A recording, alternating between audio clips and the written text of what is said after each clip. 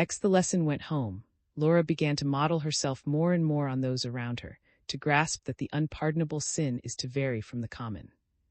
In August, after the midwinter holidays, she was promoted to the second class. She began Latin, and as a reward was allowed by mother to wear her dresses an inch below her knees.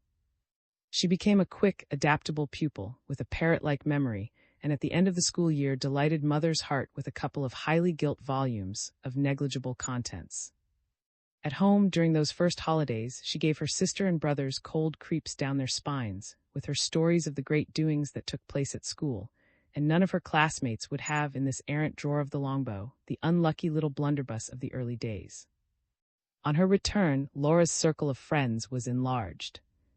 The morning after her arrival, on entering the dining hall, she found a new girl standing shy and awkward before the fireplace. This was the daughter of a millionaire squatter named, and the report of her father's wealth had preceded her. Yet here she now had to hang about, alone, unhappy, the target of all eyes. It might be supposed that Laura would feel some sympathy for her, having so recently the same experience herself. But that was not her way. She rejoiced in barbarian fashion that this girl, older than she by about a year, and of a higher social standing, should have to endure a like ordeal. Staring heartlessly, she accentuated her part of old girl knowing all the ropes, and was so inclined to show off that she let herself in for a snub from Miss Tilly joined Laura's class, and the two were soon good friends. Tilly was a short, plump girl, with white teeth, rather boyish hands, and the blue eyes predominant in Australia. She was usually dressed in silk, and she never wore an apron to protect the front of her frock. Naturally, too, she had a bottomless supply of pocket money. If a subscription were raised, she gave 10 shillings where others gave 1, and on the Saturday holidays she flung about with half-crowns as Laura would have been afraid to do with pennies. For the latter, with her tiny dole, which had to last so and so long, since no more was forthcoming, it was a difficult task to move gracefully among companions none of whom knew what it meant to be really poor.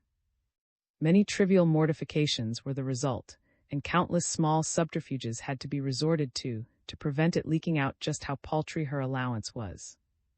But the question of money was, after all, trifling, compared with the infinitely more important one of dress. With regard to dress, Laura's troubles were manifold. It was not only that here, too, by reason of mother's straitened means, she was forced to remain an outsider. That in itself she would have borne lightly, for as little girls go, she was indifferent to finery. Had she had a couple of new frocks a year, in which she could have been neat and unremarkable, she would have been more than content. But from her babyhood on, Laura and Pin with her had lamented the fact that children could not go about clad in sacks, mercifully indistinguishable one from another. For they were the daughters of an imaginative mother, and balked in other outlets, this imagination had wreaked itself on their clothing. All her short life long, Laura had suffered under a homemade, picturesque style of dress, and she had resented, with a violence even mother did not gauge, this use of her young body as a peg on which to hang fantastic garments. After her 10th birthday she was, she thanked goodness, considered too old for the quaint shapes beneath which Pin still groaned, but there remained the matter of for mother to sin against, and in this she seemed to grow more intemperate year by year. Herself dressed always in the soberest browns and blacks, she liked to see her young flock gay as paradise birds, lighting up a drab world, and when mother liked a thing, she was not given to consulting the wishes of little people. Those were awful times when she went, say, to Melbourne, and bought as a bargain a whole roll of cloth of an impossible which had to be to the last inch, or when she unearthed from an old trunk some antiquated garment to be cut up and reshaped a paisley shawl, a puce ball dress, even an old pair of green rep curtains. It was thus a heavy blow to Laura to find, on going home, that mother had already bought her new spring dress. In one respect all was well. It had been made by the local dressmaker, and consequently had not the home-made cut that Laura abhorred. But her heart fell to the pit of her stomach the moment she set eyes on it, and only with difficulty did she restrain her tears. Mother had chosen a vivid purple, of a crude, old-fashioned shade. Now, quite apart from her personal feelings, Laura had come to know very exactly, during the few months she had been at school, the views held by her companions on the subject of. No matter how sumptuous or how simple the material of which the dress was made, it must be dark or of a delicate tint. was a sign of vulgarity and put the wearer outside the better circles. Hence, at this critical juncture, when Laura was striving to ape her fellows in all vital matters, the unpropitious advent of the purple threatened to undo her. After her first dismayed inspection, she retreated to the bottom of the garden to give vent to her feelings. "I shall never be able to wear it," she moaned. Oh, how could she buy such a thing? And I needed a new dress so awfully, awfully much. "It isn't really so bad, Laura," pleaded Pin. "It'll look darker, I'm sure, if you've got it on and if you don't go out in the sun." "You haven't got to wear it." "It was piggish of you, Pin, perfectly piggish." "You might have watched what she was buying." "I did, Laura," asseverated Pin, on the brink of tears. "There was a nice dark brown and I said take that, you would like it better, and she said hold your tongue, and did I think she was going to dress you as if you were your own grandmother?" This dress hung for weeks in the most private corner of Laura's school wardrobe. Her companions had all returned with new outfits, and on the first assemblage for church there was a great mustering of one another, both by girls and teachers. Laura was the only one to descend in the dress she had worn throughout the winter. Her heart was sore with bitterness, and when the handful of Episcopalians were marching to Stephen's on the Hill, she strove to soothe her own wound. "I can't think why my dress hasn't come," she said gratuitously, out of this hurt, with an oblique glance to see how her partner took the remark. It was the good-natured Maria, who was resplendent in velvet and feathers. "I expect that stupid dressmaker couldn't get it done in time.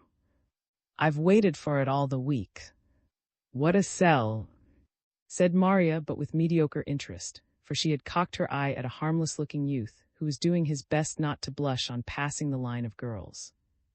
"I say, do look at that toff making eyes. Isn't he a nanny goat?"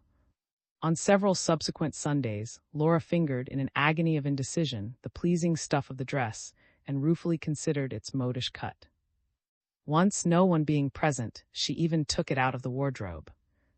But the merciless spring sunshine seemed to make the purple shoot fire, to let loose a host of other it in as well, and with a shudder she rehung it on its peg. But the evil day came. After a holiday at Godmother, she received a hot letter from Mother. Godmother had complained of her looking dowdy, and Mother was exceedingly cross.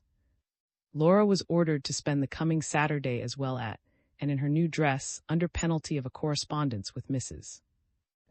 There was no going against an order of this kind, and with death at her heart Laura prepared to obey.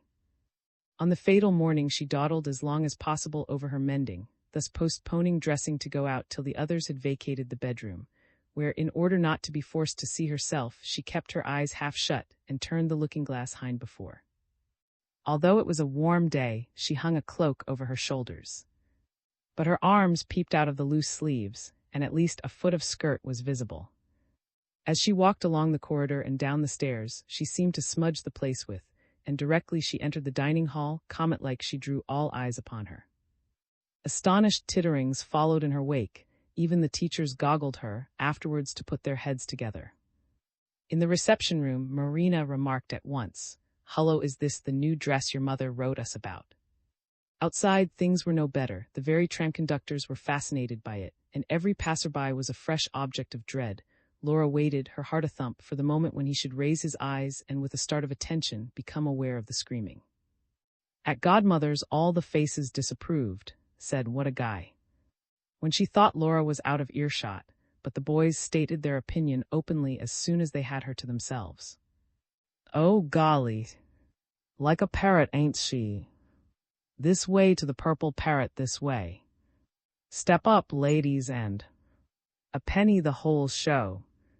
That evening she tore the dress from her back and, hanging it up inside the cloak, vowed that, come what might, she would never put it on again. A day or two later, on unexpectedly entering her bedroom, she found Lilith and another girl at her wardrobe. They grew very red and hurried giggling from the room, but Laura had seen what they were looking at. After this, she tied the dress up with string and brown paper and hid it in a drawer under her nightgowns. When she went home at Christmas, it went with her, still in the parcel, and then there was a stormy scene. But Laura was stubborn. Rather than wear the dress, she would not go back to the college at all. Mother's heart had been softened by the prizes. Laura seized the occasion and extracted a promise that she should be allowed in future to choose her own frocks.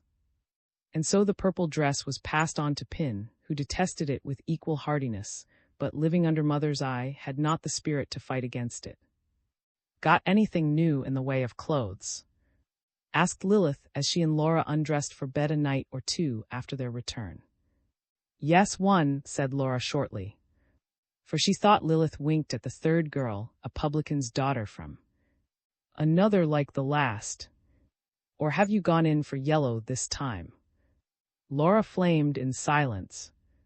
"Great, what a that was. Fit for an Easter fair, Miss Day said so." "It wasn't mine," retorted Laura passionately. It belonged to a girl I knew who died, and her mother gave it to me as a remembrance of her, but I didn't care for it." "I shouldn't think you did. But I say, does your mother let you wear other people's clothes?" "What a rummy thing to do." She went out of the room, no doubt to spread this piece of gossip further. Laura looked daggers after her. She was angry enough with Lilith for having goaded her to the lie, but much angrier with herself for its blundering ineffectualness. It was not likely she had been believed, and if she were, well, it made matters worse instead of better. People would conclude that she lived on charity. Always when unexpectedly required to stand on the defensive, she said or did something foolish. That morning, for instance, a similar thing had happened. It had rankled all day in her mind. On looking through the washing, Miss Day had exclaimed in horror at the way in which her stockings were mended. "Whoever did it? They've been done since you left here. I would never have passed such dams." Laura crimsoned. "Those? Oh, an old nurse we've got at home. We've had her for years and years, but her eyesight's going now." Miss Day sniffed audibly. "So I should think. To cobble like that." They were Mother's dams, hastily made, late at night, and with all Mother's genial impatience at useful sewing as opposed to beautiful. Laura's intention had been to shield Mother from criticism, as well as to spare Miss Day's feelings. But to have done it so clumsily as this, to have had to wince under Miss Day's, it was only a wonder the governess had not there, and then taxed her with the fib. For who believed in old nurses nowadays? They were a stock property, borrowed on the spur of the moment from readings in the Family Herald, from Lady Clare. Why on earth had such a far-fetched excuse leapt to her tongue? Why could she not have said Sarah, the servant, the maid of all work? Then Miss Day would have had no chance to sniff, and she, Laura, could have believed herself believed, instead of having to fret over her own stupidity. But what she would like more than anything to know was, why the mending of the stockings at home should not be Sarah's work. Why must it just be her mother alone, who made herself so disagreeably conspicuous, and not merely by darning the stockings, but what was a still greater grievance, by not even darning them well? XI. It was an odd thing, all the same, how easy it was to be friends with Lilith, though she did not belong to Laura's set, though Laura did not even like her, and though she had had ample proof that Lilith was double-faced, not to be trusted. Yet in the months that followed the affair of the purple dress, Laura grew more intimate with the plump, sandy-haired girl than with either Bertha or Tilly. Or, to put it more exactly, she was continually having lapses into intimacy, and repenting them when it was too late. In one way Lilith was responsible for this. She could make herself very pleasant when she chose, seem to be your friend through thick and thin, thus luring you on to unbosom yourself, and afterwards she would go away and laugh over what you had told her with other girls. And Laura was peculiarly helpless under such circumstances. If it was done with tact and with a certain assumed warmth of manner, anyone could make a cat's paw of her. That Lilith and she undressed for bed together had also something to do with their intimacy. This half hour when one's hair was unbound and replaited, and fat and thin arms wielded the brush, was the time of all others for confidences. The governess who occupied the fourth bed did not come upstairs till 10 o'clock. The publican's daughter, a lazy girl, was usually half asleep before the other two had their clothes off. It was in the course of one of these confidential chats that Laura did a very foolish thing. In a moment of weakness, she gratuitously gave away the secret that Mother supported her family by the work of her hands. The two girls were sitting on the side of Lilith's bed. Laura had a day of mishaps behind her that partly, no doubt, accounted for her self-indulgence. But in addition, her companion had just told her, unasked, that she thought her very pretty. It was not in Laura's nature to let this pass. She was never at ease under an obligation. She had to pay the coin back in kind. Embroidery? What sort? However does she do it? Lilith's interest was on tiptoe, at once a false and slimy interest, the victim afterwards told herself. Oh, my mother's awfully clever. It's just lovely, too, what she does, all in silk and ever so many different. She made a piano cover once and got £50 for it. How perfectly splendid. But that was only a lucky chance that she got that to do. She mostly does children's dresses and cloaks and things like that. But she's not a dressmaker, is she? A dressmaker? I should think not, indeed.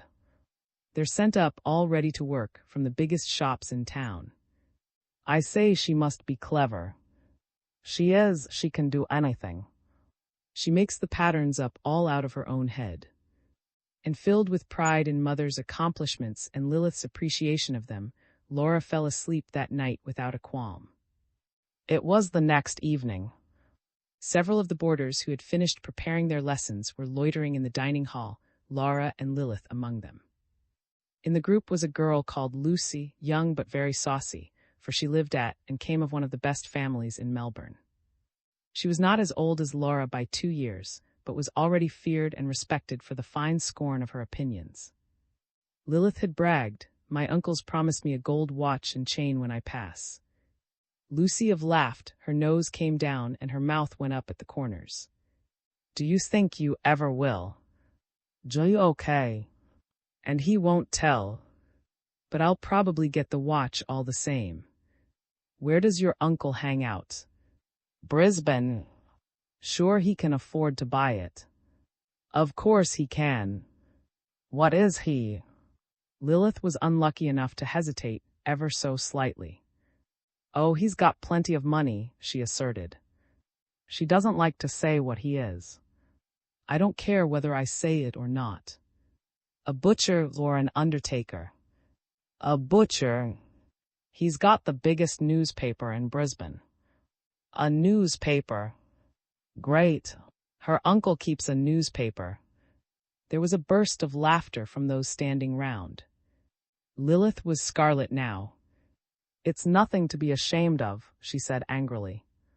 But Lucy could not recover from her amusement. "An uncle who keeps a newspaper." "A newspaper? Well, I'm glad none of my uncles are so rummy. I say, does he leave it at front doors himself in the morning?" Laura had at first looked passively on, well pleased to see another than herself the butt of young Lucy's wit. But at this stage of her existence she was too intent on currying to side with any but the stronger party. And so she joined in the boisterous mirth Lilith's admission and Lucy's reception of it excited, and flung her jibes with the rest. She was pulled up short by a hissing in her ear. "If you say one word more, I'll tell about the embroidery." Laura went pale with fright. She had been in good spirits that day, and had quite forgotten her silly confidence of the night before. Now the jeer that was on the tip of her tongue hung fire. She could not all at once obliterate her smile that would have been noticeable, but it grew weaker, stiffer, and more unnatural, then gradually faded away, leaving her with a very solemn little face. From this night on, Lilith represented a powder mine, which might explode at any minute. And she herself had laid the train. From the outset, Laura had been accepted socially by even the most exclusive as one of themselves, and this, in spite of her niggardly allowance, her ridiculous clothes. For the child had race in her, in a well-set head, in good hands and feet and ears. Her nose, too, had a very pronounced droop, which could stand only for blue blood or a Hebraic ancestor, and Jews were not received as boarders in the school. Now, loud as money made itself in this young community, effectual as it was in cloaking shortcomings, it did not go all the way. Inherited instincts and traditions were not so easily subdued. Just some of the wealthiest, too, were aware that their antecedents would not stand a close scrutiny, and thus a mighty respect was engendered in them for those who had nothing to fear. Moreover, directly you got away from the vastly rich, class distinctions were observed with an exactitude such as can only obtain in an exceedingly mixed society. The three professions alone were sacrosanct. The calling of architect, for example, or of civil engineer, was, if a fortune had not been accumulated, utterly without prestige. Trade, any connection with trade, the bowing acquaintance with buying and selling, was a taint that nothing could remove, and those girls who were related to shopkeepers, or more awful still, to publicans, would rather have bitten their tongues off than have owned to the disgrace.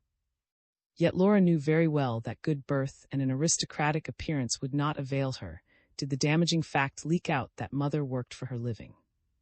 Work in itself was bad enough. How greatly to be were those whose fathers did nothing more active than live on their money. But the additional circumstance of mother being a woman made things 10 times worse. Ladies did not work. Someone always left them enough to live on, and if he didn't, well, then he, too, shared the ignominy. So Laura went in fear, and trembling lest the truth should come to light in that case. She would be a pariah indeed, went in hourly dread of Lilith betraying her. Nothing, however, happened, at least as far as she could discover, and she sought to propitiate Lilith in every possible way. For the time being, though, anxiety turned her into a porcupine, ready to erect her quills at a touch. She was ever on the lookout for an allusion to her mother's position, and for the slight that was bound to accompany it. Even the governesses noticed the change in her. 3 of them sat one evening round the fire in Mrs. sitting room with their feet on the fender. The girls had gone to bed. It was Mrs. Snight off, and as Miss Day was also on leave, the 3 who were left could draw in more closely than usual. Miss had made the bread into toast, in spite of Miss Chapman's quakings, lest Mrs. should notice the smell when she came in, and as they munched, Miss related how she had just confiscated a book Laura was trying to smuggle upstairs, and how it had turned out that it belonged not to Laura herself, but to Lilith. She was like a little spitfire about it all the same. A most objectionable child, I call her. It was only yesterday I wanted to look at some embroidery on her apron, a rather pretty new stitch, and do you think she'd let me see it? She jerked it away and glared at me as if she would have liked to eat me. I could have boxed her ears. I never have any trouble with Laura. I don't think you know how to manage her, said Miss Chapman, and executed a little. She had poor teeth, and having awaited a moment when Miss Sharp eyes were elsewhere engaged, she surreptitiously dropped the crusts of the toast into her handkerchief. I'd be sorry to treat her as you do, said Miss, and yawned. Girls need to be made to sit up nowadays. She yawned again, and gazing round the room for fresh food for talk, caught Miss with her eye. Hullo, what are you deep in? She put her arm round the other's neck, and unceremoniously laid hold of her book. You naughty girls, you're at again. Always got your nose stuck in some trashy novel. Do let me alone, said Miss pettishly, holding fast to the book, but she did not raise her eyes, for they were wet. You know you'll count the washing all wrong again tomorrow, you'll be so full of that stuff. Yes, it's time to go, girls, tomorrow's Saturday. And Miss Chapman sighed, for on a Saturday morning between 6 and 8 o'clock, 55 lots of washing had to be sorted out and arranged in piles. Holy Moses, what a life! Ejaculated Miss, and yawned again in a kind of furious desperation. I swear I'll marry the first man that asks me to get away from it. As long as he has money enough to keep me decently. You would soon wish yourself back if you had no more feeling for him than that, reproved Miss Chapman. Catch me. Not even if he had a hump or kept a mistress or was over 80. Oh dear, she stretched herself so violently that her bones cracked, to resume in a tone of ordinary conversation. I do wish I knew whether to put a brown wing or a green one in that blessed hat of mine. Miss Chapman's face straightened out from its shocked expression. Your hat? Why do you want to change it? It's very nice as it is. My dear Miss Chapman, it's at least 6 months out of date. You're crying. I'm not, said Miss Weekly, caught in the act of blowing her nose. How on earth can you cry over a book? As if it were true. I thank God I haven't such a cold heart as you. And I thank God I'm not a romantic idiot. But your name's not for nothing, I suppose. My name as good as yours. And I won't be looked down on because my father was once a German. Mister, do you to buy a dog? A hummed miss. Girls, girls, admonished Miss Chapman. How you two do bicker. There, that's Mrs. Now, and it's long past 10. At the creaking of the front door, both juniors rose, gathered their belongings together, and hurried from the room.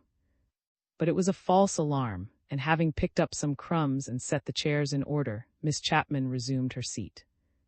As she waited, she looked about her and wondered, with a sigh, whether it would ever be her good fortune to call this cheery little room her own. It was only at moments like the present that she could indulge such a dream. Did Mrs. stand before her, majestic in bonnet and mantle, as in a minute or two she would, or draped in her great shawl, thoughts of this kind sank to their proper level, and Miss Chapman knew them for what they were worth. But sitting alone by night, her chin in her hand, her eyes on the dying fire, around her the eerie stillness of the great house, her ambition did not seem wholly out of reach, and giving rein to her fancy, she could picture herself sweeping through halls and rooms, issuing orders that it was the business of others to, could even think out a few changes that should be made, were she head of the staff. But the insertion of Mrs. key in the lock, the sound of her foot on the oilcloth, was enough to waken a sense of guilt in Miss Chapman, and make her start to her feet, the drab, elderly, apologetic governess once more. Exili. De man. You might regulate your outward habit to the last button of what you were expected to wear. You might conceal the tiny flaws and shuffle over the big improprieties in your home life, which were likely to damage your value in the eyes of your companions. You might, in brief, march in the strictest order along the narrow road laid down for you by these young lawgivers, keeping perfect step and time with them. Yet of what use were all your pains, if you could not marshal your thoughts and feelings, the very part of you in rank and file as well, if these persisted in escaping control? Such was the question which, about this time, began to present itself to Laura's mind. It first took form on the day Miss, the secretary, popped her head in at the door and announced, at 3:30, Class 2 to Number 1. Class 2 was taking a lesson in elocution, that is to say, Mr. The visiting master for this branch of study was reading aloud in a sonorous voice a chapter of Handel. He underlined his points heavily, and his hearers, like the self-conscious, emotionally shy young colonials they were, felt half amused by, half superior to the histrionic display. They lounged in easy, ungraceful postures while he read, reclining one against another or sprawling forward over the desks, their heads on their arms.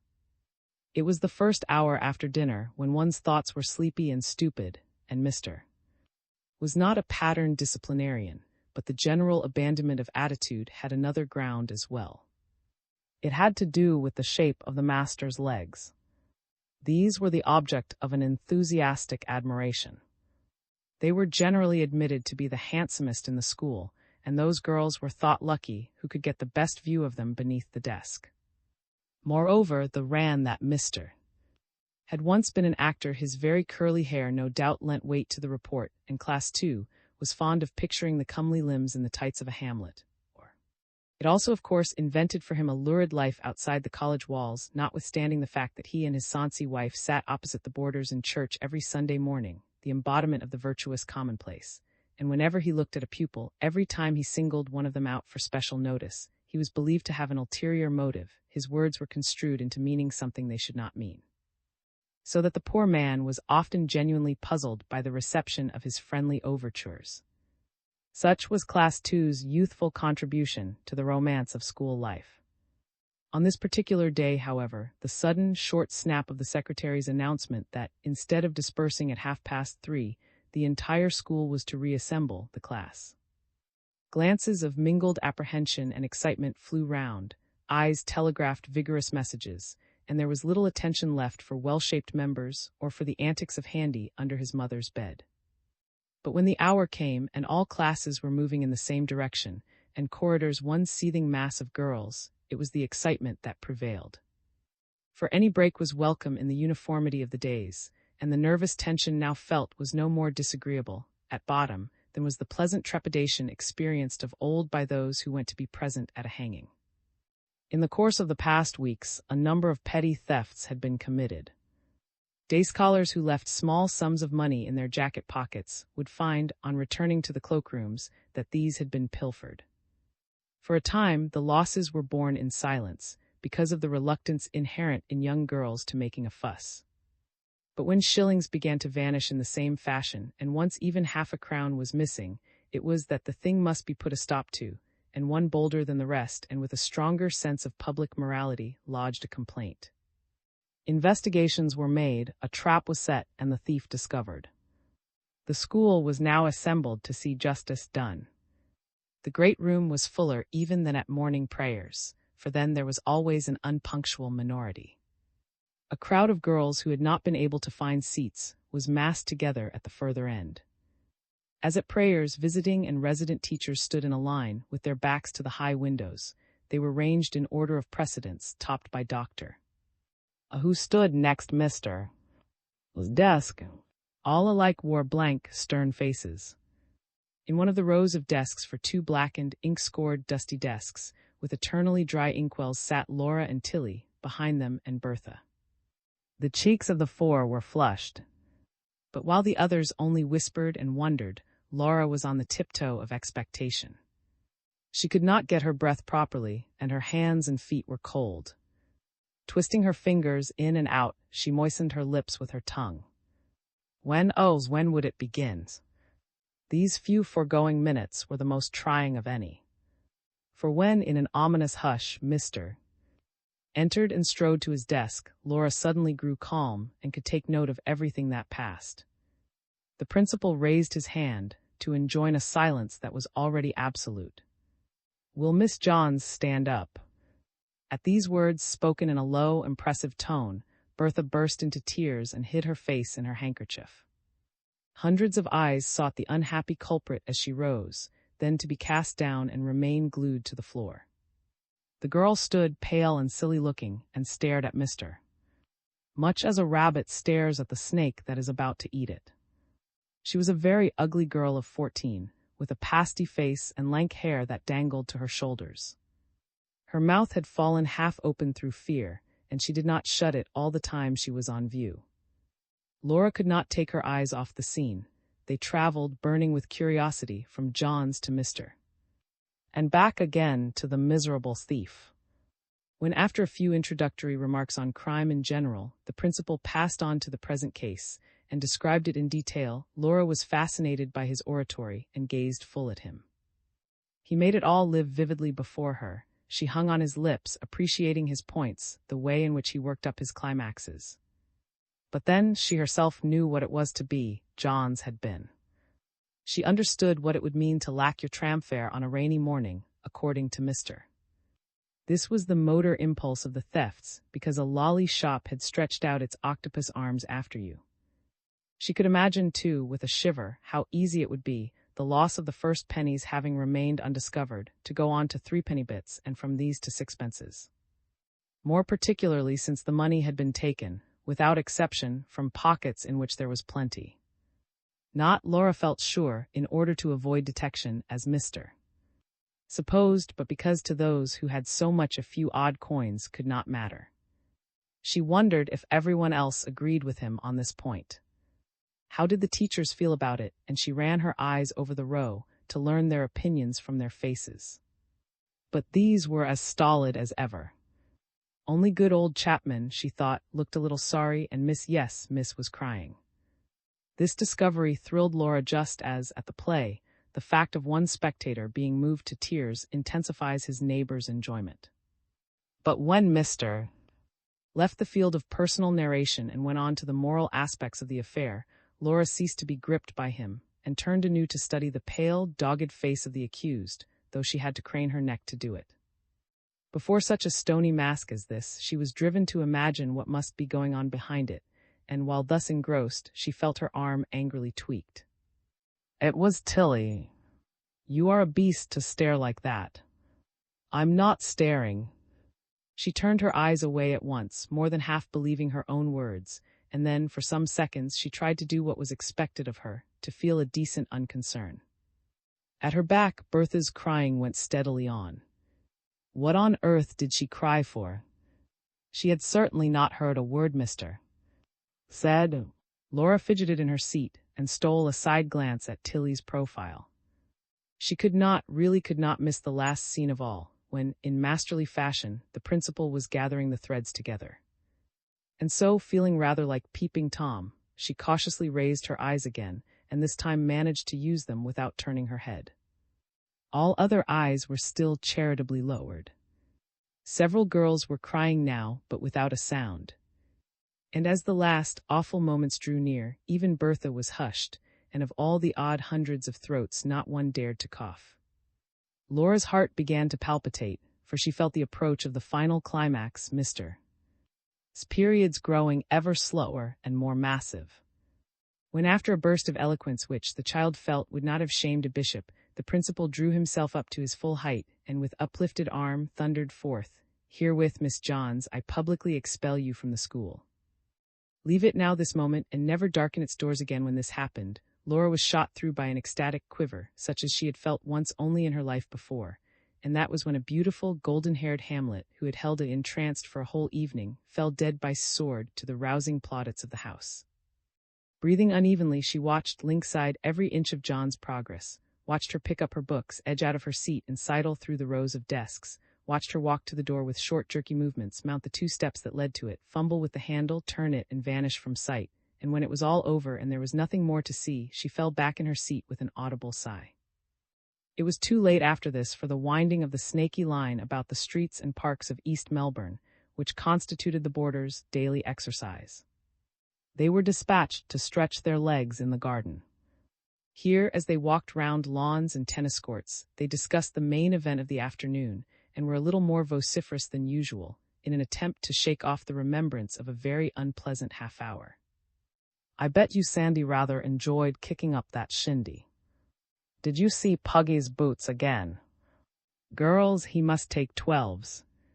And that old blubber of his handkerchief. It was filthy. I told you yesterday I was sure she never washed her neck." Bertha, whose tears had dried as rapidly as sea spray, gave Laura a dig in the ribs. "What's up with you, old Tweedledum? You're as glum as a—" "No, I'm not. It's my belief that Laura was sorry for that pig," threw in Tilly. "Indeed I was," said Laura indignantly. "Sorry for a thief. I tell you I wasn't, and this was true." Among the divers feelings Laura had experienced that afternoon, pity had not been included. "If you want to be chums with such a mangy beast, you'd better go to school in a lockup. I don't know what might say if he knew I'd been in the same class as a pickpocket," said the daughter of a minister from Brisbane. "I guess he wouldn't have let me stop here a week." Laura went one better. "My mother wouldn't have let me stop a day." Those standing by laughed, and a girl from the said, "Oh no, of course not," in a tone that made Laura wince and regret her readiness. "Before tea she had to." The piano stood in an outside classroom, where no one could hear whether she was diligent or idle, and she soon gave up playing and went to the window. Here, having dusted the gritty sill with her petticoat, she leaned her chin on her 2 palms and stared out into the garden. It was empty now and very still. The streets that lay behind the high palings were deserted in the drowsy heat. The only sound to be heard was a gentle tinkling to vespers in the neighboring Catholic seminary.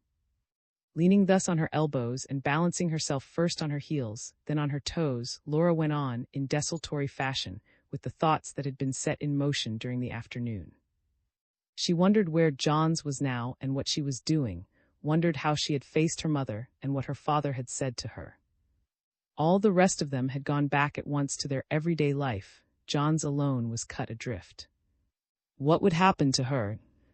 Would she perhaps be turned out of the house, into the streets? And Laura had a lively vision of the guilty creature, in rags and tatters, slinking along walls and sleeping under bridges, eternally moved on by a ruthless London policeman, her only knowledge of extreme destitution being derived from the woeful tale of Little. And to think that the beginning of it all had been the want of a trumpery tram fare. How safe the other girls were. No wonder they could allow themselves to feel shocked and outraged. None of them knew what it was not to have threepence in your pocket. While she, Laura, yes, and it must be this same incriminating acquaintance with poverty that made her feel differently about Johns and what she had done. For her feelings had been different, there was no denying that. Did she now think back over the half hour spent in number 1, and act honest Injun with herself, she had to admit that her companion's indignant and horrified aversion to the crime had not been hers, let alone their decent indifference towards the criminal.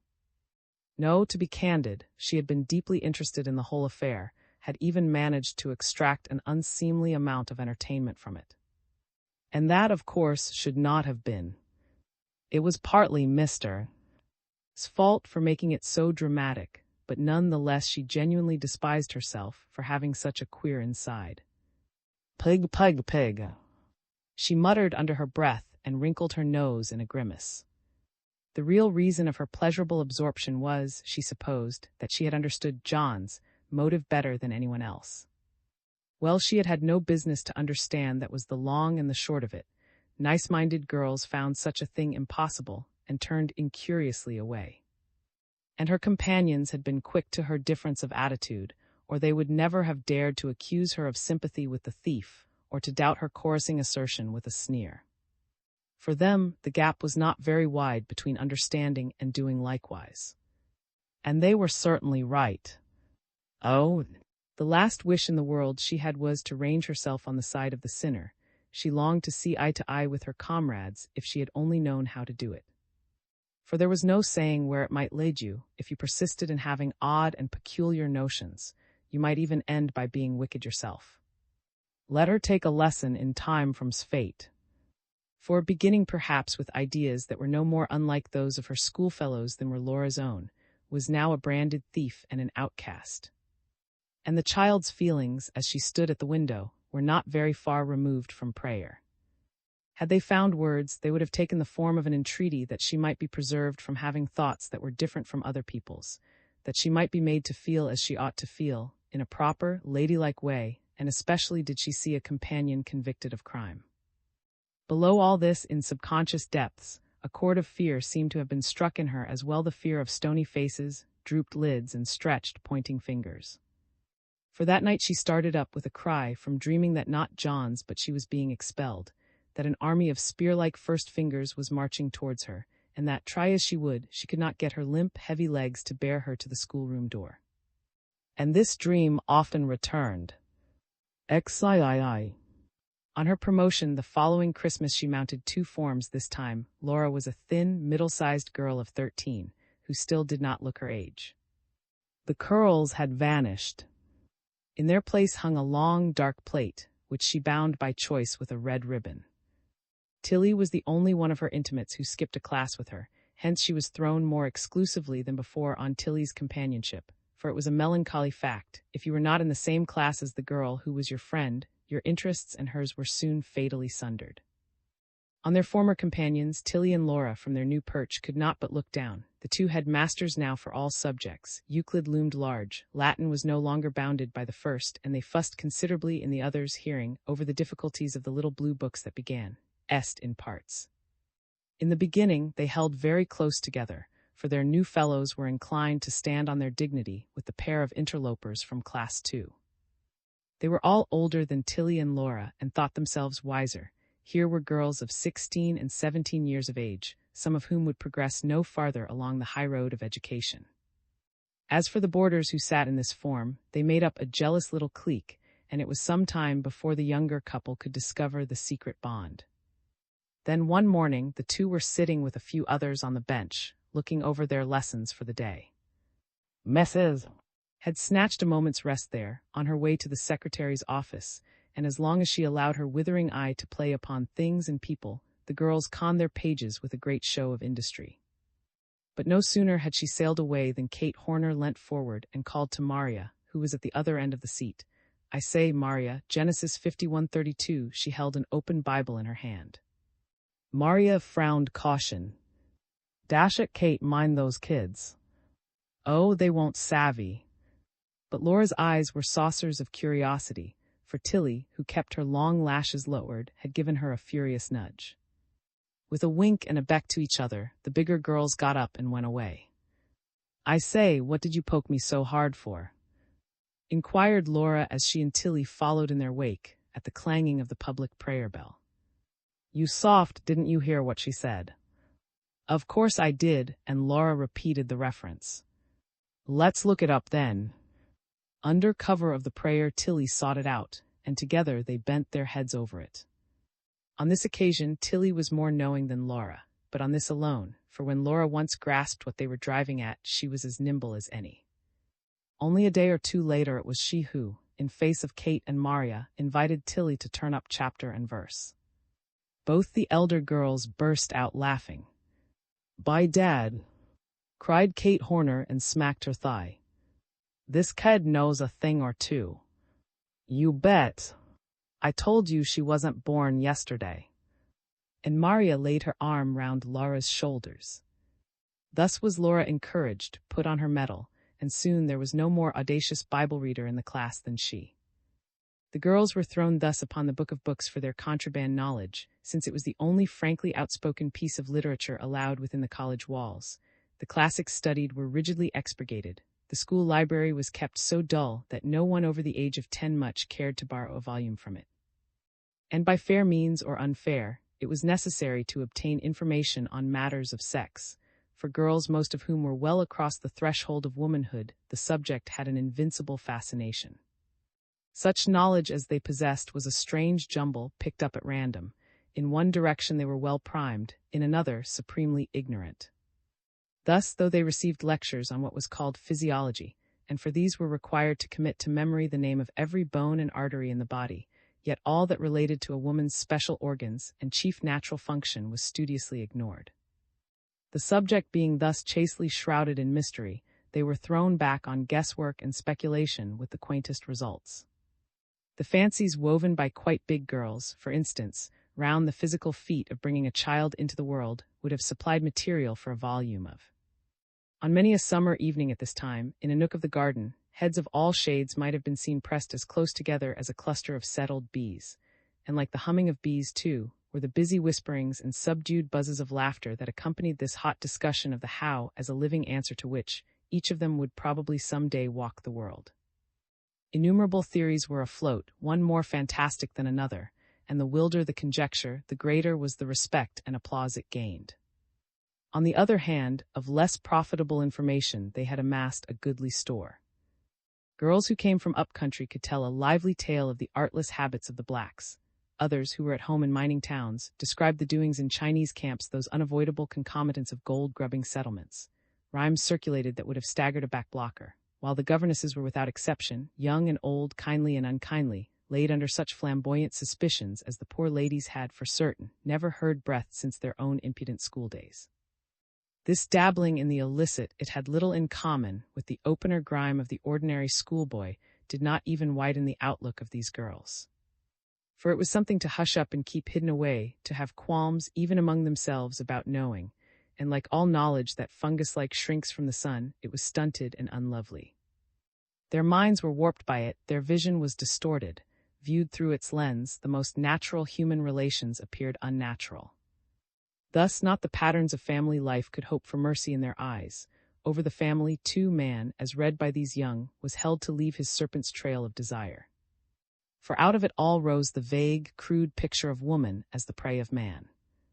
Man was animal, a composite of lust and cruelty, with no aim but that of brutally taking his pleasure, something monstrous yet to be adored, annihilating yet to be sought after, something to flee and at the same time to entice with every art at one's disposal. As long as it was solely a question of clandestine knowledge and ingenious surmisings, Laura went merrily with the rest. Here no barrier shut her off from her companions. Always a very inquisitive little girl, she was now agog to learn new lore. Her mind, in this direction, was like a plain but highly plate. And partly because of her previous entire ignorance, partly because of her extreme receptiveness, she soon her comrades and before long was one of the most improvisers of the group, a dexterous theorist, a wicked little adept at innuendo. But that was all, a step farther, and she ran her head against a stone wall. For the invisible yeast that brought this ferment of natural curiosity to pass was the girl's intense interest in the opposite sex, a penned-up interest that clamored for an outlet, an interest which, in the life of these prospective mothers, had already usurped the main place. Laura, on the other hand, had so far had scant experience of boys of a desirable age, nor any liking for such as she had known. Indeed, she still held to her childish opinion that they were silly, feckless creatures, in spite of their greater strength and size, or downright disagreeable and antagonistic, like godmothers, and no breath of their possible dangerous fascination had hitherto reached her. Hence, an experience that came her way at the beginning of the autumn was of the nature of an awakening. XIV. My cousin Bob's awfully gone on you. Laura gaped at Tilly in crimson disbelief. But I've never spoken to him. Doesn't count. He's seen you in church. Go on your stuffing. Word of, and I've promised him to ask Aunt if I can bring you with me to lunch next Saturday. Laura looked forward to this day with mixed feelings. She was flattered at being invited to the big house in town where Tilly's relatives lived, but she felt embarrassed at the prospect, and she had not the least idea what a boy who was gone on you would expect you to be or to do. Bob was a beautiful youth of 17, tall and dark and slender, with milk-white teeth and Spanish eyes, and Laura's mouth dried up when she thought of perhaps having to be sprightly or coquettish with him. On the eventful morning, Tilly came to her room while she was dressing and eyed her critically. Oh, I say, don't put on that brown hat, for mercy's sake. Bob can't stand brown. But the brown was Laura's best, and she demurred. Oh, well, if you don't care to look nice, you know. Of course she did, she was burning to. She even accepted the loan of a sash from her friend, because Bob loves blue, and went out feeling odd and unlike herself in her everyday hat and borrowed plumes. The aunt, a pleasant, youthful-looking lady, called for them in a white-hooded wagonette and set them down at the house with a playful warning. Now don't get up to any mischief, you two. No fear, was Tilly's genial response as aunt and cab drove off. They were going to do the block, Tilly explained, and would meet Bob there, but they must first make sure that the drive had not disarranged their hair or the position of their hats, and she led the way to her aunt's bedroom. Laura, though she had her share of natural vanity, was too impatient to do more than cast a perfunctory glance at her reflected self. At this period of her life, when a drive in a hired cab was enough of a novelty to give her pleasure, a day such as the one that lay before her filled her with unbounded anticipation. She fidgeted from one leg to another while she waited. For Tilly was in no hurry to be gone. She prinked and, making lavish use, after the little swing glass at school, of the big mirror with its movable wings. She examined her teeth, pulled down her underlids, combed her eyebrows, twisted her neck this way and that, in and to view her person from every angle. She took liberties with perfumes and brushes. Was in short blind and deaf to all but the perfecting of herself, this rather mannish little self, which, despite a most womanly plumpness, affected a boyish bonhomie, and emphasized the role by wearing a stiff white collar and cuffs. Laura was glad when she at last decided that she would do, and when they stepped out into the radiant autumn morning. What a perfectly scrumptious day. Yes, bully. I say, is my waist all right? Quite right. And ever so small. I know. I gave it an extra pull-in. Now if only we're lucky enough to get hold of a man or two we know. The air, Australian air, met them like a prickling champagne. It was incredibly crisp, pure, buoyant. From the top of the eastern hill, the spacious white street sloped speedily down, to run a while in a hollow, then mount again at the other end. Where the two girls turned into it, it was quiet, but the farther they descended, the fuller it grew, fuller of idlers like themselves, out to see and to be seen. Laura cocked her chin. She had not had a like sense of freedom since being at school. And besides, was not a boy, a handsome boy, waiting for her and expecting her. This was the of the day, the end for which everything was making, yet of such stuff was Laura that she would have felt relieved, could the present moment have been spun out indefinitely. The state of suspense was very pleasant to her. As for Tilly, that young lady was swinging the shoulders atop of the little waist in a somewhat provocative fashion, only too conscious of the blueness of her fine eyes and the modish cut of her clothes. She had a knack which seemed to Laura both desirable and unattainable, that of appearing to be engrossed in glib chat with her companion, while in reality she did not hear a word Laura said, and ogled everyone who passed out of the tail of her eye. They reached the block, that strip of Collins Street which forms the fashionable promenade. Here the road was full of cabs and carriages, and there was a great crowd on the pavement. The girls progressed but slowly. People were meeting their friends, shopping, changing books at the library, eating ices at the confectioner's, fruit at the big fruit shop round the corner. There were a large number of high-collared young dudes, some Trinity and men with hatbands, ladies with little parcels dangling from their wrists, and countless schoolgirls like themselves. Tilly grew momentarily livelier. Her big eyes pounced hawk-like on every face she met, and her words to Laura became more disjointed than before. Finally, her efforts were crowned with success. She managed, by dint of glance and smile combined, to unhook a youth of her acquaintance from a group at a doorway and to attach him to herself. In high good now that her aim was accomplished, she set about the real business of the morning, that of promenading up and down. She had no longer even a feigned interest left for Laura, and the latter walked beside the couple a lame and unnecessary third. Though she kept a keen watch for Bob, she could not discover him, and her time was spent for the most part in dodging people and in catching up with her companions, for it was difficult to walk three abreast in the crowd. Then she saw him, and with what an unpleasant shock. If only Tilly did not see him, too. But no such luck was hers. "Look out, there's Bob," nudged Tilly almost at once. Alas! There was no question of his waiting longingly for her to appear. He was walking with two ladies, and laughing and talking. He raised his hat to his cousin and her friend, but did not disengage himself, and passing them by disappeared in the throng. Behind her hand Tilly buzzed. One of those is awfully sweet on him. I bet he can't get loose. This was a drop of comfort. But as at the next encounter, he still did not offer to join them, could it, indeed, be expected that he would prefer her company to that of the pretty, grown-up girls he was with as he again sidled past? Tilly, who had given him one of her most vivacious sparkles, turned and shot a glance at Laura's face. "For pity's sake, look a little more amiable, or he won't come at all." Laura felt more like crying. Her sunshine was intercepted, her good spirits were quenched. Had she had her will, she would have turned tail and gone straight back to school. She had not wanted Bob, had never asked him to be gone on her, and if she had now to fish for him, into the bargain, however, there was no help for it, the thing had to be gone through with, and since Tilly seemed disposed to lay the blame of his lukewarmness at her door, Laura glued her mouth, the next time Bob hove in sight, into a feeble smile. Soon afterwards he came up to them. His cousin had an arch greeting in readiness. "Well, you've been doing a pretty mash, you have," she cried, and jogged him with her elbow. "No wonder you'd no eyes for poor us. What price Miss Gloves this morning?" At which Bob laughed, looked sly, and tapped his breast pocket. It was time to be moving homewards. Tilly and her beau led the way. "For we knowed you two would rather be alone.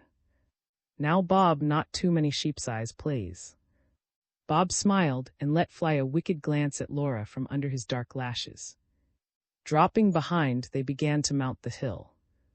Now was the moment, felt Laura, to say something very witty or pert or clever, and a little pulse in her throat beat hard as she furiously racked her brains. Oh, for just a morsel of Tilly's loose. One after the other she considered and dismissed. The pleasant coolness of the morning, the crowded condition of the street, even the fact of the next day being Sunday, ears and cheeks on fire, meanwhile, at her own slow. And Bob smiled. She almost hated him for that smile. It was so assured, and withal so disturbing. Seen close at hand, his teeth were, his eyes browner than she had believed. His upper lip, too, was quite dark, and he fingered it incessantly as he waited for her to make the onslaught. But he waited in vain, and when they had walked a whole street block in this mute fashion, it was he who broke the silence. "Ripping girls, those," he said, and seemed to be remembering their charms. "Yes, they looked very nice," said Laura in a small voice, and was extremely conscious of her own 13 years. "Simply stunning.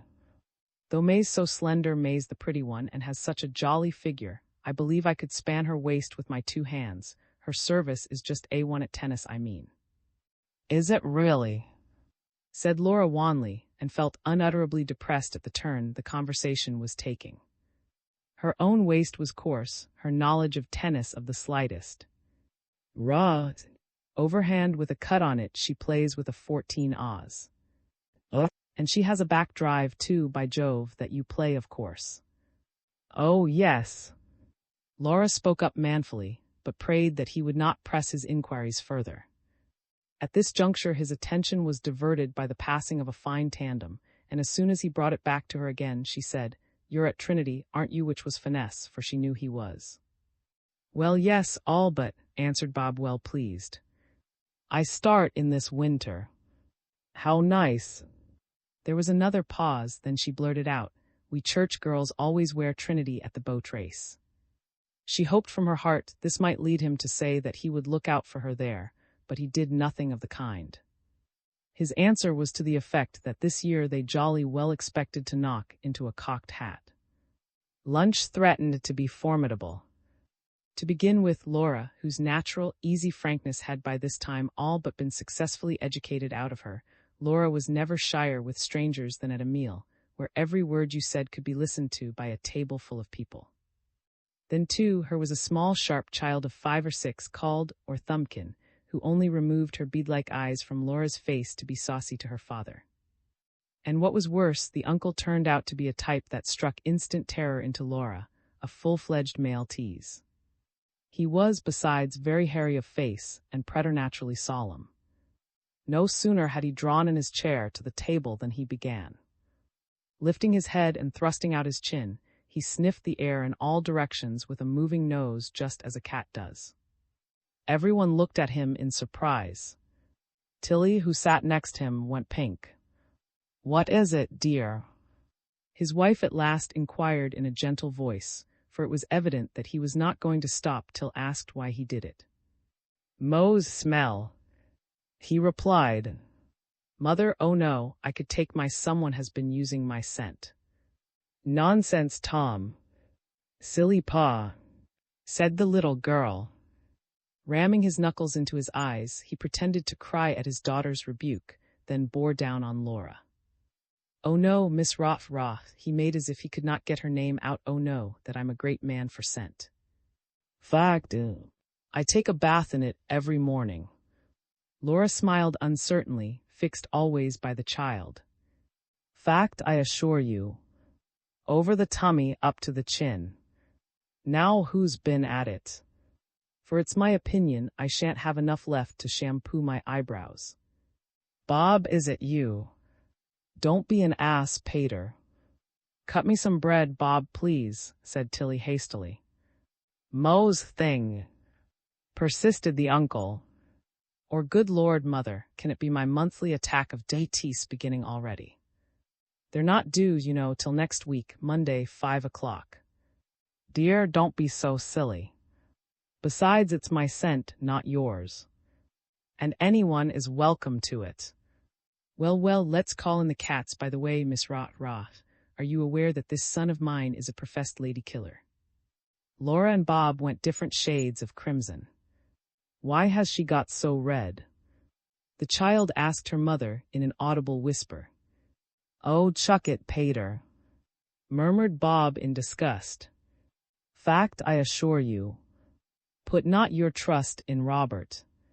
He's always on with the new love before he's off with the old. You ask him whose glove he's still cherishing in the pocket next his heart." Bob pushed his plate from him and for a moment seemed about to leave the table. Laura could not lift her eyes. Tilly chewed in angry silence. Here, however, the child made a diversion. "You're a lady yourself, pa." "Me, Thumbkin, mother. Oh, hear that, then it's the whiskers. Ladies love whiskers or a fine drooping, like my son Bob's. He sang, oh, the ladies loved him so." "Oh, Tom, dear, do be quiet." Tom, the piper's son. Chirped. Well, let's call in the cats," which appeared to be his way of changing the subject. It seemed, after this, as though the remainder of lunch might pass off without further hitch. Then, however, and all of a sudden, while he was peeling an apple, this dreadful man said, as though to himself, "Rah. Now where have I heard that name?" Wah. Mocked Thumbkin. "Monkey, if you're so sharp you'll cut yourself, young lady, do you happen to come from?"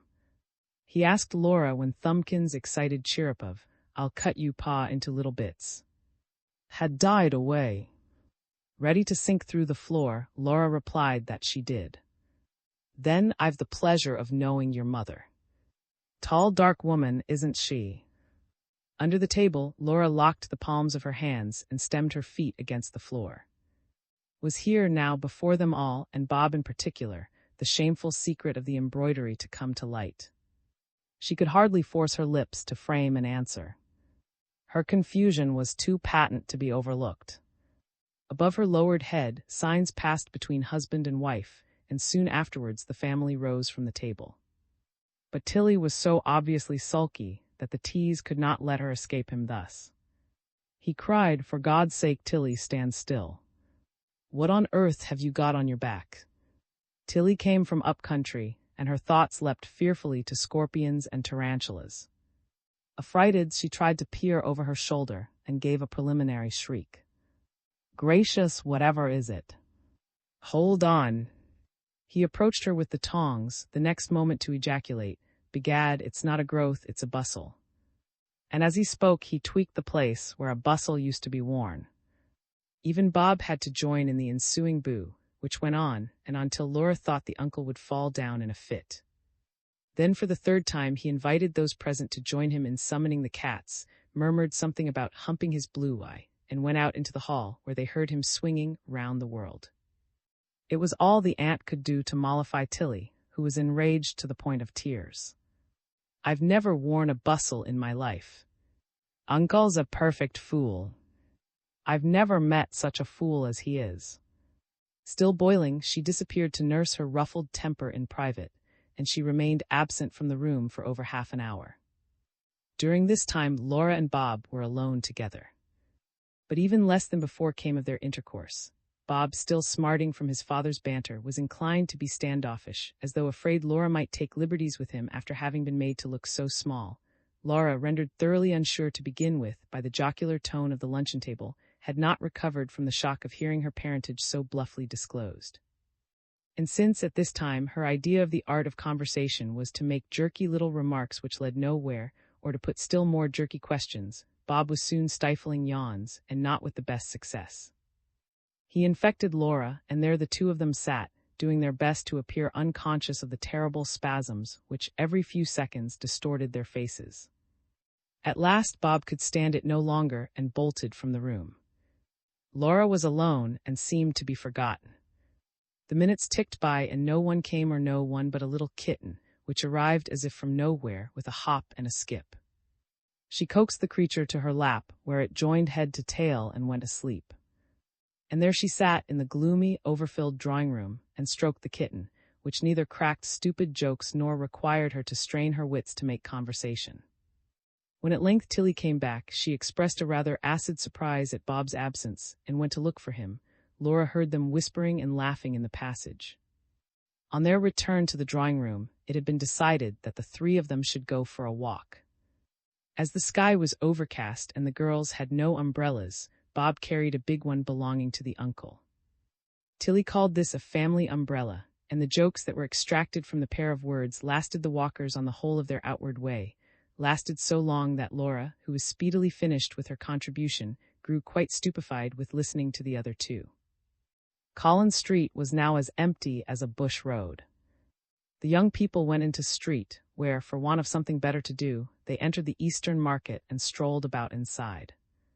The noise that rose from the livestock on ground floor and upper story was ear-splitting. Pigs grunted, cocks crowed, turkeys gobbled, parrots shrieked, while rough human voices echoed and under the lofty roof.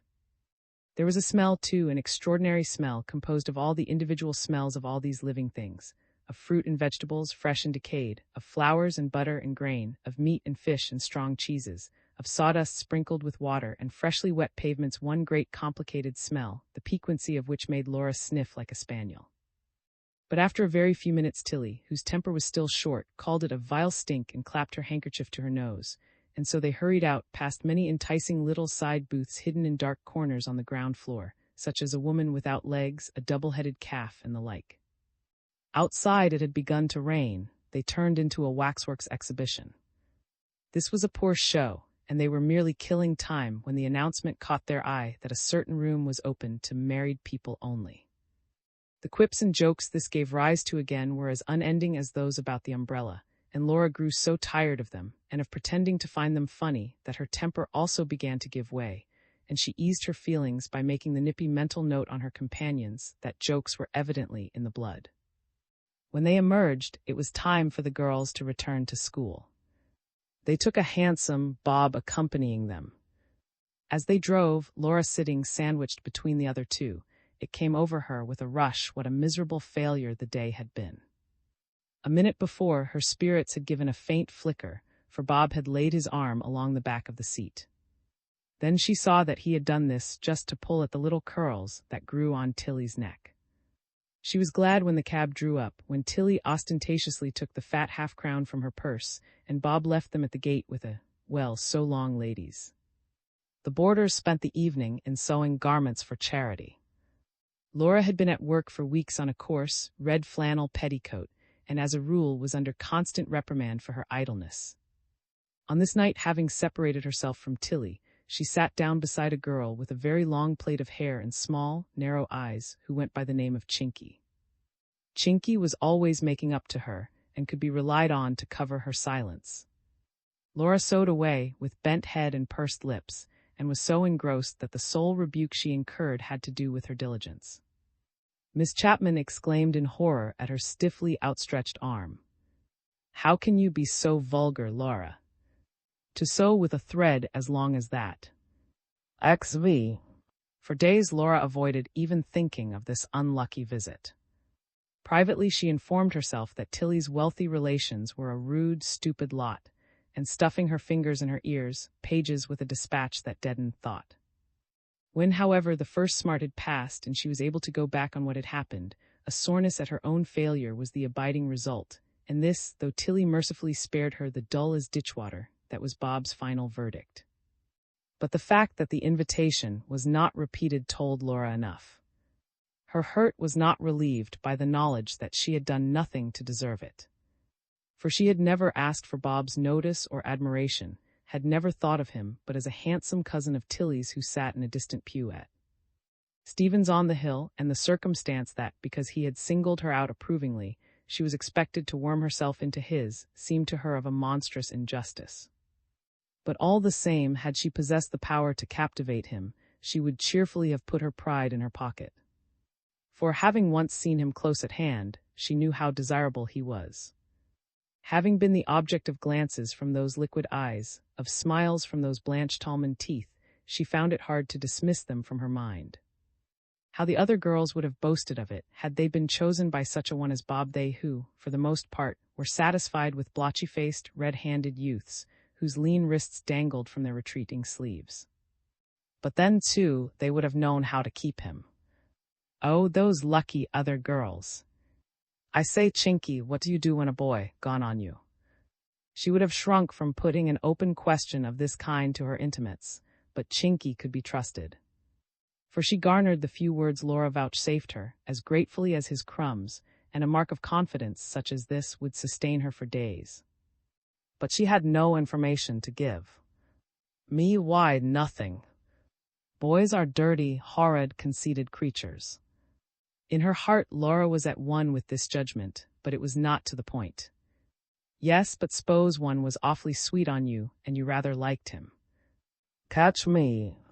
If one came bothering round me, I'd do this," and she set her 10 outstretched fingers to her nose and waggled them. And yet Chinky was rather pretty in her way. Maria cautiously tapped, threw back her head, and roared with laughter. "Bless its little heart. Does it want to know, say, Laura, who's your mash?" "No one," answered Laura stoutly. "I only asked. For I guess you know Maria." "By gosh, you bet I do," cried Maria, the words in her vehemence. "Well, look here, Kitty, if a chap's sweet on me, I let him be sweet, my dear, and that's all till he's run to barley sugar. What I don't let him savvy is, whether I care a tuppenny damn for him. Soon as you do that, it's all up.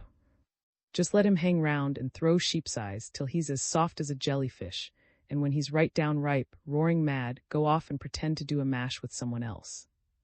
That's the way to glue him, chicken." "But you don't have anything of him that way," objected Laura. Maria laughed herself red in the face. Earth more o' want. Why, he'll pester you with letters, world without end, and look as black as your shoe if you so much as wink at another boy. As for a kiss, if he gets a chance of one, he'll take it, you can bet your bottom dollar on that. But you never get to know him. Oh, hang it, Laura, but you are rich. What o think one has a boy for, I'd like to know. Too about old Shepherd's sermons. You loony, it's only for getting lollies and letters, and the whole dashed fun of the thing.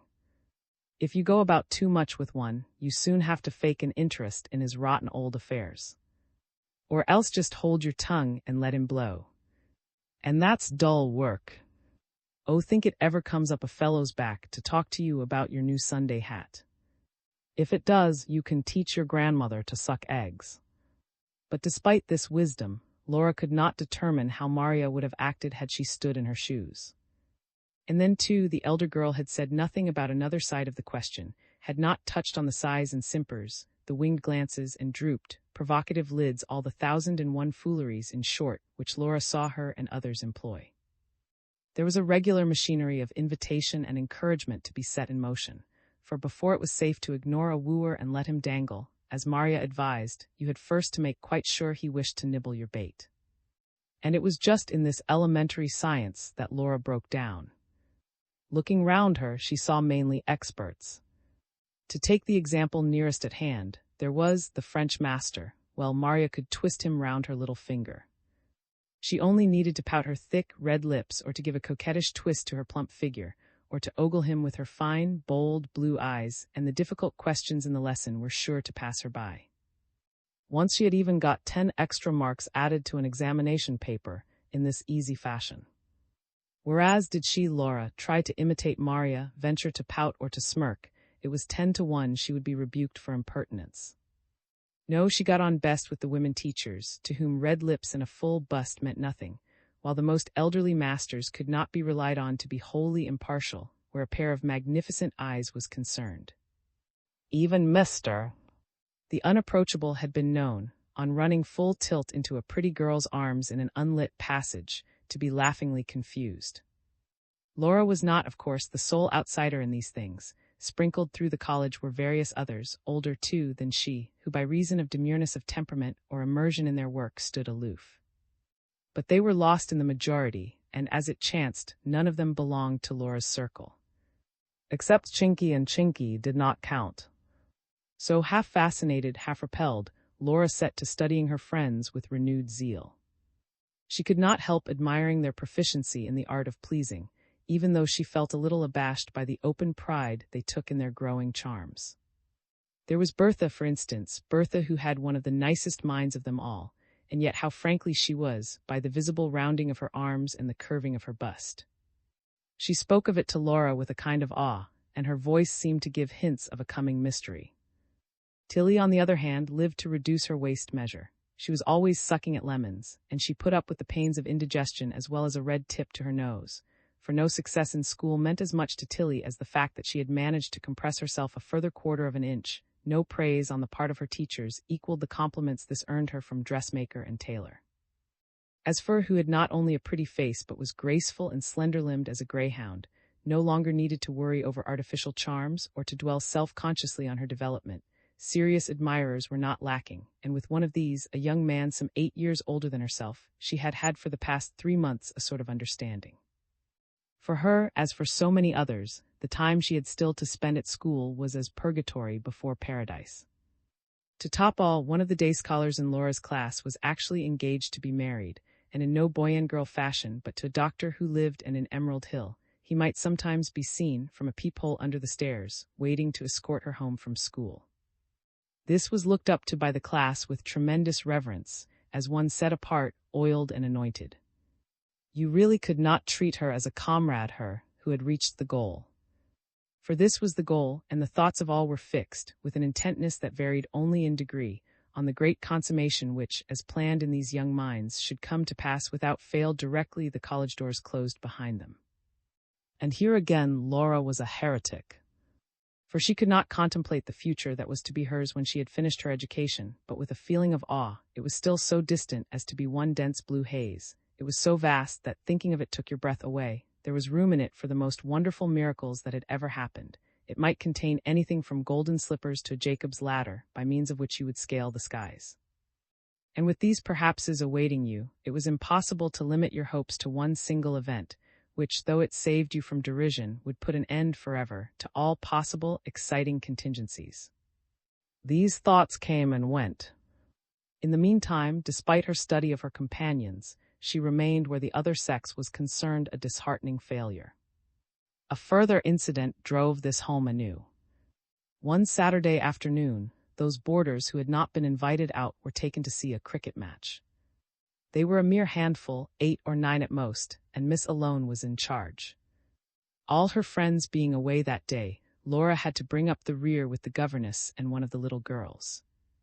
Though their walk led them through pleasant parks, she was glad when it was over, for she did not enjoy Miss' company.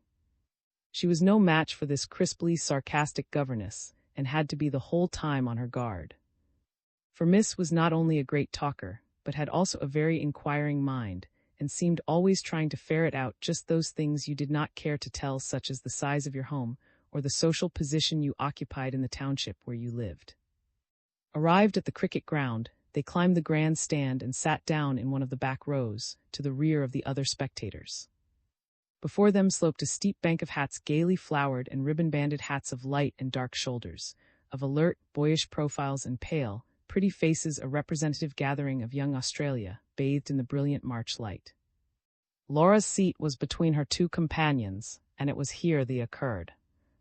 During an interval in the game, one of the girls asked the governess's leave to speak to her cousin, and thereupon a shy lad was the target for 20 eyes. He was accompanied by a friend, who, in waiting, sat down just behind Laura. This boy was addressed by Miss, but he answered awkwardly, and after a pause Laura felt herself nudged. "You can speak to him, Laura," whispered Miss. She evidently thought Laura waited only for permission to burst in. Laura had already that the boy looked at her with interest. This was not improbable, for she had her best hat on, which made her eyes seem very dark like sloes, Chinky said, though neither of them had any clear idea what a sloe was. Still, a prompting to speech invariably tied her tongue. She half turned and stole an uneasy peep at the lad. He might be a year older than herself. He had a frank face, blue eyes, and almost white flaxen hair. She took heart of grace. "I suppose you often come here?" she ventured at last. "You bet," said the boy, but kept his eyes where they were on the pitch. "Cricket's a lovely game, don't you think so?" Now he looked at her, but doubtfully, from the height of his 14 male years, and did not reply. "Do you play?" This was a false move, she felt it at once. Her question seemed to offend him. "Should rather think I did," he answered with a haughty air. Weakly she hastened to retract her words. "Oh, I meant much if you played much." "Comes to the same thing, I guess," said the boy. He had not yet reached the age of obligatory politeness. "It must be splendid here," she faltered fun. But the boy's thoughts had wandered. He was making signs to a friend down in the front of the stand.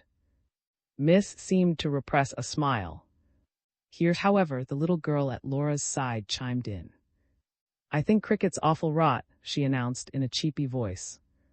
Now what was it, Laura asked herself, in these words, or in the tone in which they were said, that at once riveted the boy's attention? For he laughed quite briskly as he asked, "What's a kid like you know about it?" "Juice as much as I want to. And my sister says so's well." "Get along with you. Who's your sister?" "Ooh, wouldn't you like to know?" "You've never seen her in Scott's church on Sundays, I suppose." "Oh, no." "By jingo, I should say I have." "And you, too. You're the little sister of that Daisy with the simply ripping hair." The little girl actually made a grimace at him, screwing up her nose. "Yes, you can be civil now, can't you? My aunt, but she's a tip-topper your sister." "You go to Scott's church then, do you?"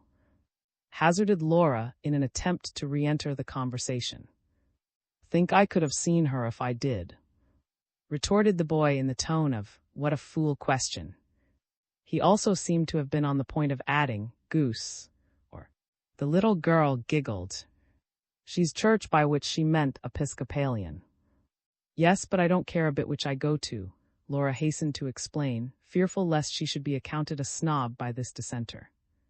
The boy, however, was so faintly interested in her theological wobblings that, even as she spoke, he had risen from his seat, and the next moment, without another word, he went away.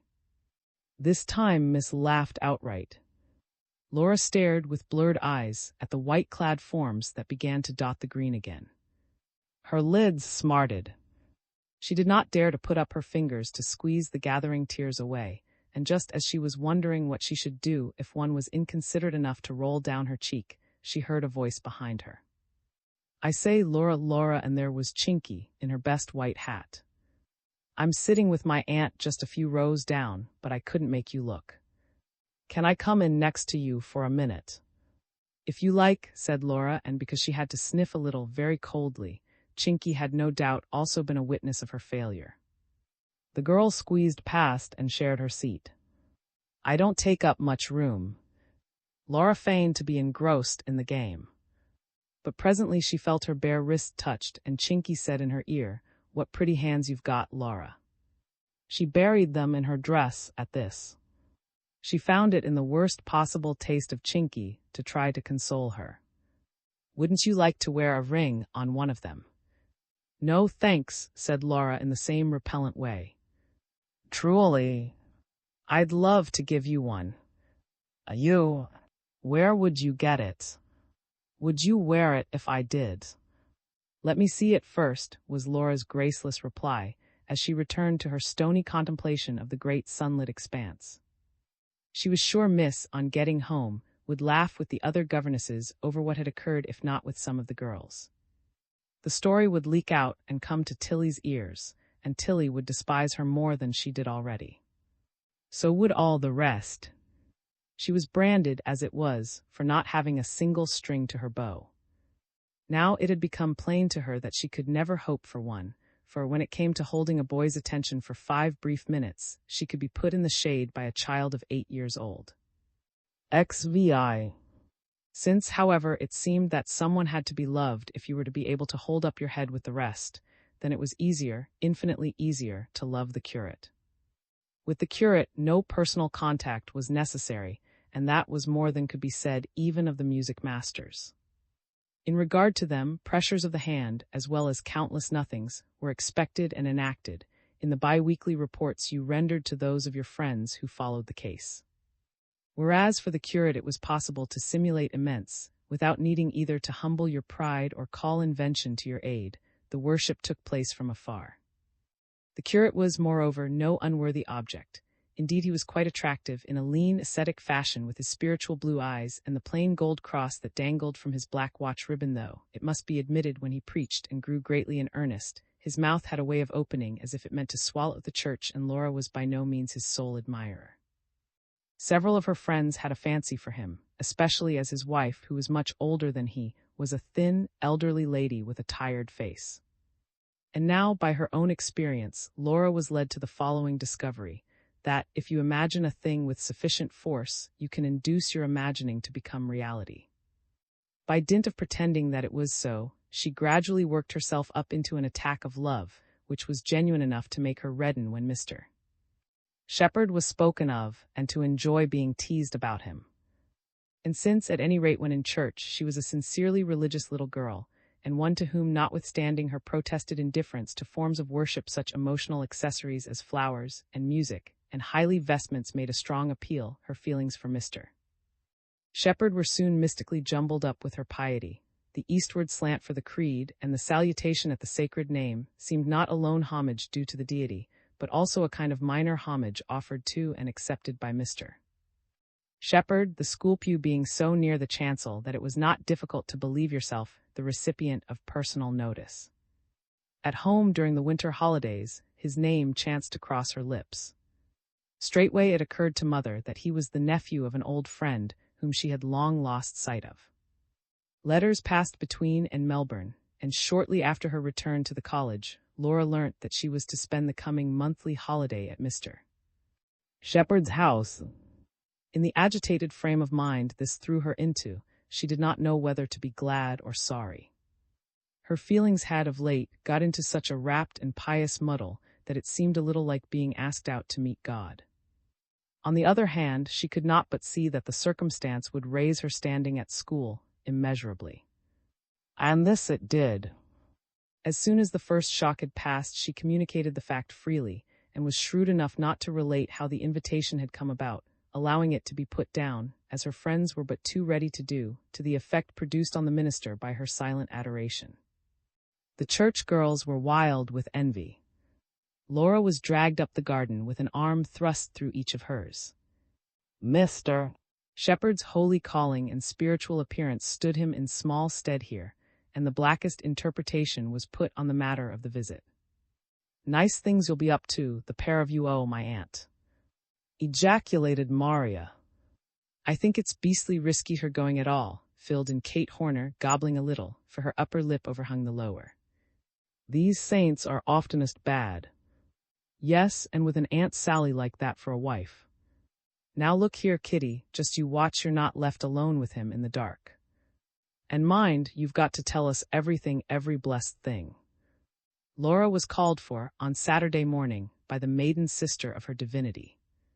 Miss Isabella Shepherd was a fair, short, pleasant young woman, with a nervous, kindly smile and a congenital inability to look you in the face when speaking to you, so that the impression she made was that of a perpetual friendliness, directed, however, not at you, but at the inanimate objects around you. Laura was so tickled by this peculiarity, which she spied the moment she entered the waiting room, that at first she could take in nothing else. Afterwards, when the novelty had worn off, she subjected her companion to a closer scrutiny, and from the height of 13 years had soon taxed her with being a frumpish old maid, the valiant but feeble efforts Miss Isabella made to entertain her, as they walked along, only strengthening her in this opinion. Not very far from the college, they entered a small, two-storied stone house, which but for an iron railing and a shrub or two gave right on the street. "Will you come up to the study?" said Miss Isabella, smiling warmly and ogling the doormat. "I'm sure would like to see you at once." Her saint called Laura blushed. But at the head of the stairs they were brought up short by Mrs. Shepherd, who, policeman-like, raised a warning hand. She breathed and simultaneously half-closed her eyes, as if imitating slumber. "Has just lain down for a few minutes. How are you, dear?" in a whisper. "I'm so pleased to see you." She looked even more faded than in church. But she was very kind, and in the bedroom insisted on getting out a clean towel for Laura. "Now we'll go down. It's only lunch today, for has a confirmation class immediately afterwards, and doesn't care to eat much." They descended to the dining room, but though the meal was served, did not take their seats. They stood about in a kind of anxious silence. This lasted for several minutes, then heavy footsteps were heard trampling overhead. These persisted, but did not seem to advance, and at length there was a loud, impatient shout of. Both ladies were perceptibly flurried. "He can't find something," said Miss Isabella in a stage whisper, while Mrs. Shepherd, taking the front of her dress in both hands, set out for the stairs with the short, clumsy jerks which, in a woman, pass for running.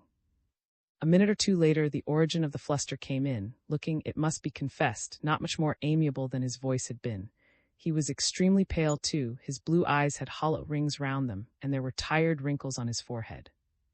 However, he offered Laura a friendly hand, which she took, with her soul in her eyes. "Well, and so this is the young lady fresh from the halls of learning, is it?" he asked after a mumbled grace as he carved a rather naked mutton bone. The knife caught in the bone. He wrenched it free with an ill-natured tweak. "And what do they teach you at college, Miss A?" he went on. "French, Greek, Latin. How goes it? Regina, isn't that the way of it? And then, let me see. It's so long since I went to school, you know." "Opes lamentable Danae," said Laura, almost blind with pride and pleasure. "Wells, wells, well," he exclaimed in what seemed tremendous surprise, but even as she spoke his thoughts were swept away, for he had taken up a mustard pot and found it empty. "Yes, yes, here we are again. Not a scrap of mustard on the table." His voice was angrily resigned. With mutton, dear, ventured Mrs. Shepherd with the utmost humbleness. With mutton if I choose, he retorted violently. Will you be kind enough to allow me to know my own tastes best, and not dictate to me what I shall eat? But Mrs. Shepherd, murmuring, "Oh dear."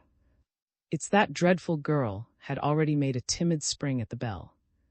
Poor so rushed again, said Isabella in a reproachful tone. And while she's here she may bring the water and the glasses as well, snarled the master of the house, who had run a flaming eye over the table. Said Mrs. Shepherd with so little spirit that Laura felt quite sorry for her. Really? Said Miss Isabella. And when the poor boys so rushed, too. This warfare continued throughout luncheon, and left Laura wondering why, considering the dearth of time and the distress of the ladies at each fresh contretemps, they did not jump up and fetch the missing articles themselves, as Mother would have done, instead of each time ringing the bell and waiting for the appearance of the saucy, unwilling servant. As it turned out, however, there had a pedagogic basis. It seemed that they hoped, by constantly summoning the maid, to sharpen her memory. But Mrs. Shepherd was also implicated in the method, and this was the reason why Isabella, as she afterwards explained to Laura, never offered her a thimbleful of help. My sister-in-law is nothing of a manager, she said. But we still trust she will improve in time, if she always has her attention drawn to her forgetfulness at least does. I'm afraid I have rather given her up. But's patience is angelic. And Laura was of the same opinion, since the couple had been married for more than 7 years. The moment the meal, which lasted a quarter of an hour, was over, Mr. Shepherd clapped on his shovel hat and started with long strides for his class, Mrs. Shepherd, who had not been quite ready, scuttling along 100 yards behind him, with quick, fussy steps and bonnet and awry. Laura and Isabella stood at the gate. I ought really to have gone too, said Isabella, and smiled at the gutter. But as you are here, said I had better stay at home today. Now what would you like to do? This opened up a dazzling prospect, with the whole of Melbourne before one. But Laura was too polite to pretend anything but indifference. Well, perhaps you wouldn't mind staying in then. I want so much to copy out sermon. I always do it, you know, for he can't read his own writing. But he won't expect it today, and he'll be so pleased. It was a cool, quiet little house, with the slightly unused smell in the rooms that betokens a lack of children. Laura did not dislike the quiet, and sat contentedly in the front parlor till evening fell. Not, however, that she was really within hundreds of miles of Melbourne, for the wonderful book that she held on her knee was called King Solomon's Mines, and her eyes never rose from the pages. Supper, when it came, was as scrappy and as hurried as lunch had been. A class of working men was momently expected, and had just time to gulp down a cup of tea. Nor could he converse, for he was obliged to spare his throat. Afterwards the three of them sat listening to the loud talking overhead. This came down distinctly through the thin ceiling, and Mr. Shepherd's voice, it went on and on, sounded, at such close quarters, both harsh and rasping. Mrs. Shepherd was mending a stole. Isabella stooped over the sermon, which she was writing like copperplate. Laura sat in a corner with her hands before her. She had finished her book, but her eyes were still visionary. When any of the three spoke, it was in a low tone. Towards 9 o'clock, Mrs. Shepherd fetched a little saucepan, filled it with milk, and set it on the hob, and after this she hovered undecidedly between door and fireplace, like a distracted moth.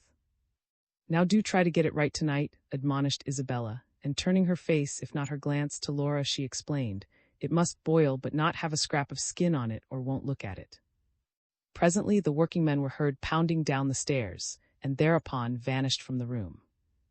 The next day Laura attended morning and evening service at Stephen's-on-the-Hill, and in the afternoon made one of Isabella's class at Sunday school. That morning she had wakened, in what seemed to be the middle of the night, to find Isabella dressing by the light of a single candle. "Don't you get up," said the latter.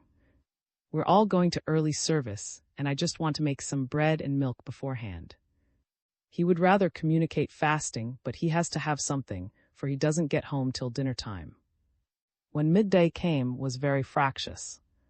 The mutton bone no cooking was done was harder than ever to carve with decency, and poor Mrs. Shepherd, for sheer fidgetiness, could hardly swallow a bite. But at 9 o'clock that evening, when the of the day were behind him, he was persuaded to lie down on the sofa and drink a glass of port. At his head sat Mrs. Shepherd holding the wine and some biscuits, at his feet Isabella stroking his soles. The stimulant revived him, he grew quite mellow, and presently, taking his wife's hand, he held it in his, and Laura felt sure that all his querulousness was forgiven him for the sake of this moment. Then, finding a willing listener in the black-eyed little girl who sat before him, he began to talk, to relate his travels, giving, in particular, a vivid account of some months he had once spent in Japan. Laura, who liked nothing better than traveling at second hand, since any other way was out of the question, Laura spent a delightful hour, and said so. "Yes, quite surpassed himself tonight, I thought," said Isabella as she let down her hair. "I never heard anyone who could talk as well as he does when he likes. Can you keep a secret, Laura? We are sure, and I, that will be a bishop some day. And he means to be himself. But don't say a word about it, he won't have it mentioned out of the house. And meanwhile he's working as hard as he can, and we're saving every penny to let him take his next degree. I do hope you'll come again," she said the following morning as they walked back to the college. "I don't mind telling you now, I felt quite nervous when said we were to ask you. I've had no experience of little girls. But you haven't been the least trouble, not a bit. And I'm sure it was good for having something young about the house. So mind you write and tell us when you have another holiday." And Isabella's smile beamed out once more, none the less kindly because it was caught, on its way to Laura, by the gate they were passing through. Laura, whose mind was set on a good, satisfying slab of cake, promised to do this, although her feelings had suffered so great a change that she was not sure whether she would keep her word. She was pulled two ways. On the one side was the remembrance of Mr. Shepherd hacking cantankerously at the bare mutton bone, on the other the cherry blossom and the of Japan. "Xvii. Ist o were I was ist." A pantomime of knowing smiles and interrogatory grimaces greeted her, when, having brushed the cake crumbs from her mouth, she joined her class. For the twinkling of an eye Laura hesitated, being unprepared. Then, however, as little able as a comic actor to resist pandering to the taste of the public, she yielded to this hunger for spicy happenings, and did what was expected of her, clapped her hands, one over the other, to her breast, and cast her eyes heavenwards. Curiosity and anticipation reached a high pitch, while Laura, by tragically shaking her head, gave it to be understood that no signs could transmit what she had been through since seeing her friends last. In the thick of this message she was, unluckily, caught by Dr.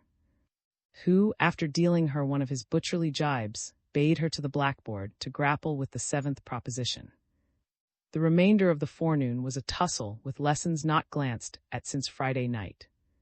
Besides, Laura seldom forestalled events by thinking over them, choosing rather to trust for inspiration to the spur of the moment. Morning school at an end, she was laid hands on and hurried off to a retired corner of the garden. Here 4 friends squatted round, determined to extract her adventures from her to the last pip. Laura was in a pretty pickle. Did she tell the plain truth, state the pedestrian facts, and this she would have been capable of doing with some address, for she had looked through her hosts with a perspicacity uncommon in a girl of her age, had once again put to good use those sharp, unkind eyes which mother deplored. She had seen an overworked, underfed man who nagged like any woman and made slaves of 2 weak, adoring ladies, and she very well knew that, as often as her thoughts in future alighted on Mr. she would think of him pinching and screwing, with a hawk-like eye on a shadowy bishopric.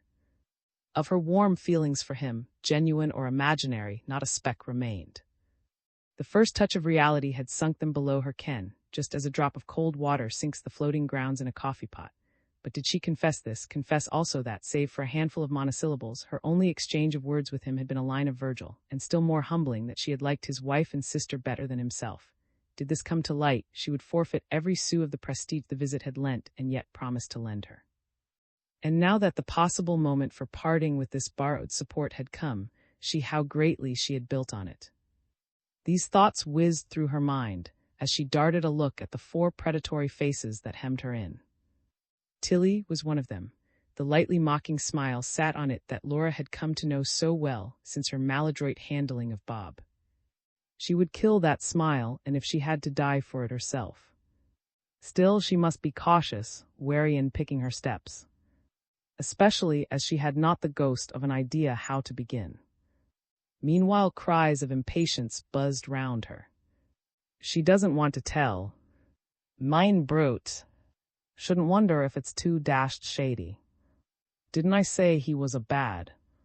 I bet you there's nothing to tell, said Tilly cockily and turned up her nose. Yes, there is, flung out Laura, at once put on the defensive, and as she spoke she. Look at her. Look how red she's got. And after she promised the sneak. I'm not a sneak. I am going to tell.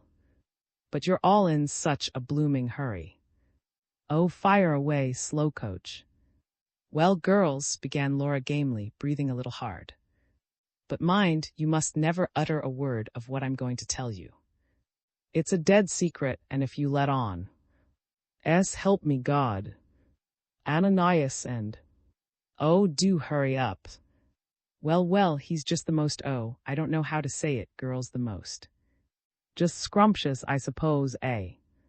Just positively scrumptious, and what he do? And what about his old sketch of a wife? Her. Oh, and Laura squeezed herself desperately for the details that would not come. Why, she's just a perfect old cat. And 20 years older than him. What on earth did he marry her for? Guess he's pretty sick of being tied to an old gin like that. I should say, perfectly miserable. He can't think now why he let himself be induced to marry her. He just despises her. Well, why in the name of all that's holy did he take her? Laura cast a mysterious glance round and lowered her voice. Well, you see, she had lots of money and he had none. He was ever so poor. And she paid for him to be a clergyman. Go on. As poor as all that. As poor as a church mouse. But she hastened to add, at the visible cooling off of the 4 faces, he comes of a most distinguished family. His father was a lord or a baronet or something like that, but he married a beautiful girl who hadn't a penny against his father's will, and so he cut him out of his will. I say. Oh, never mind the father. Yes. Well, now he feels under an awful obligation to her, and all that sort of thing, you know. And she drives it home, I bet. She looks a nipper. Is always throwing it in his face. What a ghoul. He'd do just anything to get rid of her, but girls, it's a dead secret. You must swear you won't tell. Gestures of assurance were showered on her. Well, he's to be a bishop someday. It's promised him. Holy Moses. And I suppose he can't divorce her because of that. No, of course not.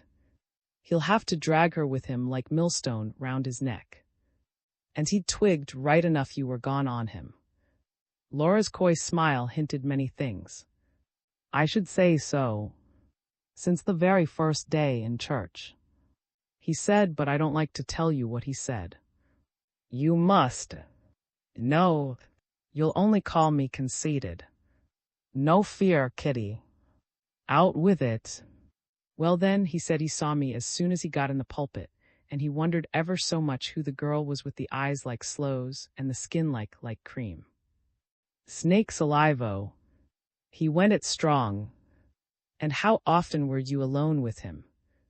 Yes, and if he had met me before he was married, but no, I can't tell any more. Oh, don't be such an ass. No, I can't. Well, I'll whisper it then, but only to Maria, and leaning over Laura put her lips to Maria's ear.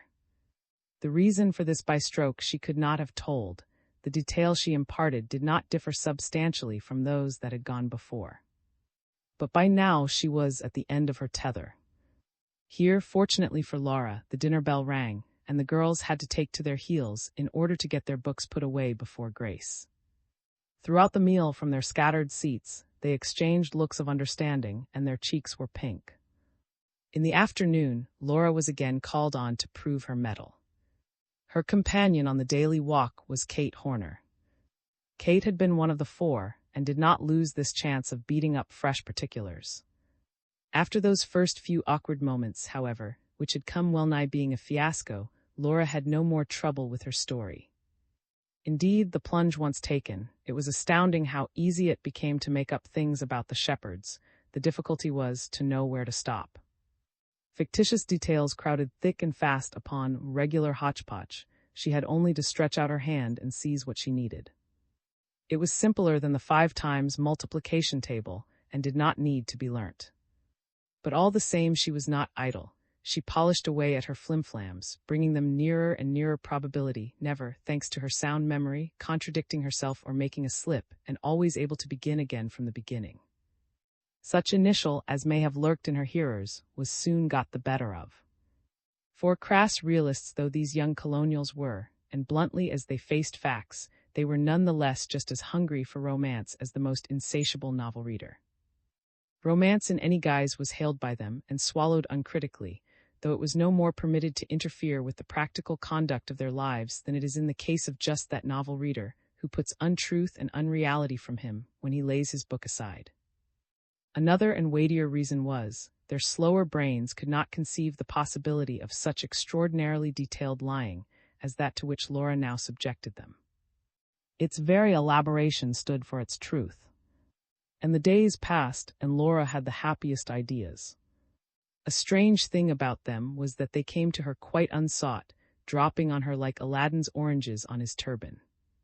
All she had to do was to fit them into their niche in her fabrication. At first, her tale had been chiefly concerned with the internal rift in Mr. Shepard's home life, and only in a minor degree with herself. But her public the love story most, and hence, consulting its taste, as it is the tale-maker's bounden duty to do, Laura was obliged to develop this side of her narrative at the expense of the other.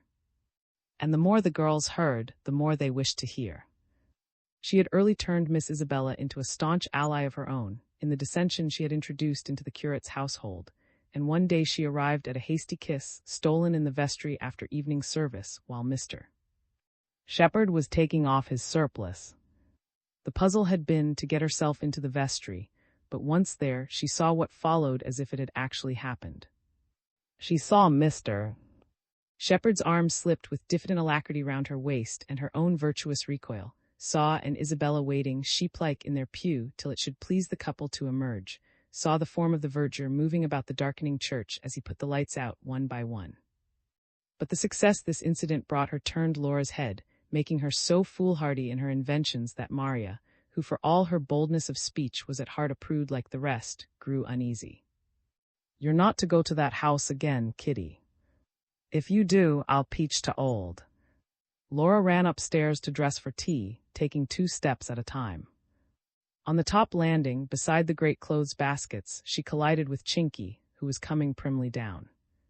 "Oh, John," she greeted her, being in a vast good. "What do you look so black for?" "Dunno. Why do you never walk with me nowadays, Laura? I say, you know about that ring. You haven't forgotten?" "Course not. When am I to get it?" "It never turns up." Her eyes glittered as she asked, for she foresaw a further link in her chain. "Soon now." Chinky nodded mysteriously. "Pretty soon. And you promise faithfully never to take it off. But it must be a nice one with a red stone in it. And listen, Chink, no one must ever know it was you who gave it me." "All right, I swear." "You're a darling to say you'll wear it," and putting her arm round Laura's shoulders, Chinky gave her a hearty kiss. This was more than Laura had bargained, for she freed herself ungraciously.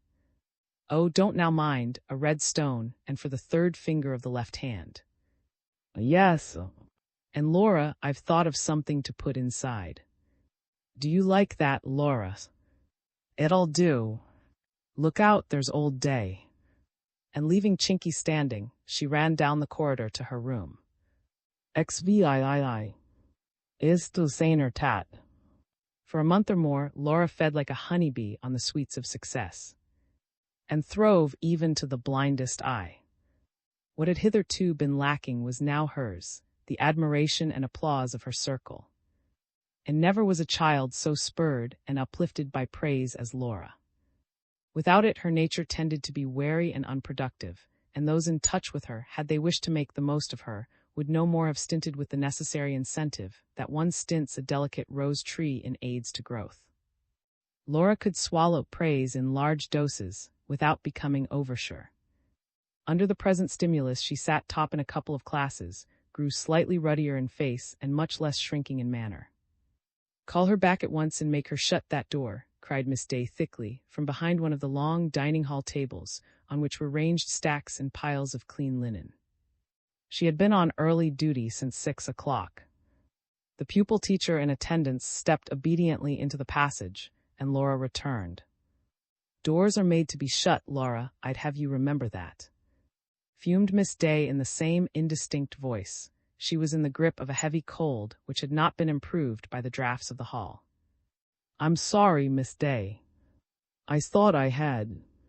I was a little late." "That's your own lookout," barked the governess.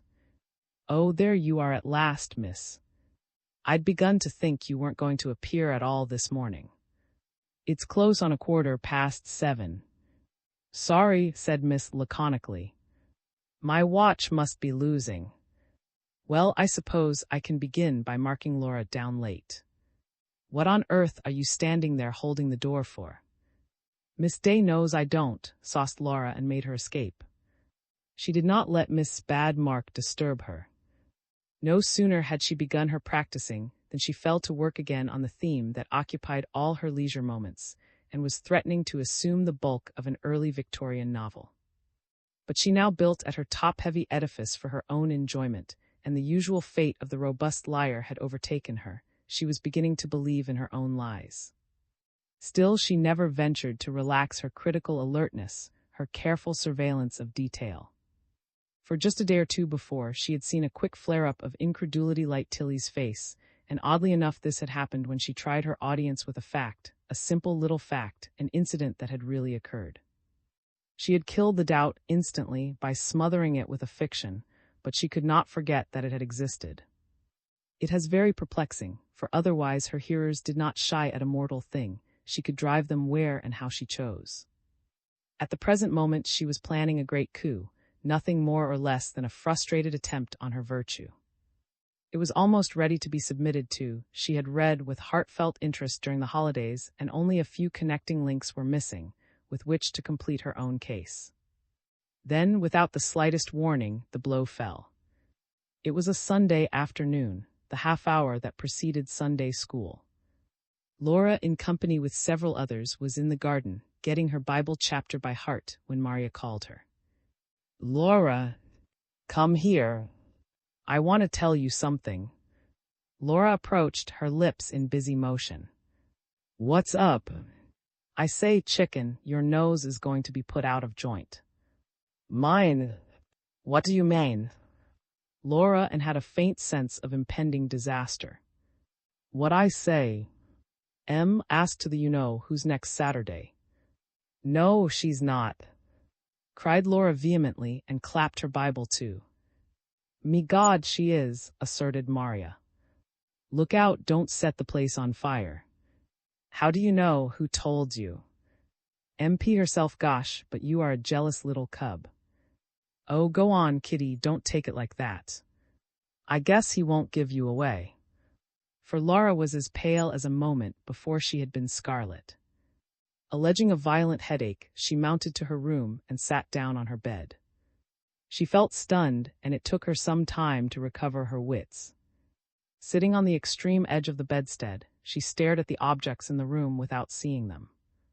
"MP going there on Saturday, MP going there on Saturday," she repeated stupidly, and with her hands pressed on her hips rocked herself to and fro, after the fashion of an older woman in pain. The fact was too appalling to be faced. Her mind postponed it. Instead, she saw the 55 at Sunday school, where they were at this minute, drawn up in a line round the walls of the dining hall. She saw them rise to wail out the hymn, saw Mr. on his chair in the middle of the floor, perpetually nimming with his left leg. And as she pictured the familiar scene to herself, she shivered with a sudden sense of isolation.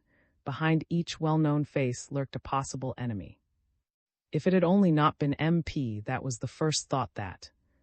Anyone else, from any of the rest, she might have hoped for some mercy. But Mary was one of those people, there were plenty such before whom a nature like Laura's was inclined, at the best of times, to shrink away, keenly aware of its own paltriness and ineffectualness. Mary was rectitude in person, and it cannot be that, to Laura, this was synonymous with hard, narrow, ungracious. Not quite a prig, though, there was fun in Mary and life in her, but it was neither fun nor vivacity of a kind that Laura could feel at ease with. Such capers as the elder girl cut were only skin deep, they were on the surface of her character, had no real roots in her, just as the pieces of music she played on the piano were accidents of the moment, without deeper significance. To Mary, life was already serious, full of duties.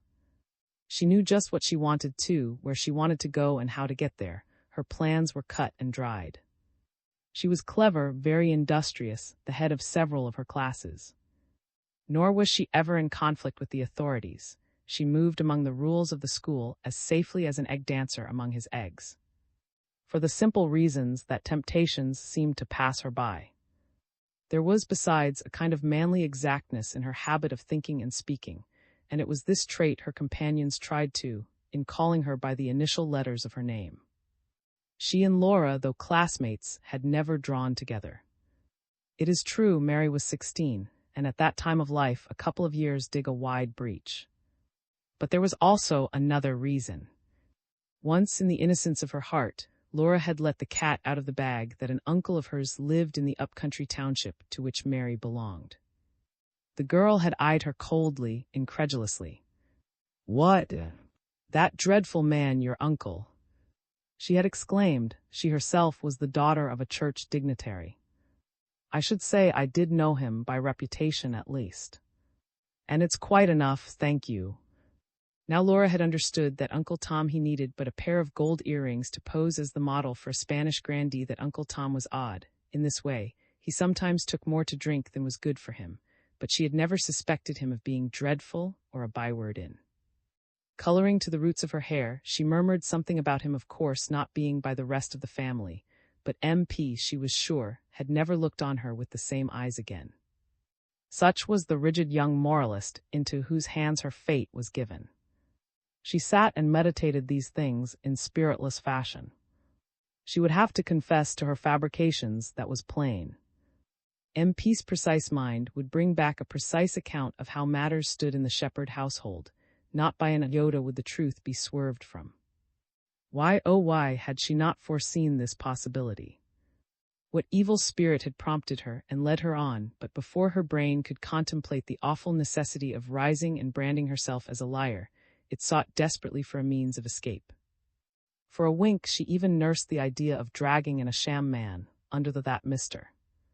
Shepherd had been but a blind, used by her to screen someone else. But this yarn, twist it as she might, would not pass muster. Against it was the mass of her accumulated detail. She sat there devising scheme after scheme. Not one of them would do. When at tea-time she rose to wash her face before going downstairs, the sole point on which she had come to clearness was that just 7 days lay between her and detection. Yet after all, she reminded herself, 7 days made a week, and a week was a good long time. Perhaps something would happen between now and Saturday. MP might have an accident and break her leg, and not be able to go. Or thin, poorly fed Mr. Shepherd fall ill from overwork. Oh, how she would rejoice to hear of it. And if the worst came to the worst and she had to tell, at least it should not be today. Today was Sunday, and people's thoughts were frightfully at liberty. Tomorrow they would be engaged again, and by tomorrow she herself would have grown more accustomed to the idea. Besides, how foolish to have been in too great a hurry, should something come to pass that rendered confession needless. On waking next morning, however, and accounting with a throb for the leaden weight on her mind, she felt braver and quite determined to make a clean breast of her misdoings. Things could not go on like this. But no sooner was she plunged into the routine of the day than her decision slackened. It was impossible to find just the right moment to begin. Early in the morning, everyone was busy looking over lessons, and would not thank you for the upset. The dinner hour was all too short. After school, on the walk, she had a partner who knew nothing about the affair, and after tea Hence, on Monday her purpose failed her. On Tuesday it was the same. The right moment never presented itself. In bed that night the remaining days into hours. They made 120. That heartened her a little. Considered thus, the time seemed very much longer, and so she let Wednesday slip by without overmuch worry. On Thursday she not only failed to own up, but indulged anew. All the week, as if Mary's coming visit worked upon them, the girls had been very greedy for more love story, and had shown themselves decidedly nettled by Laura's refusal to continue, for this was the week when the great revelation she had hinted at should have been made. And one afternoon when the four were twitting her, and things were looking very black, Laura was incited by some devil to throw them, not, it is true, the incident their mouths watered for, but a fresh fiction, just as the beset throws whatever he has at hand to the ravenous wolves that press round the sledge. At the moment, the excitement that accompanies inspiration kept her up, but afterwards she had a stinging fit of remorse, and her self-reproaches were every whit as bitter as those of the man who has again broken the moral law he has vowed to respect, and who now sees that he is powerless against recurring temptation. When she remembered those four rapacious faces, Laura, that, come what might, she would never have the courage to confess. To them, at least. That night in deep humility she laid her sin bare to God, imploring him, even though he could not pardon it, to avert the consequences from her. The last days were also darkened by her belief that MP had got wind of her romancings, as indeed was quite likely, for the girls' tongues were none too safe. Mary looked at her from time to time with such a sternly suspicious eye that Laura's very stomach quailed within her. And meanwhile the generous hours had declined to less than half. Twice more to get up and twice to go to bed, she reckoned aloud to herself on Saturday morning. She was spending that weekend at Godmother. It was as dull as usual. She had ample leisure to brood over what lay before her. It was now a certainty, fixed, immovable, for by leaving school that day without having spoken, she had burned her ships behind her. When she went back on Monday, MP would be there, and every loophole closed. On Sunday evening she made an excuse and went down into the garden. There was no moon, but overhead the indigo blue was a prodigal glitter of stars, myriads of silver eyes that perforated the sky. They sparkled with a cold disregard of the small girl standing under the mulberry tree, but Laura, too, was only half alive to their magnificence. Her thoughts ran on suicide, on making an end of her blighted career. God was evidently not going to be generous or long-suffering enough to come to her aid, and in imagination she saw the 55 gaining on her like a pack of howling hyenas, saw Mrs. Mr. Mother. Detection and exposure, she knew it now, were the most awful things the world held. But she had nothing handy, neither a rope nor poison, nor was there a dam in the neighborhood. That night she had the familiar dream that she was being stood up and expelled, as John's had been. Thousands of tongues shouted her guilt. She was hunted like a wallaby. She wakened with a scream, and Marina, her bedfellow, rose on one elbow and lighted the candle. Crumpled, and Laura lay outside the sheet that should have covered her, and her pillow had slipped to the floor. What on earth's the matter? Dreaming.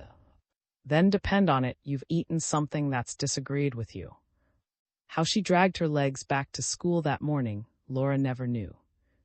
At the sight of the great stone building, her inner disturbance was such that she was nearly sick. Even the unobservant Marina was forced to a remark. You do look a bit pecky. I'm sure your stomach out of order.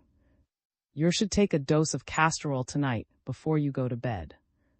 Though it was a blazing November day, her fingers were cold as she took off her hat and changed her white frock. For the last time, she murmured, by which she meant the last time in untarnished. And she folded and hung up her clothes with a neatness that was foreign to her. Classes were in full swing when she went downstairs. Nothing could happen now till the close of morning school.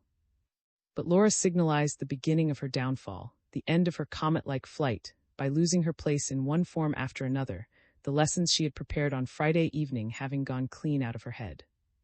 Directly 12:30 struck, she ran to the top of the garden and hid herself under a tree. There she crouched, her fingers in her ears, her heart thumping as if it would break.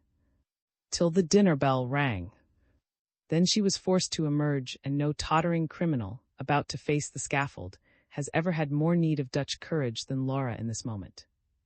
Peeping round the corner of the path, she saw the fateful group, MP the center of 4 gesticulating figures. She loitered till they had scattered and disappeared, then with shaking legs crept to the house. At the long tables the girls still stood, waiting for Mr. In the instant Laura set foot in the hall, 5 pairs of eyes caught her, held her, pinned her down, as one pins a butterfly to a board. She was much too far gone to think of tossing her head and braving things out, now that the crisis had come. Pale, guilty, wretched, she sidled to her seat. This was near Maria's, and as she passed, Maria leant back. "You vile little liar. How's that shy little mouse of a girl we had here a month or 2 ago?" Mr. Shepherd had inquired.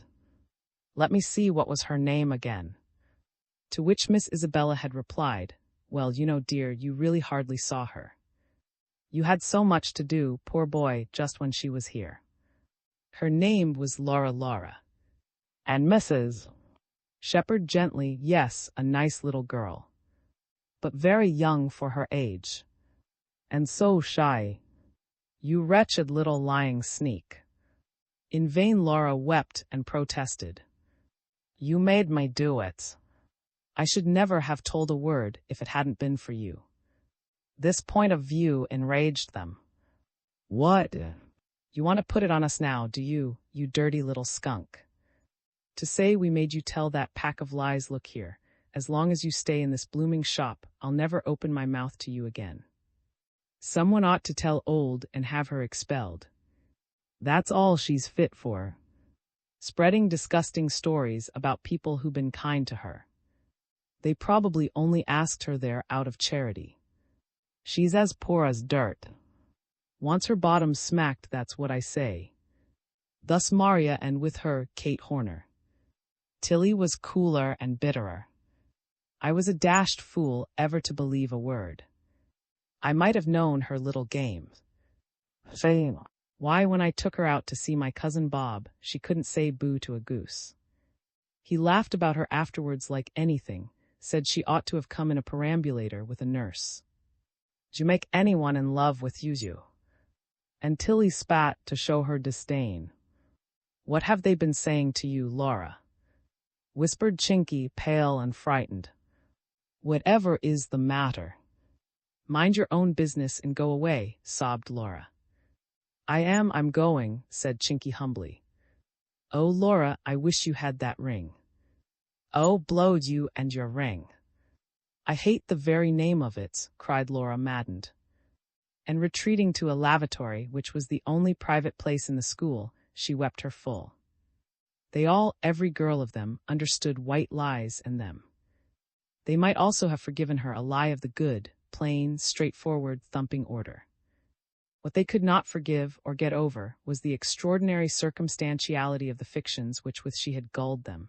To be able to invent lies with such proficiency meant that you had been born with a criminal bent. And as a criminal she was accordingly treated. Even the grown-up girls heard a garbled version of the story. "Did you do it?" one of them asked Laura curiously. It was a very pretty girl, called with twinkling brown eyes. "I don't know," said Laura abjectly, and this was almost true. "But I say, nasty about people who'd been so nice to you." "What made you tell them?" "I don't know. They just came." The girl's eyes smiled. "Well, I never." "Poor little kitty," she said as she turned away. But this was the only kind word Laura heard. For many and many a night after, she cried herself to sleep. XIX. Thus Laura went to Coventry. Not that the social banishment she now suffered was known by that name. To the majority of the girls, Coventry was just a word in the geography book, a place where ribbons were said to be made, and where for a better read few, someone had hung with grooms and porters on a bridge. This detail, odd to say, making a deeper impression on their young minds than the story of Lady, which was looked upon merely as a naughty anecdote.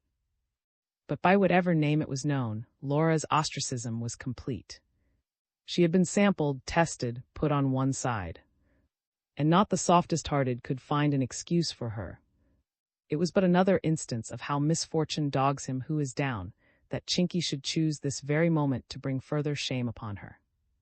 On one of the miserable days that were now the rule, when Laura would have liked best to be a rabbit hid deep in its burrow, as she was going upstairs one afternoon, she met Jacob, the man-of-all-work, coming down. He had a trunk on his shoulder. Throughout the day she had been aware of a subdued excitement among the boarders. They had stood about in groups, talking in low voices, talking about her, she believed, from the glances that were thrown over shoulders at her as she passed. She made herself as small as she could, but when tea-time came and then supper and Chinky had not appeared at either meal, curiosity got the better of her, and she tried to pump one of the younger girls. Maria came up while she was speaking, and the child ran away, for the little ones aped their elders in making Laura taboo. "What liars! You want to stuff us, you don't know why she's gone," said Maria. "No, thank you, it's not good enough. You can't bamboozle us this time. Up to her tricks again, is she?" threw in the inseparable Kate, who had caught the last words. "No, by Dad, we don't tell liars what they know already. So put that in your pipe and smoke it." Only bit by bit did Laura dig out their meaning. Then the horrible truth lay bare. Chinky had been dismissed privately because she was a boarder from the school. Her crime was, she had taken half a sovereign from the purse of one of her roommates. When taxed with the theft, she wept that she had not taken it for herself, but to buy a ring for Laura, and with this admission on her lips, she passed out of their lives, leaving Laura, her confederate, behind. Yes, confederate, for in the minds of most, liar and thief were synonymous. Laura had not cared 2 straws for Chinky. She found what the latter had done mean and disgusting, and said so stormily, but of course was not believed. Usually too proud to defend herself, she here returned to the charge again and again, for the hint of connivance had touched her on the raw. But she strove in vain to prove her innocence. She could not get her enemies to grasp the abysmal difference between merely making up a story about people and laying hands on others' property. If she could do the one, she was capable of the other, and her companions remained convinced that, if she had not actually had her fingers in someone's purse, she had by a love of incited Chinky to the theft. And so, after a time, Laura gave up the attempt and suffered in silence, and it was suffering, for her schoolfellows were cruel with that intolerance, that unimaginative dullness, which makes a woman's cruelty so hard to bear. Laura had to accustom herself to hear every word she said doubted, to hear someone called to before her face to attest her statements, to see her roommates lock up their purses under her very nose. However, only 3 weeks had still to run till the Christmas holidays. She drew 21 strokes on a sheet of paper, which she pinned to the wall above her bed, and each morning she ran her pencil through a fresh line. She was quite resolved to beg Mother not to send her back to school. If she said she was not getting proper food, that would be enough to put Mother up in arms. The boxes were being fetched from the lumber rooms and distributed among their owners, when a letter arrived from Mother saying that the 2 little boys had sandy blight, and that Laura would not be able to come home under 2 or 3 weeks for fear of infection. These weeks she was to spend, in company with Pin, at a watering place down the bay, where one of her aunts had a cottage. The news was welcome to Laura. She had shrunk from the thought of Mother's searching eye. And at the cottage there would be none of her grown-up relatives to face, only an old housekeeper, who was looking after a party of boys. Hence, when speech day was over, instead of setting out on an up-country railway journey, Laura, under the escort of Miss, went on board one of the steamers that the bay. "I should say CL do you good brighten you up a bit," said the governess affably as they drove.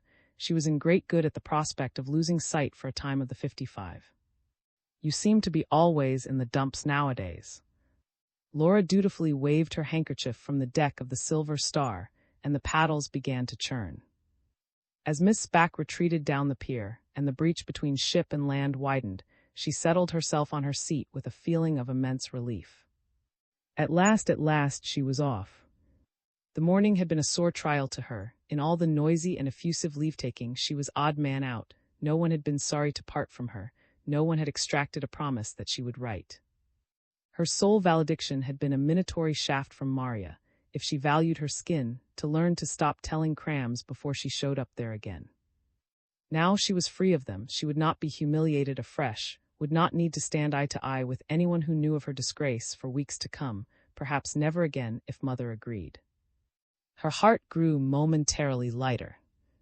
And the farther they left Melbourne behind them, the higher her spirits rose. But then, too, was it possible, on this radiant December day, long to remain in what Miss had called the dumps. The sea was a blue-green mirror, on the surface of which they swam. The sky was a stretched sheet of blue, in which the sun hung a very ball of fire. But the steamer cooled the air as it moved, and none of the white-clad people who, under the stretched white awnings, thronged the deck felt oppressed by the great heat. In the middle of the deck, a brass band played popular tunes.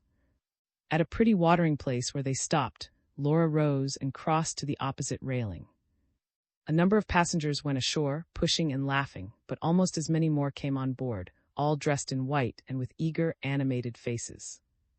Then the boat stood to sea again and sailed past high, grass-grown cliffs, from which a few old cannons, pointing their noses at you, watched over the safety of the bay in the event, say, of the Japanese or the Russians entering the heads past the pretty township, and the beflagged bathing enclosures on the beach below. They neared the tall, granite lighthouse at the point, with the flagstaff at its side where incoming steamers were signaled, and as soon as they had rounded this corner, they were in view of the heads themselves. From the distant cliffs there ran out, on either side, brown reefs which made the inrushing water dance and foam, and the entrance to the bay narrow and dangerous. On one side there projected the portion of a wreck which had lain there as long as Laura had been in the world. Then, having made a sharp turn to the left, the boat crossed to the opposite coast, and steamed past barrack-like buildings lying asleep in the fierce sunshine of the afternoon, and in due course it stopped at Laura's destination. Old Anne was waiting on the jetty, having hitched the horse to a post. She had driven in to meet Laura. For the cottage was not on the front beach, with the hotels and boarding houses, the fenced-in baths and great gentle slope of yellow sand. It stood in the bush on the back beach which gave to the open sea. Laura took her seat beside the old woman in her linen sunbonnet, the body of the vehicle being packed full of groceries and other stores, and the drive began. Directly they were clear of the township, the road, as good as ceased, became a mere sandy track, running through a scrub of tea trees. And what sand! White, dry, sliding sand, through which the horse shuffled and floundered, in which the wheels sank and stuck. Had one of the many hillocks to be taken, the two on the box seat instinctively threw their weight forward. Old Anne, who had a stripped wattle-bow for a whip, urged and cajoled, and more than once she handed Laura the reins and got down to give the horse a pull. They had always to be ducking their heads, too, to let the low tea-tree branches sweep over their backs. About a couple of miles out, the old woman alighted and slipped a rail, and having passed the only other house within cooey, they drove through a paddock, but at a walking pace because of the thousands of rabbit burrows that perforated the ground. Another sliprail lowered, they drew up at the foot of a steepish hill, beside a sandy little vegetable garden, a shed and a pump. The house was perched on the top of the hill, and directly they sighted it they also saw Pin flying down, her sunbonnet on her neck. "Laura's Laura. Oh, I am glad you've come. What a time you've been. Hullo, Pin. Oh, I say, let me get out first.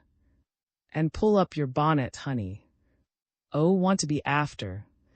Glad though Laura was to see her sister again, she did not manage to infuse a very hearty tone into her greeting, for her first glimpse of Pin had given her a disagreeable shock. It was astonishing the change the past half-year had worked in the child, and as the two climbed the hill together, to the accompaniment of Pin's bubbly talk, Laura stole look after look at her little sister, in the hope of growing used to what she saw. Pin had never been pretty, but now she was downright hideous, as Laura phrased it to herself. 11 years of age, she had at last begun to grow in earnest. Her legs were as of old mere spindle-shanks, but nearly twice as long, and her fat little body, perched above them, made one think of a shriveled-up old man who has run all to paunch. Her face, too, had increased in shapelessness, the features being blurred in the fat mass. Her blue eyes were more slit-like than before, and to cap everything, her fine skin had absolutely no chance, so bespattered was it with freckles. "And none of your pretty little sun kisses. but large, black, irregular freckles that disfigured like moles. Laura felt quite distressed. It outraged her feelings that anyone belonging to her should be so ugly, and as Pin, in happy ignorance of her sister's reflections, chattered on, Laura turned over in her mind what she ought to do. She would have to tell Pin about herself, that was plain. She must break the news to her, in case others should do it, and more cruelly. It was one consolation to know that Pin was not sensitive about her looks. So long as you did not tease her about her legs, there was no limit to what you might say to her. The grieving was all for the onlooker. But not today. This was the first day, and there were things to think of. And so when they had had tea with condensed milk in it, for the cow had gone dry, and no milkman came out so far when tea was over, and that was all that could be undertaken in the way of refreshment after the journey.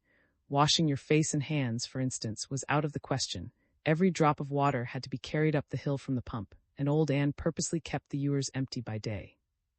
If you would wash, you must wash in the sea as soon. Then, as tea was over, the two sisters made for the beach. The four-roomed, weatherboard cottage, to which at a later date Alinta had been added, faced the bush. From there was a wide view of the surrounding country. Between the back of the house and the beach rose a huge sandhill, sparsely grown with rushes and coarse grass. It took you some 20 minutes to toil over this, and boots and stockings were useless impedimenta, for the sand was once more of that loose and shifting kind in which you sank at times up to the knees, falling back one step for every two you climbed. But then sand was the prevailing note of this free and easy life. It bestrewed and floors, you carried it in your clothes, the beds were full of it, it even got into the food, and you were soon so accustomed to its presence that you missed the grit of it underfoot or the prickling on your skin, did old Anne happen to take a broom in her hand or thoroughly remake the beds. When, however, on your way to the beach you had laboriously attained the summit of the great dune, the sight that met you almost took your breath away. As far as the eye could reach, the bluest of skies melting into the bluest of seas, which broke its foam-flecked edge against the flat, brown reefs that fringed the shore. Then downhill with a trip and a flounder that sent the Sandman high, and at last you were on what Laura and Pin thought the most wonderful beach in the world. What a variety of things was there! Sand hot to the touch as a zinc roof in summer, rocky caves and sandy caves hung with crumbly stalactites. At low tide on the reef, lakes and ponds and rivers deep enough to make it unnecessary for you to go near the ever-angry surf at all. Seaweeds that ran through the gamut of brown and green, pearl pink and coral pink to vivid scarlet and orange, shells beginning with tiny grannies and cowries and ending with the monsters in which the breakers had left their echo. The bones of cuttlefish, light as paper and shaped like javelins.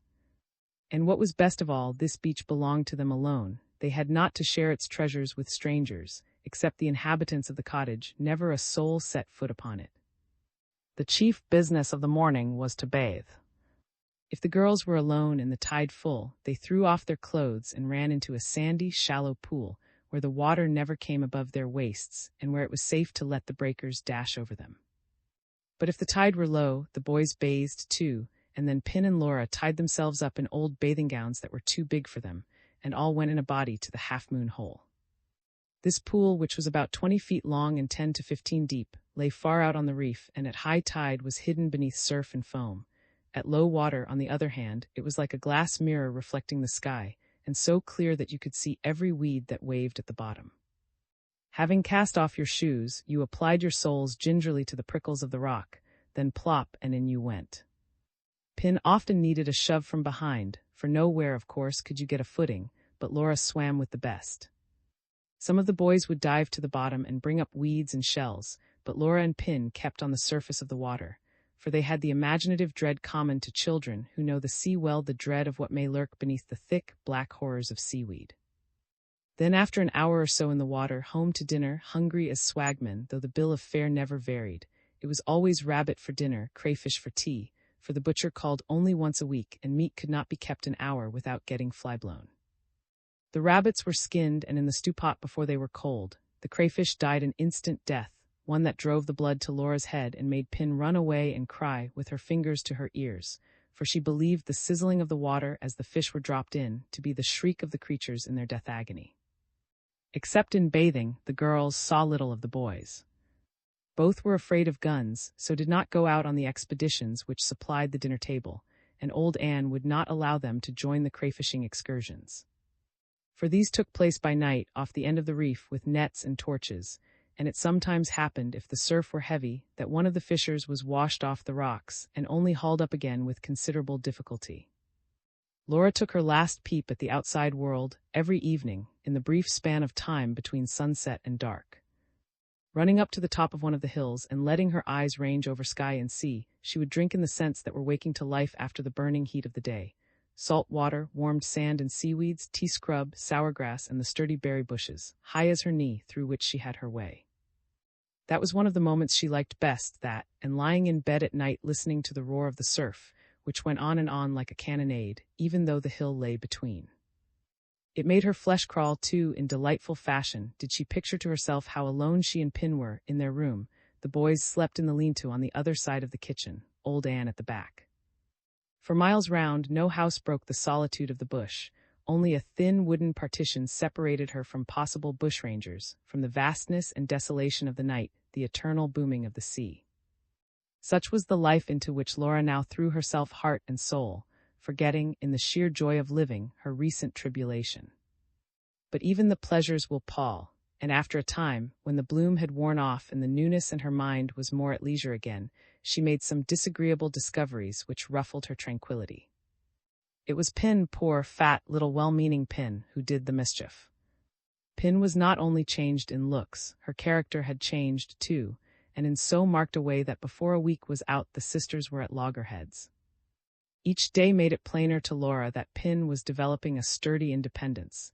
She had ceased to look up to Laura as a prodigy of wisdom, and had begun to hold opinions of her own. She was indeed even disposed to be critical of her sister, and criticism from this quarter was more than Laura could brook. It was just as if a slave usurped his master's rights.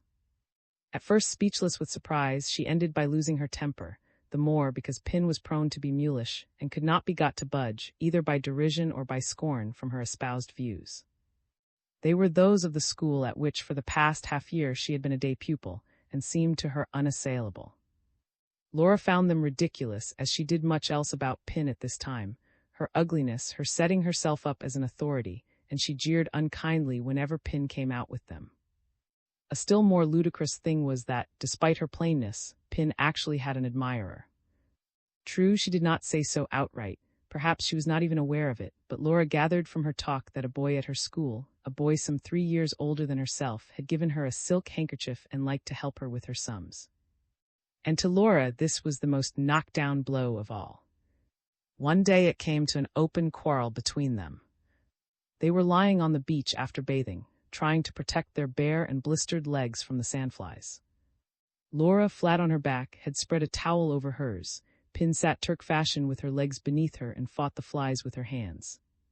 Having vainly to draw from the reticent Laura some of those school tales of which, in former holidays, she had been so prodigal, Pin was now chattering to her heart's content about the small doings of home. Laura listened to her with the impatient toleration of one who has seen the world.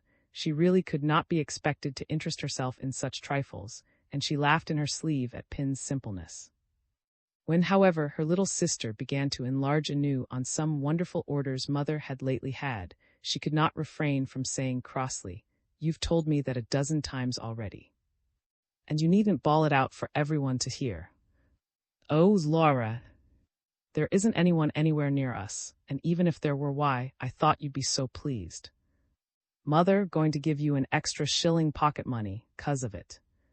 "Of course I'm pleased. Don't be so silly, Pin." "I'm not always silly, Laura," protested Pin. "And I don't believe you are glad a bit." Old Anne was, though. She said, bless her dear heart. "Oh, old Anne. Well, I just wonder what next. It's none of her dashed business."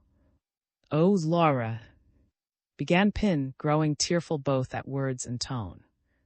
"Why, Laura, you're not ashamed of it, are you, that mother does sewing?" And Pin opened her lobelia blue eyes to their widest, showing what very big eyes they would be, were they not so often swollen with crying. "Of course not," said Laura tartly. "But I'm blessed if I can see what it's got to do with old Anne. But she asked me what mother was working at and if she'd got any new customers. She just loves mother." "Like her cheek," snapped Laura, poking her ugly old nose into what doesn't concern her. You should just have said you didn't know. But that would have been a story, Laura. Cried Pin, horrified. I did know quite well. Goodness gracious, Pin, you. I've never told a story in my life, said Pin hotly. And I'm not going to either, for you or anyone. I think you ought to be ashamed of yourself. Hold your silly tongue. I shan't, Laura. And I think you're very wicked. You're not a bit like what you used to be. And it's all going to school, that's done it, Mother says it is. Oh, don't be such a blooming ass. And Laura, stung to the quick, retaliated by taunting Pin with the change that had come to pass in her appearance. To her surprise, she found Pin grown inordinately touchy about her looks. At Laura's brutal statement of the truth, she cried bitterly. I'm not, no, I'm not. I haven't got a full moon for a face. It's no, then yours. Sarah said last time you were home how fat you were getting. I'm sure I'm not, said Laura, indignant in her turn. Yes, you are, sobbed Pin. But you only think other people are ugly, not yourself. I'll tell Mother what you've said as soon as ever I get home. And I'll tell her, too, you want to make me tell stories. And that I'm sure you've done something naughty at school, 'cause you won't ever talk about it. And how you're always saying bad words like blooming and gosh and golly, yes, I will. You were always a sneak and a telltale. And you were always a greedy, selfish, deceitful thing. You don't know anything about me, you numbskulls, you. I don't want to. I know you're a bad, wicked girl. After this exchange of home truths, they did not speak to each other for 2 days. Pin had a temper that, and could not easily forgive. So she stayed at old Anne's side, helping to bake scones and leather jackets, or trotted after the boys who had dropped into the way of saying, "Come on, little Pin." As they never said, "Come on, Laura."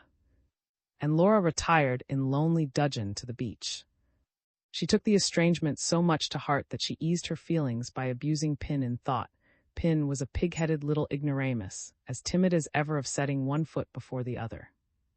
And the rest of them would be just the same old stick-in-the-muds, unchanged by a hair, or if they had changed, then changed for the worse.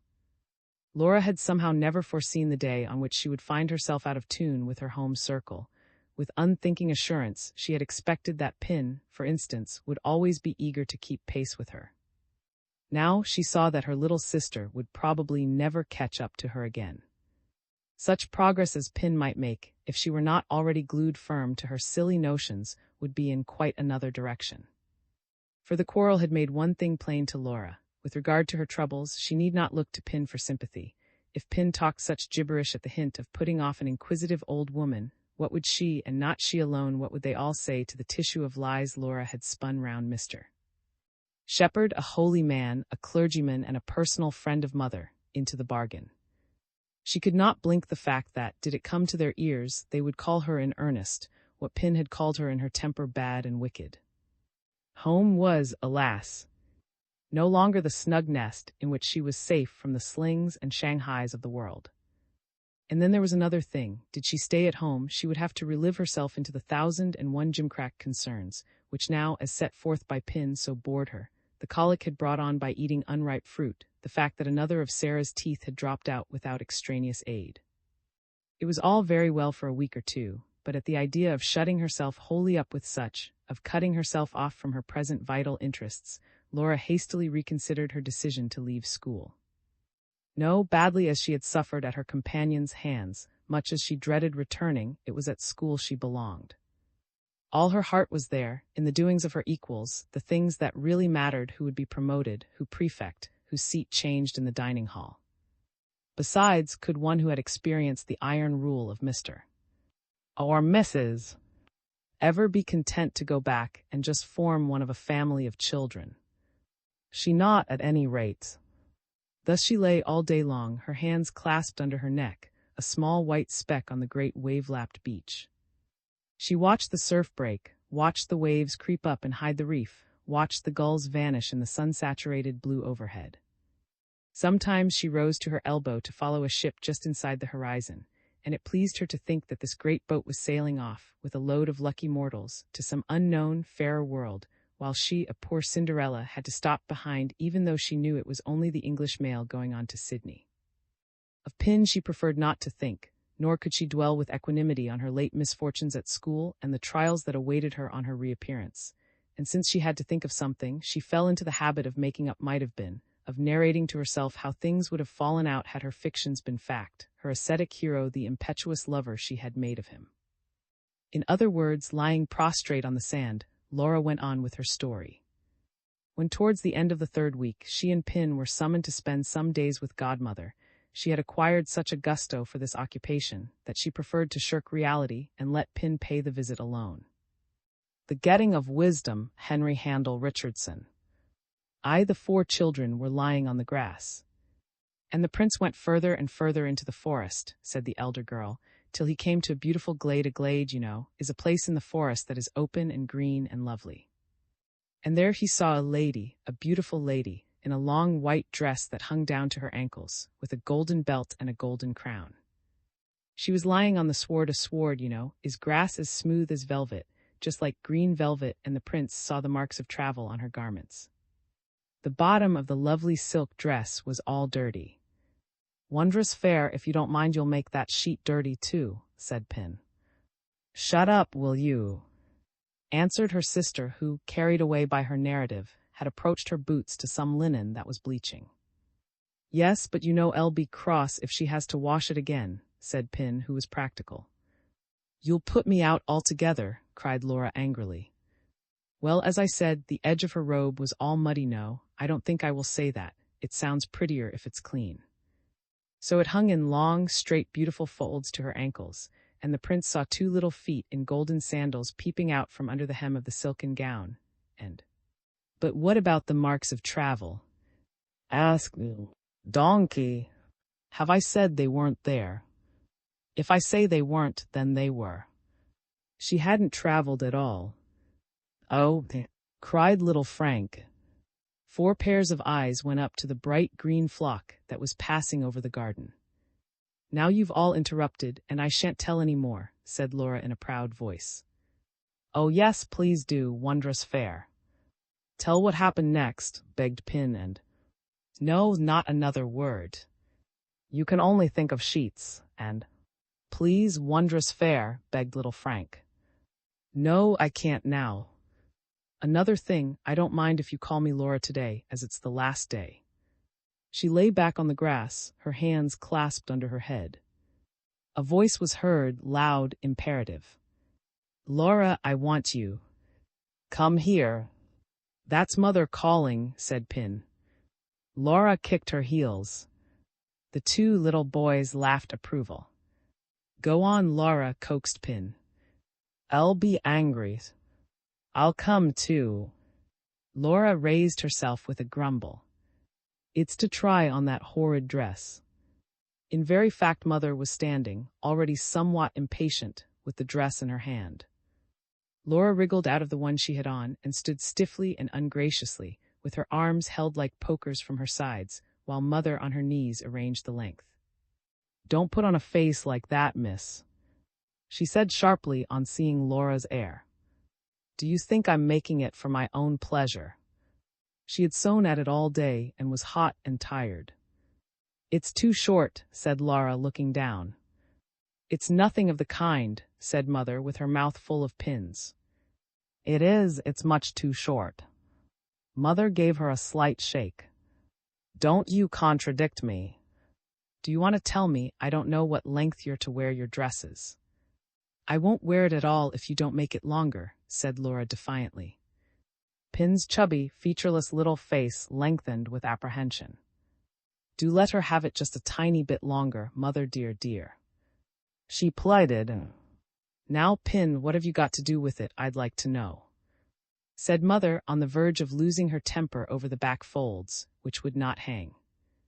"I'm going to school tomorrow, and it's a shame," said Laura in the low, passionate tone that never failed to exasperate Mother, so different was it from her own hearty fashion of venting displeasure. Pin began to sniff, in sheer nervous anxiety. "Very well then, I won't do another stitch to it." And Mother, now angry in earnest, got up and bounced out of the room. "Laura, how can you?" said Pin, dissolving. "It's only you who make her so cross."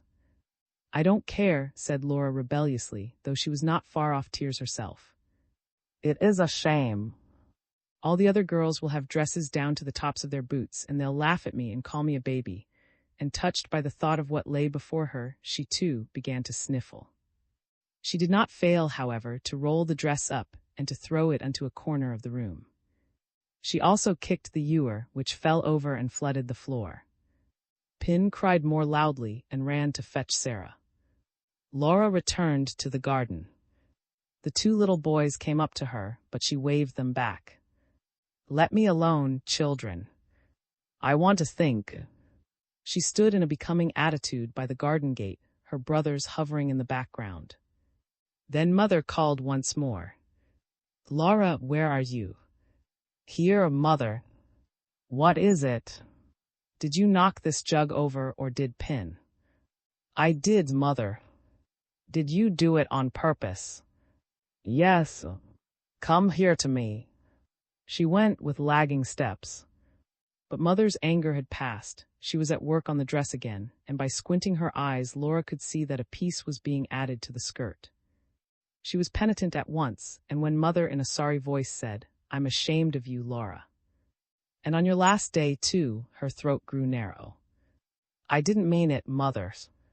If only you would ask properly for things, you would get them." Laura knew this, knew indeed that, did she coax, Mother could refuse her nothing. But coaxing came hard to her, something within her forbade it. Sarah called her high-stomached, to the delight of the other children and her own indignation. She had explained to them again and again what Sarah really meant.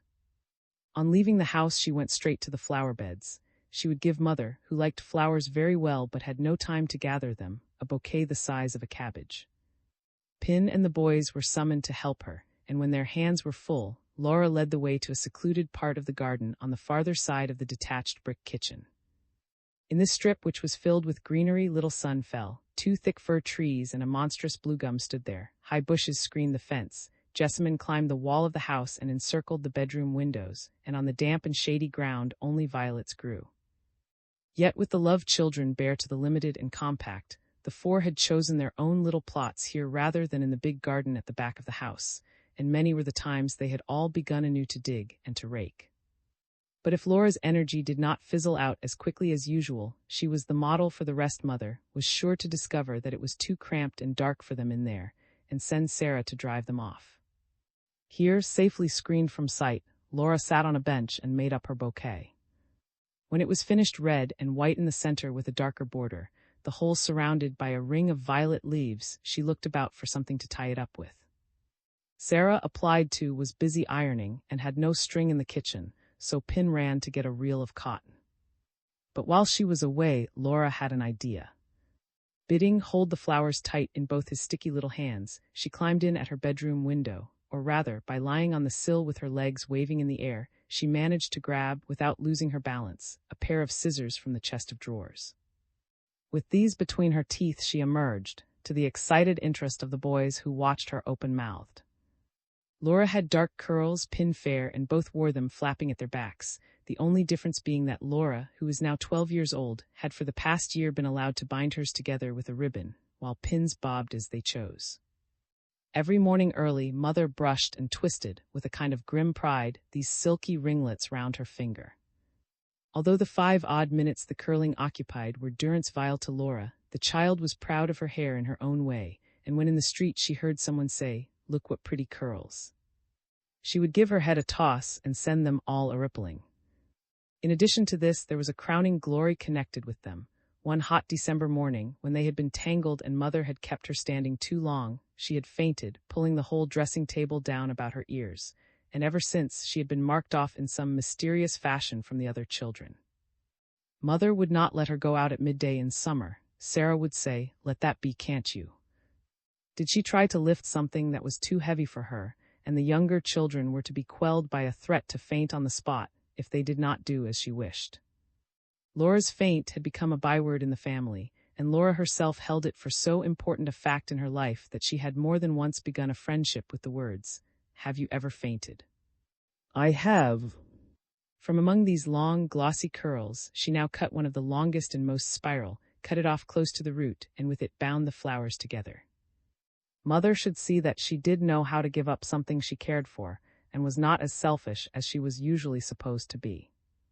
"Oh," said both little boys in a breath, then doubled up in noisy mirth. Laura was constantly doing something to set their young blood in amazement. They looked upon her as the personification of all that was startling and unexpected. But Pin, returning with the reel of thread, opened her eyes in a different way. "Oh's Laura," she began, tearful at once.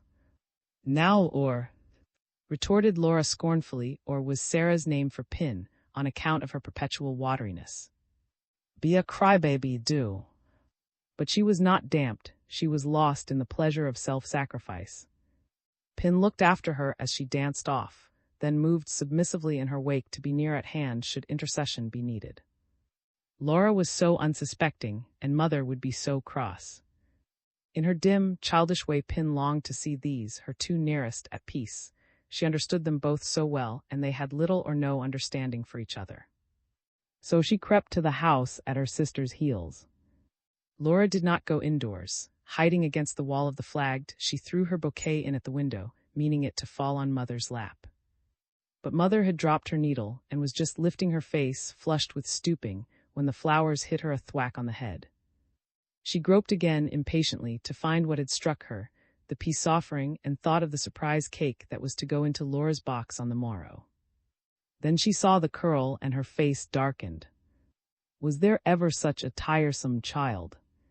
What in all the world would she do next? "Laura, come here directly." Laura had moved away. She was not expecting recognition. If Mother were pleased, she would call Pin to put the flowers in water for her, and that would be the end of it. The idea of a word of thanks would have made Laura feel uncomfortable. Now, however, at the tone of Mother's voice, her mouth set stubbornly. She went indoors as bidden, but was already up in arms again. "You're a very naughty girl indeed," began Mother as soon she appeared. "How dare you cut off your hair?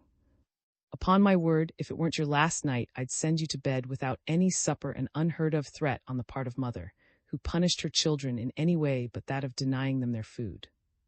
It's a very good thing you're leaving home tomorrow, for you'd soon be setting the others at defiance too, and I should have 4 naughty children on my hands instead of 1.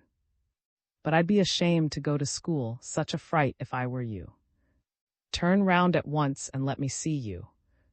Laura turned with a sinking heart. Pin cried softly in a corner. "She thought it would please you, Mother," she sobbed. "I will not have you interfering, Pin, when I'm speaking to Laura. She's old enough by now to know what I like and what I don't," said Mother, who was vexed at the thought of the child going among strangers thus disfigured. "And now get away, and don't let me see you again. You're a perfect sight." "Oh, Laura, you do look funny," said and Frank in weak chorus, as she passed them in the passage. "Well, you ave made a guy of yourself this time, Miss Laura, and no mistake," said Sarah, who had heard the above. Laura went into her own room and locked the door, a thing Mother did not allow. Then she threw herself on the bed and cried. Mother had not understood in the least, and she had made herself a sight into the bargain. She refused to open the door, though one after another rattled the handle, and Sarah threatened to turn the hose in at the window. So they left her alone, and she spent the evening in watery dudgeon on her pillow. But before she undressed for the night, she stealthily made a chink and took in the slice of cake Pin had left on the doormat. Her natural buoyancy of spirit was beginning to reassert itself. By brushing her hair well to one side, she could cover up the gap, she found, and after all, there was something rather pleasant in knowing that you were misunderstood. It made you feel different from everyone else. Mother sewing hard after even the busy Sarah had retired. Mother smiled a stern little smile of amusement to herself, and before locking up for the night, put the dark curl safely away. XX. Strom the den. Sea, sun, and air did their healing work, as did also the long, idle days in the home garden, and Laura drank in health and with every breath. She had need of it all when, the golden holidays over, she returned to school, for the half-year that broke was, in many ways, the most trying she had yet had to face. True, her dupe's first virulence had waned. They no longer lashed her openly with their tongues, but the quiet, covert insults that were now the rule were every bit as hard to bear. And before a week had passed, Laura was telling herself that, had she been a Christian martyr, she would have preferred to be torn asunder with one jerk, rather than submit to the thumbkin. Not an eye but looked askance at her. On every face was painted a reminder of her moral inferiority, and even newcomers among the boarders soon learnt, without always knowing what her crime had been, that Laura was not the thing. This system of slight and disparagement was similar to what she had had to endure in her first school term, but its effect upon her was different. Then, in her raw timidity, she had bowed her head beneath it. Now she could not be so lamb-like. In thought, she never ceased to lay half the blame of what had happened on her companions' shoulders, and she was embittered by their injustice in making her alone responsible, when all she had done was to yield to their craving for romance. She became a rebel, wrapping herself round in the cloak of bitterness which the outcasts of fortune wear, feeding on her hate of those within the pale. Very well then, she said to herself, if her fellows chose to shut her out like this, she would stop outside and never see eye to eye with them again. And it gave her an unholy pleasure to mock, in secret, at all they set store by. Her outward for many a day was, none the less, that of and by no sign did she indicate what she really was, a very unhappy girl. Like most rebels of her sex, she ardently desired to re-enter the fold of law and order, and it was to this end she worked, although, wherever she approached it, the place seemed to bristle with spears. But she did not let herself be daunted. She pocketed injuries, pretended not to hear them, played the spaniel to people she despised, and it soon became open talk that no matter what you said to her, Laura would not take offense. You could also rely on her to do a dirty job for you. A horrid little toady was the verdict, especially of those who had no objection to be toadied to. Torn thus between mutinous sentiments on the one hand, a longing for restitution on the other, Laura grew very sly, a regular little tactician. In these days she was forever considering what she ought to do, what to leave undone. She learnt to weigh her words before uttering them, instead of blurting out her thoughts in the childish fashion that had exposed her to ridicule. She learnt, too, at last, to keep her real opinions to herself, and to make those she expressed tally with her hearers. And she was quick to discover that this was a shortcut towards regaining her lost place, to conceal what she truly felt, particularly if her feelings ran counter to those of the majority. For the longer she was at school, the more insistently the truth was driven home to her that the majority is always in the right. In the shifting of classes that took place at the year's end, she left the three chief witnesses of her disgrace, Tilly, Maria, Kate, behind her. She was again among a new set of girls. But this little piece of luck was outweighed by the fact that, shortly after Christmas, her room was changed for the one occupied by M.P., and M.P.'s best friend. So far, Laura had hardly dared to lift her eyes in Mary's presence. For Mary knew not only the sum of her lies, but also held, or so Laura believed, that she came of a thoroughly degenerate family, thanks to Uncle Tom. And the early weeks spent at close quarters with her bore out these fears. The looks both M.P. and her friend bent on Laura said as plainly as words, if we are forced to tolerate this obnoxious little insect about us, we can at least show it just what a horrid little beast it is. M.P. in particular was adamant, unrelenting. Laura quailed at the sound of her step. And yet she soon felt, rightly enough, it was just in the winning over of this stern, rigid nature that her hope of salvation lay. If she could once get M.P. on her side, all might yet be well again. So she began to lay siege to Mary's goodwill to Mary, who took none but the barest notice of her, even in the bedroom, ignoring her as if she did not exist, and giving the necessary orders, for she was the eldest of the three, in tones of ice. But it needed a great wariness on Laura's part. And in the beginning, she made a mistake. She was here, too, seeking to curry with M.P. as with the rest, by fawning on her, in a way for which she could afterwards have hit herself. For it did not answer. M.P. had only a double disdain for the cringer, knowing nothing herself of the pitfalls that lie in wait for a temperament like Laura. Mary's friendship was extended to none but those who had a lofty moral standard, and truthfulness and honesty were naturally the head virtues on her list. Laura was sharp enough to see that, if she wished to gain ground with M.P., she must make a radical change in her tactics. It was not enough, where Mary was in question, to play the echo. Did she, Laura, state an opinion, she must say what she meant, above all mean what she said, and stick manfully to it, instead of, at the least hint, being ready to fly over to Mary's point of view. Always, though, of course, with the disquieting proviso in the background that her own opinions were such as she ought to have, and not heretical leanings that shocked and dismayed. In which case there was nothing for it but to go on being mum. She ventured, moreover, little unobtrusive services, to which she thought neither of the girls could take exception, making their beds for them in the morning, and staying up last at night to put out the light. And once she overheard the friend who was called Cupid say, "You know, MP, she's not such a bad little stick after all." But then Cupid was easy-going and inclined to be original. Mary answered, "She's no doubt beginning to see she can't lie to us. But she's a very double-faced child." It was also with an eye to MP's approval that Laura threw herself, with renewed zeal, upon her work.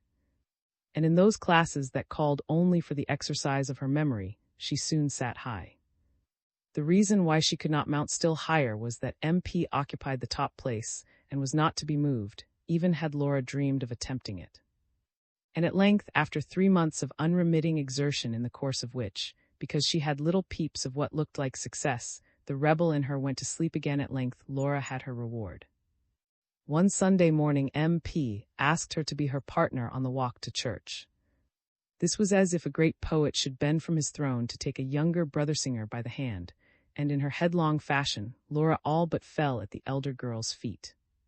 From this day forward she out-Heroded Herod, in her efforts to make of herself exactly what Mary thought she ought to be. Deep within her, nonetheless, there lurked a feeling which sometimes made as if to raise its head, a feeling that she did not really like MP, or admire her, or respect her, one which, had it come quite to life, would have kicked against Mary's authority, been contemptuous of her unimaginative way of seeing and saying things, on the alert to remind its owner that her way, too, had a right to existence. But it was not strong enough to make itself heard, or rather Laura refused to hear it, and turned a deaf ear whenever it tried to hint at its presence. For Mr. Worldly was her model just now. Whereas Cupid, there was something in Cupid that was congenial to her. A plain girl with irregular features, how she had come by her nickname, no one knew. Cupid was 3 years older than Laura, and one of the few in the school who loved reading for its own sake. In a manner she was cleverer even than MP, but it was not a school-booky way, and hence was not thought much of. However, Laura felt drawn to her at once, even though Cupid treated her as quite a little girl, and they sometimes got as far as talking of books they had read. From this whiff of her, Laura was sure that Cupid would have had more understanding than MP for her want of veracity, for Cupid had a kind of a daredevil mind in a hidebound character, and was often very bold of speech. Yet it was not Cupid's good opinion she worked for, with might and main. The rate of her upward progress in Mary's estimation could be gauged by the fact that the day came when the elder girl spoke openly to her of her crime. At the first merciless words, Laura winced hotly, both at and for the tactlessness of which Mary was guilty. But the first shameful stab over, she felt the better of it. Yes, it was a relief to speak to someone of what she had borne alone for so long. To speak of it, and even to argue round it a little, for, like most wrongdoers, Laura soon acquired a taste for dwelling on her misdeed. And Mary, being entirely without, and also unversed in dealing with criminals, did not divine that this was just a form of self-indulgence. It was Cupid who said, "Look here, infant, you'll be getting cocky about what you did if you don't look out." Mary would not allow that a single one of Laura's excuses held water. "That's the sheerest nonsense. You don't seem to that you tried to defame another person's moral character," she said, in the assured, superior way that so impressed Laura. And this aspect of the case, which had never once occurred to her, left Laura open-mouthed, and yet a little doubtful. Mr. Shepherd was surely too far above her, and too safely ensconced in holiness, to be injured by anything she might say. But the idea gave her food for thought, and she even tentatively developed her story along these unfamiliar lines, just to see how it might have turned out. One night, as they were undressing for bed, Mary spoke, with the same fireless depreciation, of a classmate which had been brought to her notice that day. This girl was said to have nefariously, from another, in the course of a written examination, and as prefect of her class Mary was bound to track the evil down. I shall make them both show me their papers as soon as they get them back, and then, if I find proof of what's being said, I must tackle her. Just as I tackled you, Laura. Laura flushed. Oh, MP, I've never in my life. She cried.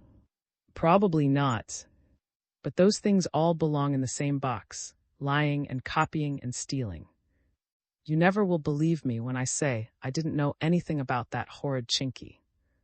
I only told a few crams that was quite different. I think it's most unfortunate, Laura, that you persist in clinging to that idea. Here MP was obliged to pause, for she had put a lock of hair between her teeth while she did something to a plate at the back. As soon as she could speak again, she went on, you and your few crams. Have you ever thought, pray, what a state of things it would be if we all went about telling falsehoods and saying it didn't matter, they were merely a few little fibs? What are you laughing at?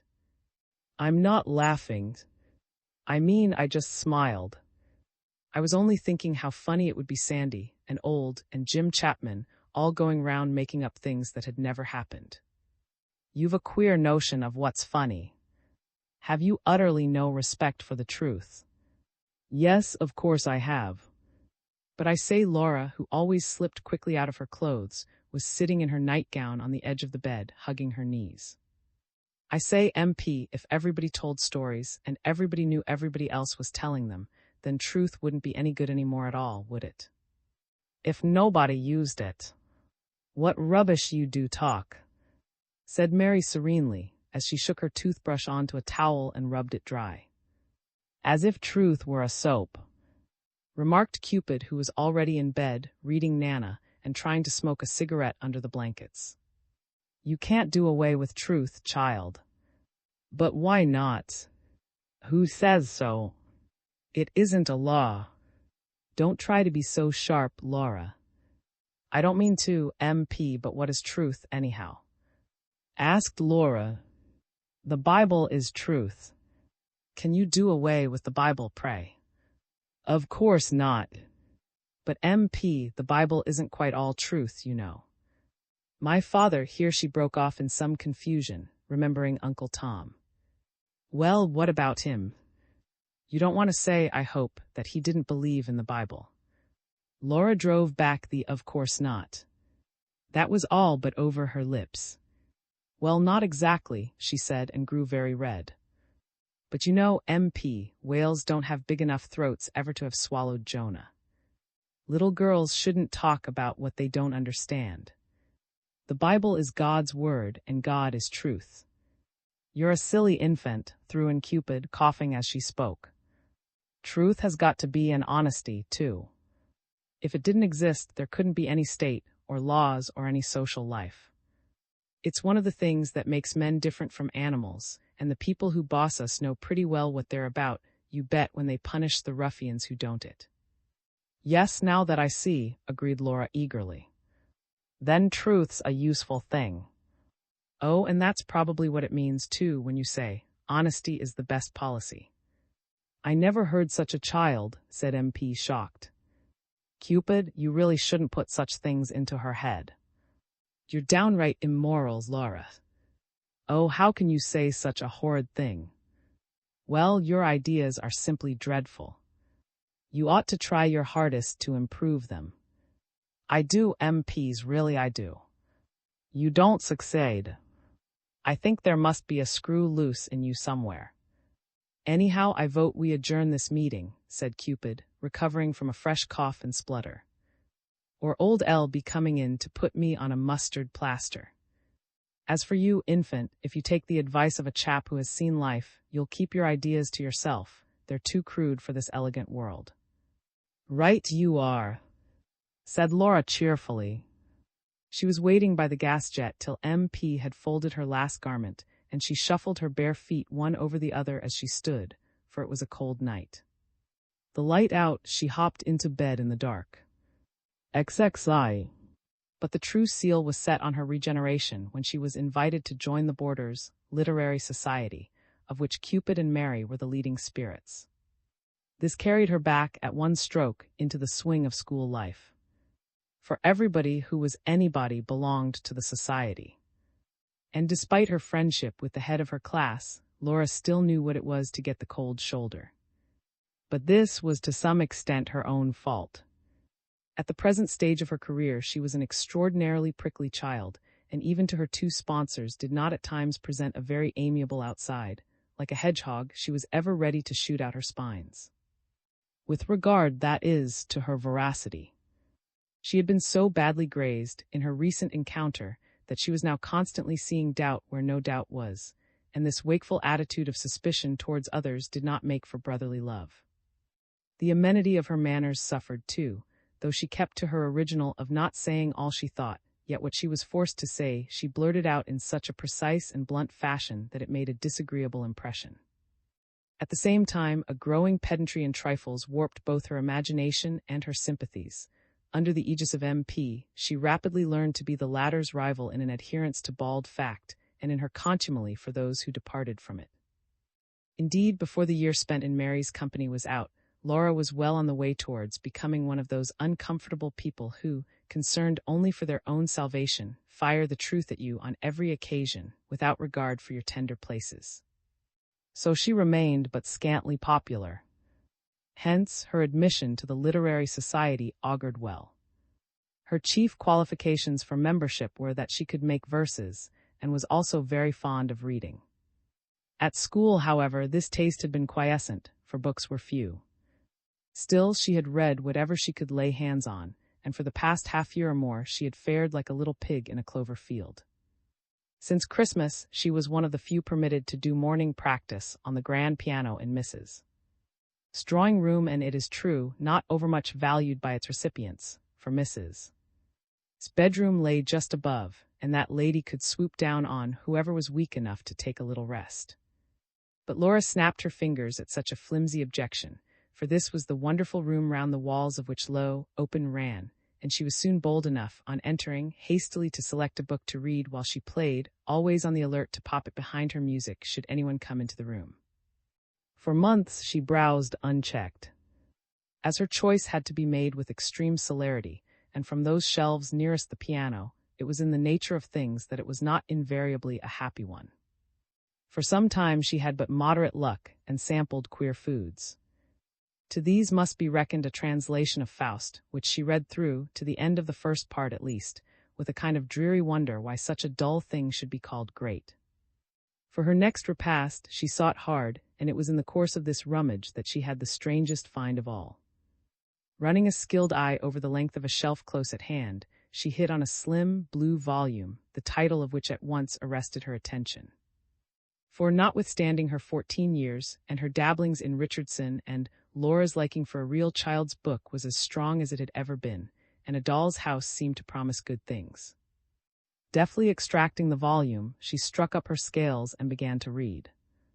This was the day on which, after breakfast, Mrs. her with the remark, a new, and I must say extremely interesting, fashion of playing scales, Laura. To hold the forte pedal down from beginning to end. Laura was unconscious of having sinned in this way. But it might quite well be so, for she had spent a topsy-turvy, though highly engrossing hour. In place of the children's story she anticipated, she had found herself, on opening the book, confronted by the queerest stuff she had ever seen in print. From the opening sentence on. To begin with, it was a play, and Laura had never had a modern prose play in her hand before, and then it was all about yet the most commonplace people. It seemed to her amazingly unreal how these people spoke and behaved. She had never known anyone like them, and yet again so true, in the way it dragged in everyday happenings, so petty in its rendering of petty things, that it bewildered and repelled her. Why, someone might just as well write a book about Mother or Sarah. Her young, romantic soul rose in arms against this, its first bluff contact with realism, against such a dispiriting sobriety of outlook.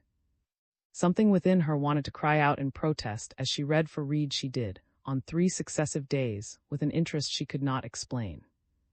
And that was not all. It was worse that the people in this book, the extraordinary person who was married, and had children, and yet ate biscuits out of a bag and said she didn't, the man who called her his lark and his squirrel, as if any man ever did call his wife such names, all these people seemed eternally to be meaning something different from what they said, something that was forever eluding her. It was most irritating. There was, moreover, no mention of a doll's house in the whole 3 acts. The state of confusion this booklet left her in, she allayed with a little old brown leather volume of Longfellow.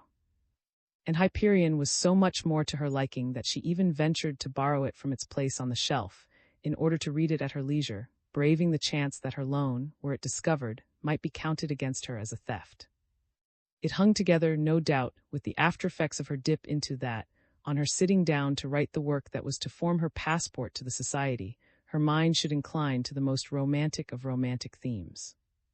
Not altogether, though. Laura's taste, such as it was, for literature had, like all young people's, a mighty bias towards those books which turned their backs on reality. She sought not truth but the miracle. However, though she had thus taken sides, there was still a yawning gap to be bridged between her ready acceptance of the invitation and the composition of a masterpiece. Thanks to her wonted inability to project her thoughts beyond the moment, she had been so unthinking of possible failure that Cupid had found it necessary to interject. Here, I say, don't blow. Whereas, when she came to write, she sat with her pen poised over the paper for nearly half an hour, without bringing forth a word. First, there was the question of form. She considered, then abruptly dismissed, the idea of writing verses. The rhymes with love and dove and heart and part which could have been managed were, she felt, too silly and sentimental to be laid before her quizzical audience. Next, what to write about a simple theme, such as was not for a moment to be contemplated. No, Laura had always flown her hawk high, and she was now bent on making a splutter. It ended by being a toss-up between a play in the manner and a novel after. She decided on the novel. It should be a romance of Venice, with abundant murder and mystery in it, and a black villain, such as her soul loved no macaroon nibblers or rompers with children for her. And having thus attuned her mind to scarlet deeds, she set to work. But she found it tremendously difficult to pin her story to paper. She saw things clearly enough and could have related them by word of mouth, but did she try to write them down they ran to mist, and though she toiled quite literally in the sweat of her brow, yet when the eventful day came she had but 3 niggardly pages to show for her pains. About 20 girls formed the society, which assembled one Saturday evening in an empty music-room. All were not, of course, equally productive. Some had brought it no further than a riddle, and it was just these drones who, knowing nothing of the pother composition implied, most stringently the efforts of the rest. Several members had pretty enough talents, Laura's 2 roommates among the number. On the night Laura made her debut, the weightiest achievement was, without doubt, M.P.'s essay on magnanimity, and Laura's eyes grew moist as she listened to its stirring phrases. Next best to her thinking, at least, was a humorous episode by Cupid, who had a gift that threw Laura into a fit of amaze, and this was the ability to expand infinitely little into infinitely much, to rig out a trifle in many words, so that in the end it seemed ever so much bigger than it really was, just as a thrifty merchant boils his oranges, to swell them to twice their size. Laura being the youngest member, her affair came last on the. She had to sit and listen to the others, her cheeks hot, her hands very cold. Presently all were done, and then Cupid, who was chairman, called on a new author, who it is hoped will prove a valuable acquisition to the society, to read us his maiden effort. Laura rose to her feet and, trembling with nervousness, stuttered forth her prose. The 3 little pages shot past like a flash. She had barely stood up before she was obliged to sit down again, leaving her hearers, who had only just readopted their listening attitudes, agape with astonishment. She could have endured with phlegm the ridicule this earned her. What was harder to stomach was that her paper heroics made utterly no impression. She suffered all the humiliation of a flabby fiasco, and till bedtime shrank out of her friend's way. "You were warned not to be too cocky, you know," Mary said judicially, on seeing her downcast air. "I didn't mean to be, really." "Then you don't think what I wrote was up to much, M.P.?" said the elder girl in a noncommittal way. Here Cupid chimed in. "Look here, infant, I want to ask you something. Have you ever been in Venice?" "No." "Ever seen a gondola?" "No."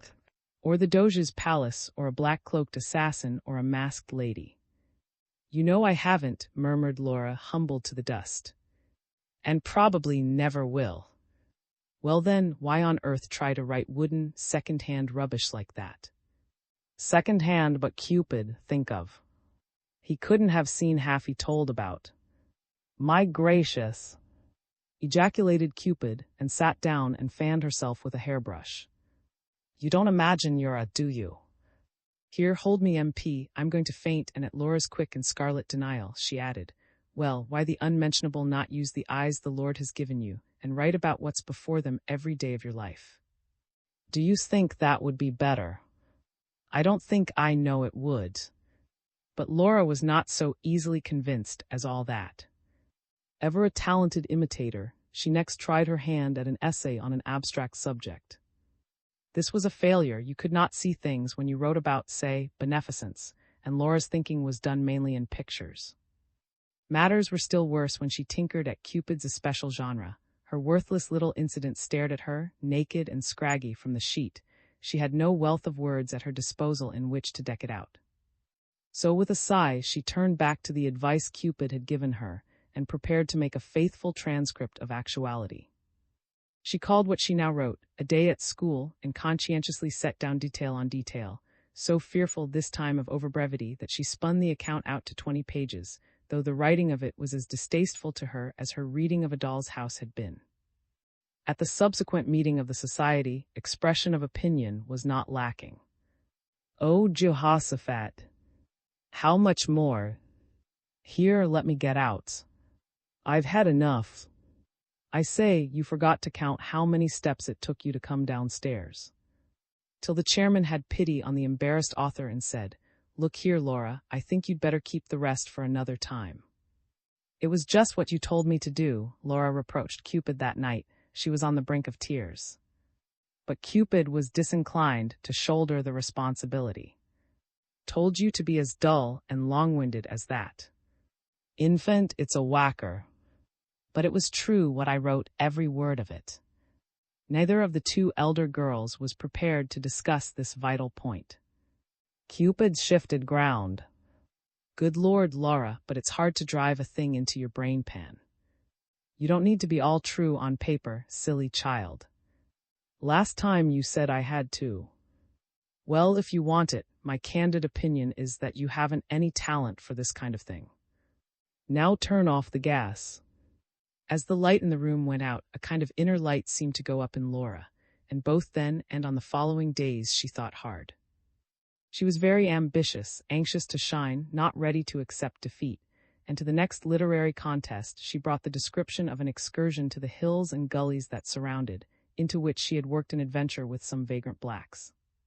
She and Pin and the boys had often picnicked on these hills, with their lunches packed in billies, and she had seen the caves and rocky holes where were said to have hidden themselves in early times, but neither this particular excursion nor the exciting incident which she described with all the aplomb of an eyewitness had ever taken place. That is to say, not a word of her narration was true, but every word of it might have been true. And with this she had an unqualified success.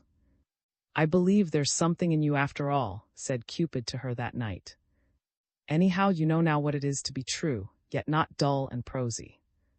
And Laura manfully choked back her desire to cry out that not a word of her story was fact. She was long in falling asleep.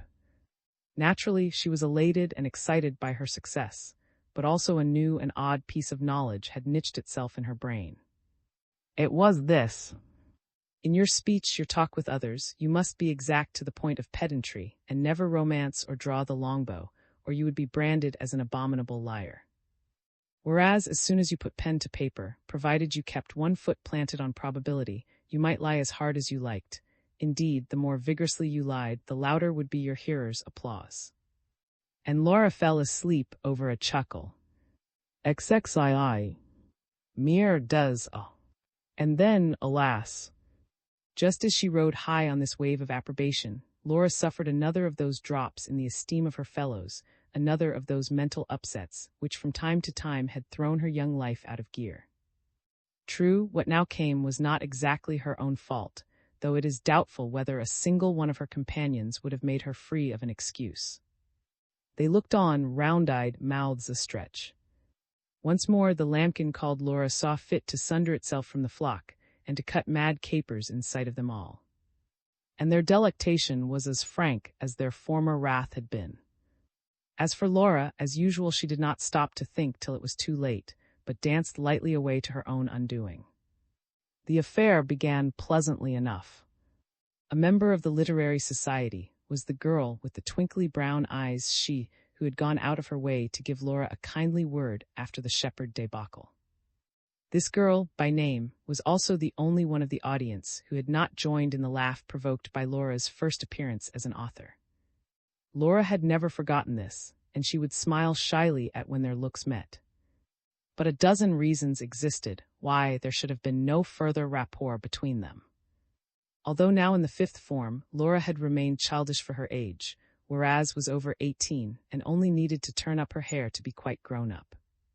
She had matriculated the previous Christmas and was at present putting away a rather desultory half-year before leaving school for good.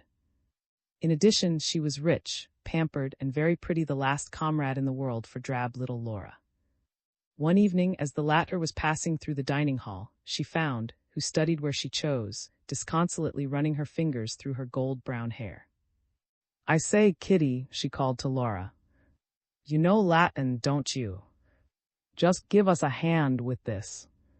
Latin had not been one of subjects, and she was now employing some of her spare time in studying the language with Mr. who taught it after a fashion of his own. How on earth would you say? We had not, however, rid here so long, but should have tided it up the river. What's the old fool mean by that? And she pushed an open volume of towards Laura. Laura helped to the best of her ability. "Thanks awfully," said. "You're a clever, but you must let me help you with something in return." "What's hardest?" "Filling baths and papering rooms," replied Laura candidly. "Arithmetic, eh? Well, if ever you want a sum done, come to me." But Laura was temperamentally unable to accept so vague an invitation, and here the matter closed. When consequently, Miss Chapman summoned her one evening to tell her that she was to change her present bedroom for, the news came as a great shock to her. "Change my room?" she echoed in slow disgust. "Oh, I can't, Miss Chapman." "You've got to, Laura, if Mrs. says so," expostulated the kindly governess. "But there must be some mistake. Just when I'm so comfortably settled, too." "Very well then, Miss Chapman, I'll speak to Mrs. myself." She carried out this threat, and for daring to question orders, received the soundest snubbing she had had for many a long day. That night she was very bitter about it all, and the more so because Mary and Cupid did not, to her thinking, show sufficient sympathy. "I believe you're both glad I'm going." "It's a beastly shame." "Why must I always be odd man out?" "Look here, infant, don't adopt that tone, please," said Cupid magisterially. "Or you'll make us glad in earnest. People who are always up in arms about things are the greatest bores in the world." So the following afternoon Laura Riley took up armfuls of her belongings, mounted a story higher, and deposited them on the second bed in this room. The elder girl had had this room to herself for over a year now, and Laura felt sure would be chafing inwardly at her intrusion. For days she stole in and out, avoiding the hours when was there, getting up earlier in the morning, hurrying into bed at night, and feeling very sore indeed at the sufferance on which she supposed herself to be. But once caught her and said, "Don't, for gracious sake, knock each time you want to come in, child. This is your room now as well as mine." Laura reddened and blurted out something about knowing how she must hate to have her stuck in there. Wrinkled up her forehead and laughed. "What rot!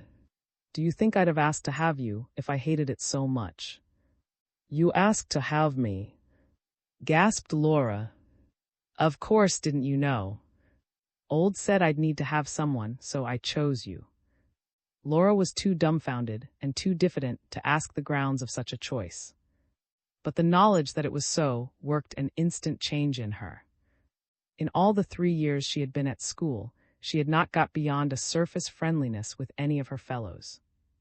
Even those who had been her chums had wandered like shades through the groves of her affection, rough, teasing Bertha, pretty, lazy, perky Tilly, slangily frank Maria and Kate, Mary and her moral influence, clever, instructive Cupid.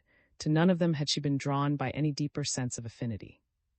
And though she had come to believe, in the course of the last, more peaceful year, that she had grown used to being what you would call an unpopular girl one, that is, with whom no one ever shared a confidence, yet seldom was there a child who longed more ardently to be liked, or suffered more acutely under dislike. Apart, however, from the brusque manner she had contracted, in her search after truth, it must be admitted that Laura had but a small talent for friendship. She did not grasp the constant give-and-take intimacy implies. The liking of others had to be brought to her, unsought, she, on the other hand, being free to stand back and consider whether or no the feeling was worth returning. And friends are not made in this fashion, but had stoutly, and without waiting for permission, crossed the barrier, and each new incident in her approach was than the last. Laura was pleased and flattered, and round the place where her heart was, she felt a warm and comfortable glow. She began to return the liking, with interest, after the manner of a lonely, bottled-up child. And everything about made it easy to grow fond of her. To begin with, Laura loved pretty things and pretty people, and her new friend was out and away the prettiest girl in the school. Then, too, she was clever, and that counted. You did not make a friend of a fool. But her chief characteristics were a certain sound common sense, and an inexhaustible fund of good nature, a careless, happy laughing, that was as grateful to those who came into touch with it as a rare ointment is grateful to the skin. This kindliness arose, it might be, in the first place from indolence. It was less trouble to be merry and amiable than to put oneself out to be selfish, which also meant standing a fire of disagreeable words and looks, and then, too, it was really hard for one who had never had a whim cross to be out of. But whatever its origin, the good nature was there, everlastingly, and Laura soon learnt that she could cuddle in under it and be screened by it, as a lamb is screened by its mother's woolly coat. Was the only person who did not either hector her, or feel it a duty to clip and prune at her. She accepted Laura for what she was for herself. Indeed, she even seemed to lay weight on Laura's bits of opinions, which the girl had grown so chary of offering, and under the sunshine of this treatment, Laura shot up and flowered like a spring bulb. She began to speak out her thoughts again. She unbosomed herself of dark little secrets, and finally did what she would never have believed possible. Sitting one night in her nightgown on the edge of bed, she made a full confession of the pickle she had got herself into over her visit to the shepherds. To her astonishment, who was already in bed, laughed till the tears ran down her cheeks. At Laura's solemn-faced incredulity, she said, "I say, Kitty, but that was rich. To think a chicken of your size sold them like that. It's the best joke I've heard for an age. Tell us again from the beginning." Nothing loath, Laura started in afresh, and in this, the second telling, embroidered the edge of her tale with a few fancy stitches, in a way she had not ventured on for months past, so that was more tickled than before. No wonder they were mad about being had like that. You little rascal. She was equally amused by Laura's description of the miserable week she had spent, trying to make up her mind to confess. You ridiculous sprat. Why didn't you come to me? We'd have let them down with a good old bump. But Laura could not so easily forget the humiliations she had been forced to suffer, and delicately hinted to her friend at M-piece moral strictures. With her refreshing laugh, brushed these aside as well. Tommy rot. Never mind that old jumble sale of all the virtues. It was jolly clever of a mite like you to bamboozle them, as you did, take my word for that. This jocose way of treating the matter seemed to put it in an entirely new light. Laura could even smile at it herself. In the days that followed, she learned, indeed, to laugh over it with, and to share the latter's view that she had been superior in wit to those she had befooled. This meant a great and healthy gain in self-assurance for Laura. It also led to her laying more and more weight on what her friends said. For it was not as if had a low moral standard, far from that. She was honest and straightforward, too proud, or, it might be, too lazy to tell a lie herself with all the complications lying involved, and Laura never heard her say a harder thing of anyone than what she had just said about Mary. The two talked late into every night after this, Laura perched, monkey fashion, on the side of her friend's bed. Had all the accumulated wisdom of 18, and was able to clear her young companion up on many points about which Laura had so far been in the dark. But when, in time, she came to relate the mortifications she had suffered, and was still called on to suffer at the hands of the other sex, pooh-poohed the subject. Time enough in a couple of years for that. Don't bother your head about it in the meantime. I don't now, not a bit. I only wanted to know why. Sometimes, do you know, they like to talk to quite little kids of 7 and 8 better than me. Perhaps you talk too much yourself and about yourself. I don't think I did. And if you don't talk something, they yawn and go away. You've got to let them do the lion's share, child. Just you sit still and listen and pretend you like it even though you're bored to extinction. And they never need to pretend anything, I suppose. No, I think they're horrid. You do like them either, do you, any more than I do? Laughed and say what you think they are, persisted Laura and waggled the other's arm to make her speak. Mostly fools, said, and laughed again, laughed in all the conscious power of lovely 18. Overjoyed at this oneness of mind, Laura threw her arms round her friend's neck and kissed her. You dear, she said. And yet, a short time afterwards, it was on this very head that she had to bear the shock of a rude awakening. As people came to Melbourne that year from the was allowed considerable freedom, and one night, by special permit, Laura also accepted an invitation to dinner, and the two girls drove to a hotel, where they found his mother, elegant but a little stern, and a young lady friend. Only the 4 of them were present at dinner, and the meal passed off smoothly, though the strangeness of dining in a big hotel had the effect of tying Laura's tongue. Another thing that abashed her was the dress of the young lady, who sat opposite. This person, she must have been about the ripe age of 25, was nipped into a tight little pink satin bodice, which, at the back, exposed the whole of 2 very bony shoulder blades. But it was the front of the dress that Laura faced, and having imbibed strict views of propriety from mother, she wriggled on her chair whenever she raised her eyes. They drove to though it was only a few doors off. The seats were in the dress circle. The ladies sat in the front row, the girls, who were in high frocks, behind. Made a face of laughing discontent. It's so ridiculous the mater won't let me dress. These words gave Laura a kind of stab. Oh, I think you're ever so much nicer as you are, she whispered, and squeezed her friend's hand. Could not answer, for the lady in pink had leant back and tapped her with her fan. It doesn't look as if Jim were coming, my dear. Laughed in a peculiar way. Oh, I guess he'll turn up all right.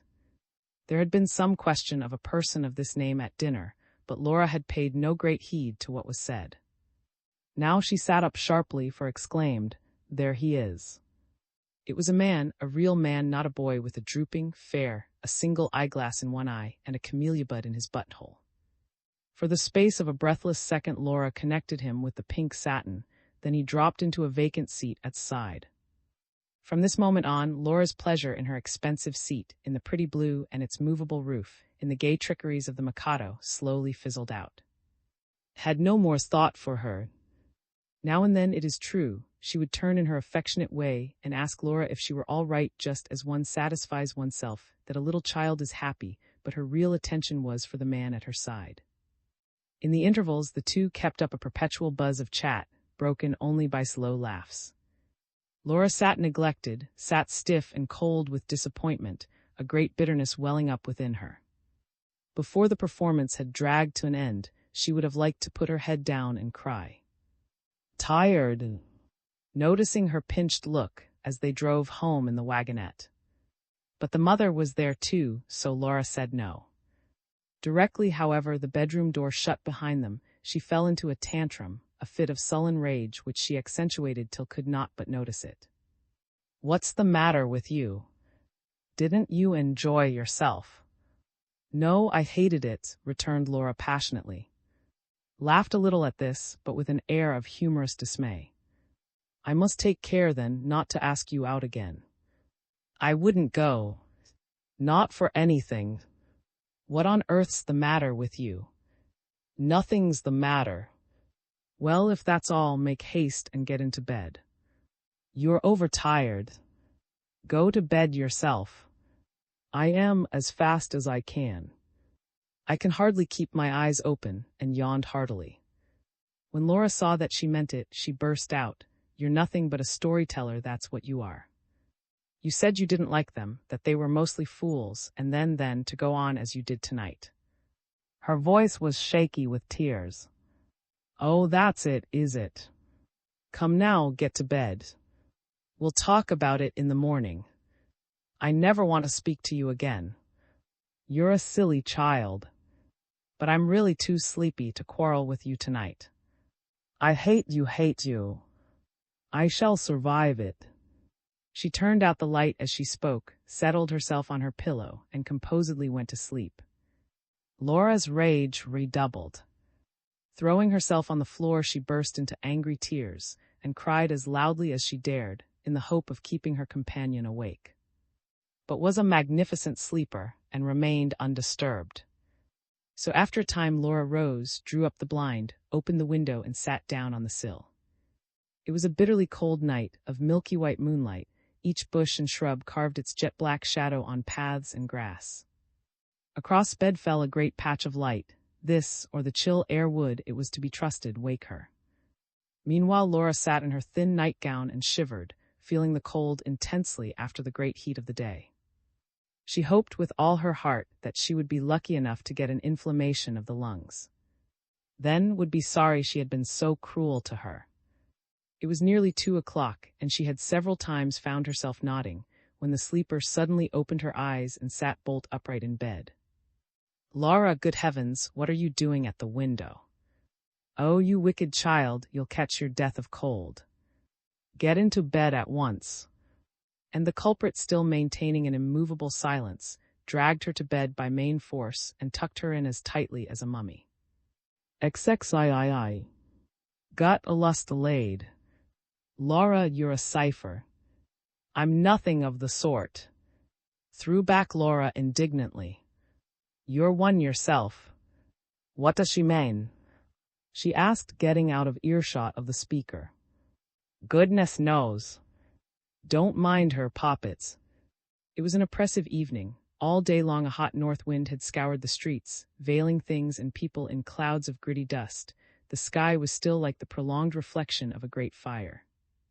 The hoped-for change had not come, and the girls who strolled the paths of the garden were white and listless. They walked in couples with interlaced arms, and members of the matriculation class carried books with them, the present year being one of much struggling and heartburning and few leisured moments. Mary and Cupid were together under an acacia tree at the gate of the tennis court, and it was M.P. who had cast the above jibe at Laura. At least Laura took it as a jibe and scowled darkly, for she could never grow hardened to ridicule. As she and repassed this spot in their perambulation, a merry little lump of a girl called Lolo, who darted her head from side to side when she spoke, with the movements of a watchful bird, this Lolo called, "Come here, I want to tell you something." "Yes, what is it?" asked, but without obeying the summons, for she felt Laura's grip of her arm tighten. "It's a secret. You must come over here." "Hold on a minute, Poppet," said persuasively, and crossed the lawn with her characteristically lazy saunter. Minutes went by, she did not return. "Look at her Lauraship," said a saucebox to her partner. The latter made hee-haw, and both laughed derisively. The object of their scorn stood at the farther end of the wire net fence. All 5 fingers of her right hand were thrust through the holes of the netting and held oddly and unconsciously outspread. She stood on one leg and with her other foot rubbed up and down behind her ankle. Mouth and brow were sullen, her black eyes bent wrathfully on her faithless friend. "A regular moon calf," said Cupid, looking up from the Tempest, which was balanced breast-high on the narrow wooden top of the fence. "Mark my words that I'll be plucked in her tests," observed M.P. "Serve her right, say I, for playing the billias," returned Cupid, and killed a giant mosquito with such a whack that her wrist was stained with its blood. "Ah, you brute, gorging yourself on me. But I'm dashed if I know how can be bothered to have her always dangling round." "She's a cipher," repeated Mary, in so judicial a tone that it closed the conversation. Laura, not altogether blind to externals, saw that her companions made fun of her. But at the present pass, the strength of her feelings quite outran her capacity for self-control. She was unable to disguise what she felt, and though it made her the laughingstock of the school. What scheme was the bird-like Lolo hatching against her? Why did not come back? These were the thoughts that buzzed round inside her head, as the mosquitoes buzzed outside. And meanwhile the familiar, foolish noises of the garden at evening knocked at her ear. On the other side of the hedge a batch of third-form girls were whispering, with choked laughter, a doggerel rhyme which was hard to say, and which meant something quite different did the tongue trip over a certain letter. Of two girls who were playing tennis in half-hearted fashion, the one next Laura said, "Oh, damn." Every time she missed a ball. And over the parched, dusty grass the hot wind blew, carrying with it, from the kitchens, a smell of cabbage, of fried onions, of greasy dishwater. Then returned, and a part only of the cloud lifted from Laura's brow. What did she want? Oh, nothing much. Then you're not going to tell me. I can't. What business has she to have secrets with you? Said Laura furiously. And for a full round of the garden she did not open her lips. Her companions were not alone in eyeing this lopsided friendship with an amused curiosity. The governesses also smiled at it, and were surprised at its endurance of the tyranny into which Laura's liking had degenerated. On this particular evening, two who were sitting on the bench came back to the subject. "Just look at that Laura again, will you?" said Miss in her tart way. "Sulking for all she's worth. What a little fool she is. I'm sure I wonder Mrs. hasn't noticed how badly she's working just now," said Miss Chapman, and her face wore at best meaning but most uncertain smile. "Oh, you know very well if Mrs. doesn't want to see a thing she doesn't," retorted Miss. "A regular talent for going blind, I call it, especially where it's concerned." "Oh, I don't think you should talk like that," urged Miss Chapman nervously. "I say what I think," asserted Miss. "And if I had my way, I'd give Laura something she wouldn't forget. That'll come to a bad end yet. How do you like that, Miss C?" She had a nest of cloth patterns in her lap, and held one up as she spoke. "Oh, you shouldn't say such things," remonstrated Miss Chapman. "There's many a true word said in jest." She settled her glasses on her nose. "It's very nice, but I think I like a bottle green better. Of course, I don't mean she'll end on the gallows, if that's what troubles you. But she's frightfully unbalanced, and to my mind, ought to have some sense knocked into her before it's too late." "That's a better shade, isn't it?" "Poor little Laura," said Miss Chapman, and drew a sigh. "Yes, I like that. Where did you say you were going to have the dress made?"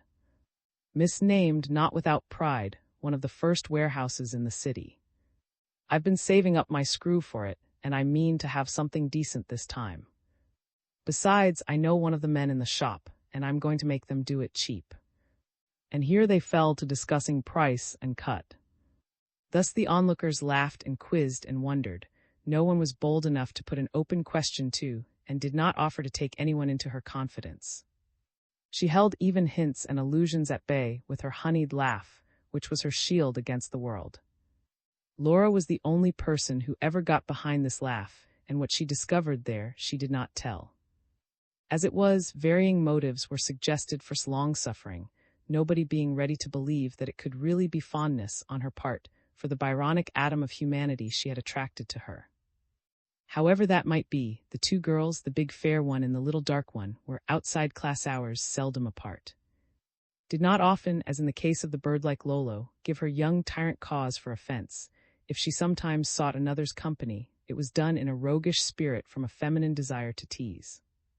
Perhaps, too, she was at heart not averse to Laura's tantrums, or to testing her own power in quelling them. On the whole, though, she was very careful of her little friend's sensitive spots. She did not repeat the experiment of taking Laura out with her. As her stay at school drew to a close, she went out less frequently herself, for the reason that, no matter how late it was on her getting back, she would find Laura obstinately sitting up in bed, wide awake. And it went against the grain in her to keep the pale-faced girl from sleep. On such occasions, while she undid her pretty muslin dress, unpinned the flowers she was never without, and loosened her gold-brown hair which she had put up for the evening, while she undressed, had to submit to a rigorous cross-examination. Laura demanded to know where she had been, what she had done, whom she had spoken to, and woe to her if she tried to shirk a question. Laura was not only jealous, she was extraordinarily suspicious, and the elder girl had need of all her laughing kindness to steer her way through the shallows of distrust. For a great doubt of sincerity had implanted itself in Laura's mind. She could not forget the incident of the mostly fools, and after an evening of this kind she never felt quite sure that was not deceiving her afresh out of sheer goodness of heart, of course by assuring her that she had had a horrid time, been bored to death, and would have much preferred to stay with her, when the truth was that, in the company of some idiot or other, she had enjoyed herself to the top of her bent. On the night Laura learned that her friend had again met the loathly Jim, there was a great to-do. In vain laughed, reasoned, expostulated. Laura was inconsolable. "Look here, Poppet," said at last, and was so much in earnest that she laid her hairbrush down and took Laura by both her bony little shoulders. "Look here, you surely don't expect me to be an old maid, do you me?" The pronoun signified all she might not say. It meant wealth, youth, beauty, and an unbounded capacity for pleasure. "You're not going to marry that horrid man." "Of course not, goosey. But that doesn't mean that I'm never going to marry at all, does it?" Laura supposed, not with a tremendous sniff. "Well then, what is all the fuss about?" It was not so easy to say. She was of course reconciled, she sobbed, to marrying some day. Only plain and stupid girls were left to be old maids, but it must not happen for years and years and years to come, and when it did, it must be to someone much older than herself, someone she did not greatly care for. In short, was to marry only to escape the odium of the single life. Having drawn this sketch of her future word by word from the weeping Laura, fell into a fit of laughter which she could not stifle. "Well, Poppet," she said when she could speak, "if that's your idea of happiness for me, we'll postpone it just as long as ever we can. I'm all there, for I mean to have a good time first, a jolly good time, before I tie myself up forever, world without end, amen." "That's just what I hate, so your good time, as you call it," retorted Laura, smarting under the laughter. "Everyone does, child. You'll be after it yourself when you're a little older." "Me never." "Oh yes, indeed you will." "I won't. I hate men, and I always shall. And oh, I thought with an upward, sobbing breath I thought you liked me best." "Of course I like you, you silly child. But that's altogether different. And I don't like you any less, because I enjoy having some fun with them, too." "I don't want your old leavings," said Laura savagely. It hurt, almost as much as having a tooth pulled out, did this knowledge that your friend's affection was wholly yours only as long as no man was in question. And out of the sting, Laura added, "Wait till I'm grown up, and I'll show them what I think of them, the pigs." This time had to hold her hand in front of her mouth. "No, no, I don't mean to laugh at you. Come, be good now," she petted. "And you really must go to bed, Laura. It's past 12 o'clock, and that infernal L be going off before you've had any sleep at all." The machine was Laura's alarm, which ran down every night just now at 2 o'clock. For if one thing was sure, it was that affairs with Laura were in a sorry muddle. In this, the last and most momentous year of her school life, at the close of which, like a steep wall to be scaled, rose the university examination, she was behindhand with her work and occupied a mediocre place in her class. So steadfastly was her attention pitched on that she could link it to nothing else. In the middle of an important task, her thoughts would stray to contemplate her friend or wonder what she was doing, while, if we're out for the evening, Laura gave up her meager of study altogether and moodily propped her head in her hand. This was why she had hit on the small hours for the necessary cramming. Then there were no distractions. The great house was as still as an empty church, and lay safe and sound before her. So punctually at 2 o'clock Laura was startled, with a pounding heart, out of her first sleep, and lighting the gas she sat up in bed and pored over her books. Was not disturbed by the light, or at least she did not complain, and it was certainly a famous time for committing things to memory. The subsequent hours of sleep seemed rather to etch the facts into your brain than to blur them. You cannot, however, rob Peter to pay with impunity, and in the weeks that followed, despite her nightly industry, Laura made no headway. As the term tapered to an end, things went from bad to worse with her, and since, besides, the parting with was at the door, she was often to be seen with red-rimmed eyelids, which she did not even try to conceal. As if she'd lost her nearest relation. Laughed her schoolfellows. And did they meet her privately, on the stairs or in a house corridor, they crossed their hands on their breasts and turned up their eyes in tragedy fashion. Laura hardly saw them. For once in her life, ridicule could not have her. The nearer the time drew, the more completely did the coming loss of push other considerations into the background. It was bitter to reflect that her present dear friendship had no more strength to endure than the thin of friendship she had hitherto played at. And she would, no doubt, from time to time meet and take pleasure in each other again, but their homes lay hundreds of miles apart, and the intimacy of the school days was passing away, never to return. And no one could be held to blame for this. His mother and father thought, rightly enough, that it was time for their daughter to leave school, but that was all. They did not really miss her or need her. No, it was just a stupid, crushing piece of ill luck, which happened one did not know why. The ready rebel in Laura sprang into being again, and she fought hard against the lesson that there are events in life, bitter, grim, and grotesque events beneath which one can only bow one's head. A further effect of the approaching separation was to bring home to her a sense of the fleetingness of things. She began to grasp that everywhere and always, even while you reveled in them, things were perpetually rushing to a close, and the fact of them being things you loved or enjoyed was powerless to diminish the speed at which they escaped you. Of course, though, these were sensations rather than thoughts, and they did not hinder Laura from going on her knees to implore her to remain. Day after day kindly and patiently explained why this could not be, and if she sometimes drew a sigh at the child's persistence, it was too faint to be audible. Now Laura knew that it was possible to kill animal pets by surfeiting them, and towards the end, a suspicion dawned on her that you might perhaps damage feelings in the same way. It stood to reason, no matter how fond two people were of each other, the one who was about to emerge, like a butterfly from its sheath, could not be asked to regret her release, and at moments when Laura lay sobbing face downwards on her bed, or otherwise vented her pertinacious and grief at these moments, she thought she scented a dash of relief at the prospect of deliverance. But such delicate hints on the part of the hidden self are rarely able to gain a hearing, and as the days dropped off one by one, like overripe fruit, Laura surrendered herself more and more blindly to her emotions. The consequence was, Peace prediction came true. In the test examinations which took place at midwinter, Laura, together with the few dunces of her class, was ignominiously plucked. And still staggering under this blow, she had to kiss goodbye and to set her face for home. XXIV was.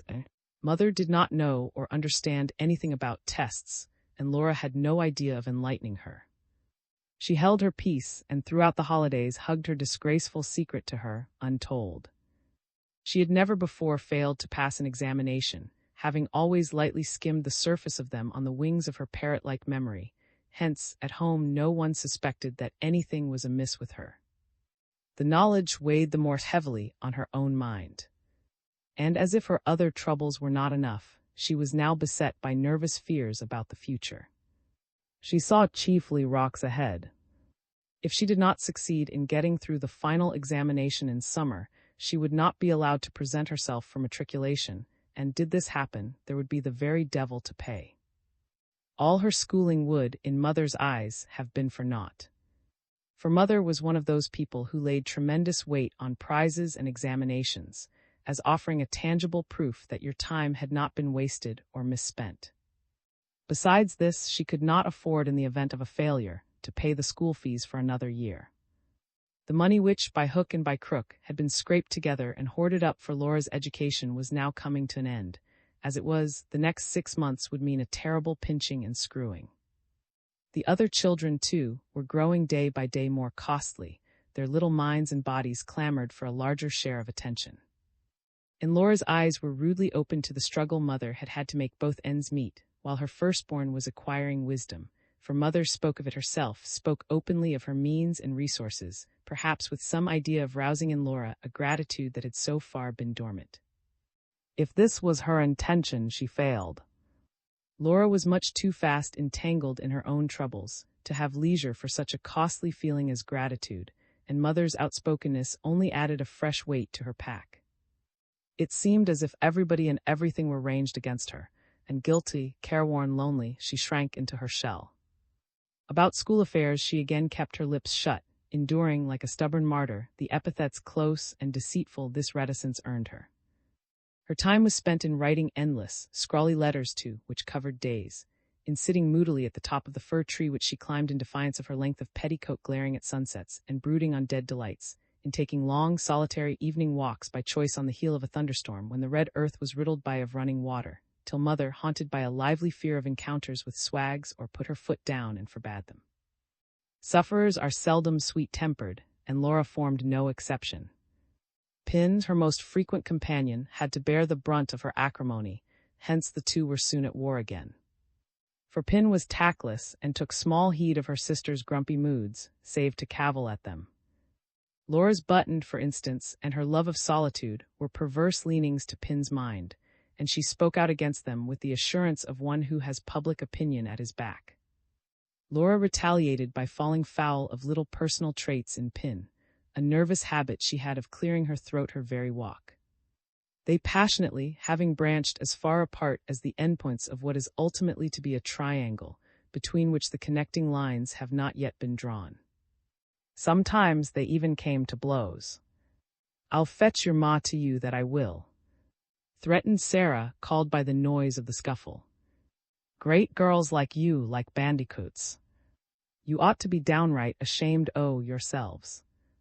"I don't know what's come over you two, I'm sure," scolded Mother, when the combatants had been parted and brought before her in the kitchen, where she was rolling pastry. "You never used to go on like this. Pin, stop that noise. Do you want to deafen me?" "She hit me first," sobbed Pin. "It's always Laura who begins. I'll teach her to cheek me like that." "Well, all I can say is," said Mother, exasperated, and pushed a lock of hair off her perspiring forehead with the back of her hand. "All I say is, big girls as you are, you deserve to have the nonsense whipped out of you. As for you, Laura, if this is your only return for all the money I've spent on you, then I wish from my heart you never seen the inside of that Melbourne school. How pretty your eyes look, Mother, when your eyelashes get flowery," said Laura, struck by the vivid contrast of black and white. She merely stated the fact, without intent to flatter, her anger being given to puffing out as suddenly as it kindled. "Oh, get along with you," said Mother, at the same time lifting and turning a large, thin sheet of paste. "You can't get round me like that. You used to have nice, ladylike manners," she said on another occasion, when Laura, summoned to the drawing-room to see a visitor, had in Mother's eyes disgraced them both. "Now you've no more idea how to behave than a country bumpkin. You sit there like a stock or a stone, as if you didn't know how to open your mouth." Mother was very cross. "I didn't want to see that old frump anyhow," retorted Laura, who inclined to charge the inhabitants of the township with an extreme provinciality. And what else was there to say but yes or no? She asked me all things I didn't know anything about. You don't want me to tell stories, I suppose. Well, if a child of mine doesn't know the difference between being polite and telling stories," said Mother, completely outraged, "then all I can say is it's a great shame." She wound up lamely, after the fashion of hot-tempered people who begin a sentence without being clear how they are going to end it. "You were a nice enough child once. If only I'd never let you leave home." This jeremiad was repeated by Mother and chorused by the rest till Laura grew incensed. She was roused to defend her present self at the cost of her past perfections, and this gave rise to new dissensions. So that in spite of what she had to face at school, she was not altogether sorry when the time came to turn her back on her unknowing and hence unsympathetic relations. She journeyed to Melbourne on one of those pleasant winter days when the sun shines from morning till night in a cloudless sky, and the chief mark of the season is the extraordinary greenness of the grass. Returned a pale, determined, lanky girl, full of the grimmest resolutions. The first few days were like a bad dream. The absence of came home to her in all its crushing force. A gap yawned drearily where had been, but then, she had been everywhere.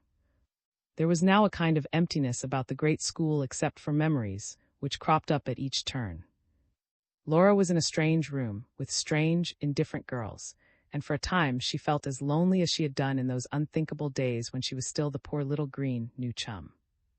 Her companions were not unkind to her. Her last extravagance had been foolish, not criminal, and 2 or 3 were even sorry for the woebegone figure she cut. But her idolatrous attachment to had been the means of again drawing round her one of those magic circles, which held her schoolfellows at a distance. And the aroma of her eccentricity still clung to her. The members of her class were deep in study, too. Little was now thought or spoken of but the approaching examinations. And her first grief over, Laura set her teeth and flung herself on her lessons like a dog on a bone, endeavoring to pack the conscientious work of 12 months into less than 6. The days were feverish with energy.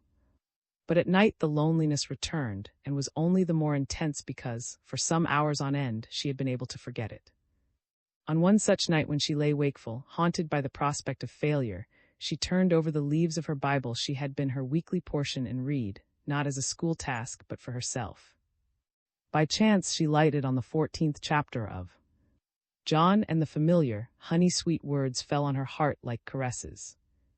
Her tears flowed, both at the beauty of the language and out of pity for herself, and before she closed the book, she knew that she had found a well of comfort that would never run dry.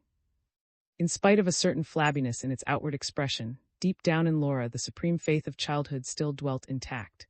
She believed, with her whole heart, in the existence of an all-knowing God, and just as implicitly in his perfect power to his human children at will. But thus far on her way she had not greatly needed him. At the most, she had had recourse to him for forgiveness of sin. Now, however, the sudden withdrawal of a warm, human sympathy seemed to open up a new use for him. An aching void was in her and about her.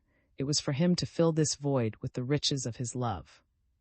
And she comforted herself for her previous lack of warmth by the reminder that his need also was chiefly of the heavy-laden and oppressed. In the spurt of intense religious fervor that now set in for her, it was to Christ she turned by preference, rather than to the remoter God the Father. For of the latter she carried a kind of picture in her brain, that of an old man with a flowing beard, who sat, Turk-fashion, one hand plucking at this beard, the other lying negligently across his knees. Christ, on the contrary, was a young man, kindly of face and full of tender invitation. To this younger, tenderer God she proffered long and glowing prayers, which vied with one another in devoutness.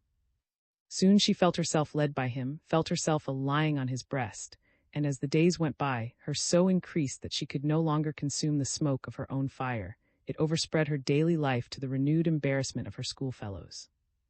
Was it then impossible, they asked themselves, for Laura to do anything in a decorous and ladylike way? Must she at every step put them out of countenance? It was not respectable to be so fervent.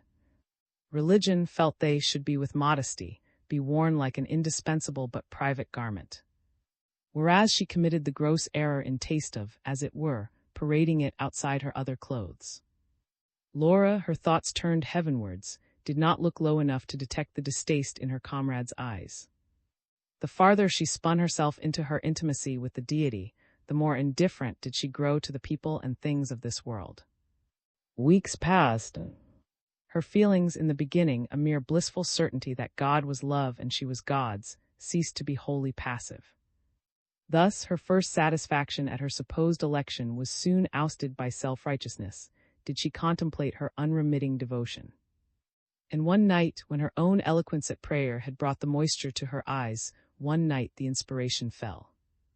Throughout these weeks she had faithfully God without asking so much as a pin's head from him in return. She had given freely, all she had been his. Now the time had surely come when she might claim to be rewarded. Now it was for him to show that he had appreciated her homage. Oh, it was so easy a thing for him to help her if he would, if he only would. Pressing her fingers to her eyeballs till the starry blindness was affected that induces ecstasy, she prostrated herself before the mercy seat, not omitting, at this crisis, to conciliate the Almighty by laying stress on her own exceeding unworthiness. O dear Lord Jesus, have mercy upon me, miserable sinner. O Christ, I ask thy humble pardon. For I have been weak, Lord, and have forgotten to serve thy holy name. My thoughts have erred and strayed like lost sheep. But I loved thee, Jesus, all the time. My heart seemed full as it would hold. No, I didn't mean to say that. But I was not ever thus, nor prayed that thou lead me on. But now, dear Jesus, if thou wilt only grant me my desire, I will never forget thee or be false to thee again. I will love thee and serve thee all the days of my life till death us do, only let me pass my examinations, Lord, and there is nothing I will not do for thee in return. O dear Lord Jesus, Son of Mary, hear my prayer, and I will worship thee and adore thee, and never forget thee, and that thou hast died to save me. Grant me this my prayer, Lord, for Christ's sake. Amen. It came to this. Laura made a kind of pact with God, in which his aid at the present juncture guaranteed her continued, unswerving allegiance. The idea once lodged in her mind, she wrestled with him night after night, filling his ears with her petitions, and remaining on her knees for such an immoderate length of time that her roommates, who were sleepy, openly expressed their impatience. "Oh, draw it mild, Laura," said the girl in the neighboring bed, when it began to seem as if the supplicant would never rise to her feet again. "Leave something to ask him tomorrow." But Laura, knowing very well that the Lord our God is a jealous God, was mindful not to scrimp in lip service, or to shirk the minutest ceremony by means of which he might be propitiated and won over. Her prayers of greeting and farewell on entering and leaving church were drawn out beyond anyone else's. She did not doze or dream over a single clause of the litany with its hypnotizing refrain, and she not only made the sign of the cross at the appropriate place in the creed, but also privately at every mention of Christ's name. Meanwhile, of course, she worked at her lessons with unflagging zeal, for it was by no means her intention to throw the whole onus of her success on the divine shoulders. She overworked, and on one occasion had a distressing lapse of memory. And at length spring was gone and summer come, and the momentous week arrived on which her future depended. Now, though, she was not alone in her trepidation. The eyes of even the members of the form had a steely glint in them, and mouths were hard. Doctor's papers were said to be far more formidable than the public examination. If you got happily through these, you were safe. 6 subjects were compulsory, high-steppers took 9. Laura was one of those with 8, and since her 2 obligatory mathematics were not to be relied on, she could not afford to fail in a single subject. In the beginning, things, with the exception of numbers, went pretty well with her. Then came the final day, and with it the examination in history. Up to the present year Laura had cut a dash in history. Now her brain was muddled, her memory overtaxed, by her having had to cram the whole of Green's history of the English people in a few months, besides a large dose of Greece and Rome. Reports ran of the exceptionally catchy nature of Dr. His questions and Laura's prayer the night before was more like a threat than a supplication. The class had only just entered the headmaster's room on the eventful morning and begun to choose desks, when there came a summons to Laura to take a music lesson. This was outside consideration, and Dr. made short work of the intruder, a red-haired little girl, who blushed meekly and unbecomingly, and here, however, Laura rose and declared that, under these circumstances, some explanation was due to the music master, today's lesson being in fact a rehearsal for the annual concert. Dr. raised his red-rimmed eyes from his desk and looked very fierce.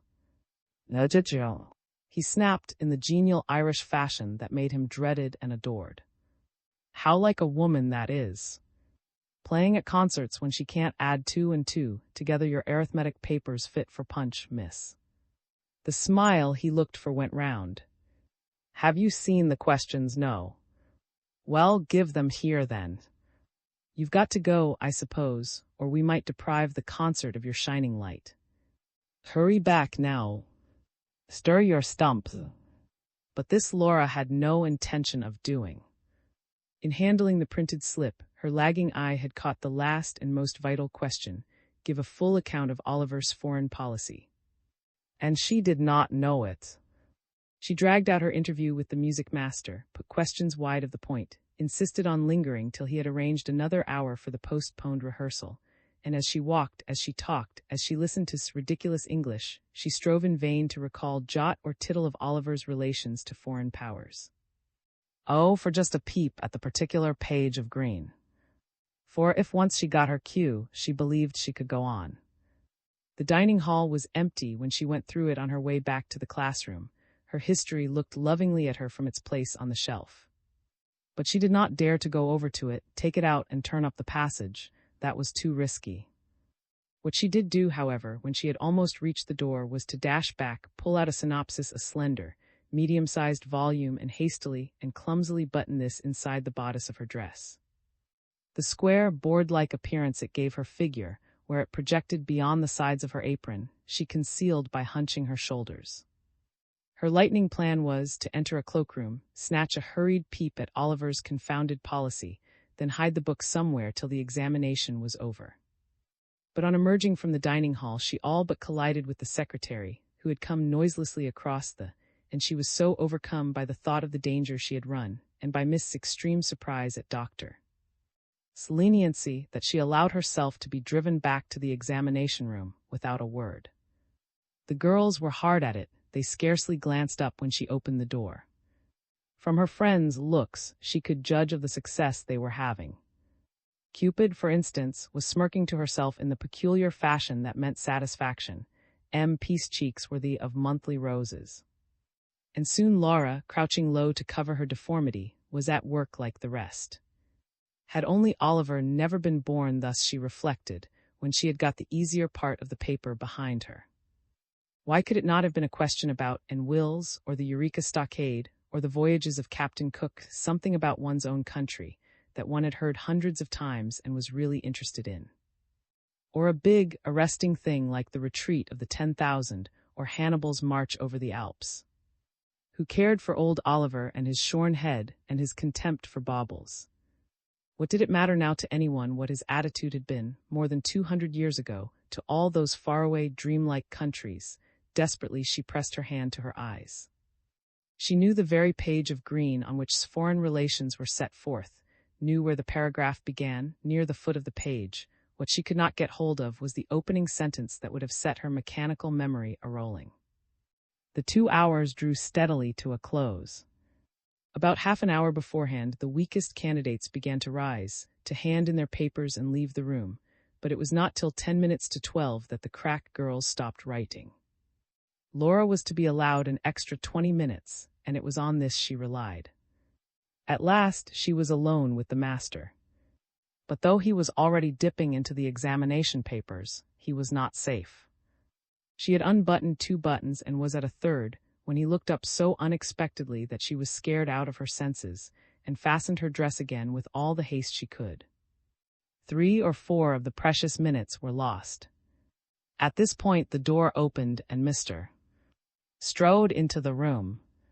Doctor blinked up from the stacks of papers, rose, and the two spoke in low tones. Then, with a glance at Laura, they went together to the door, which Dr. held to behind him and stood just over the threshold.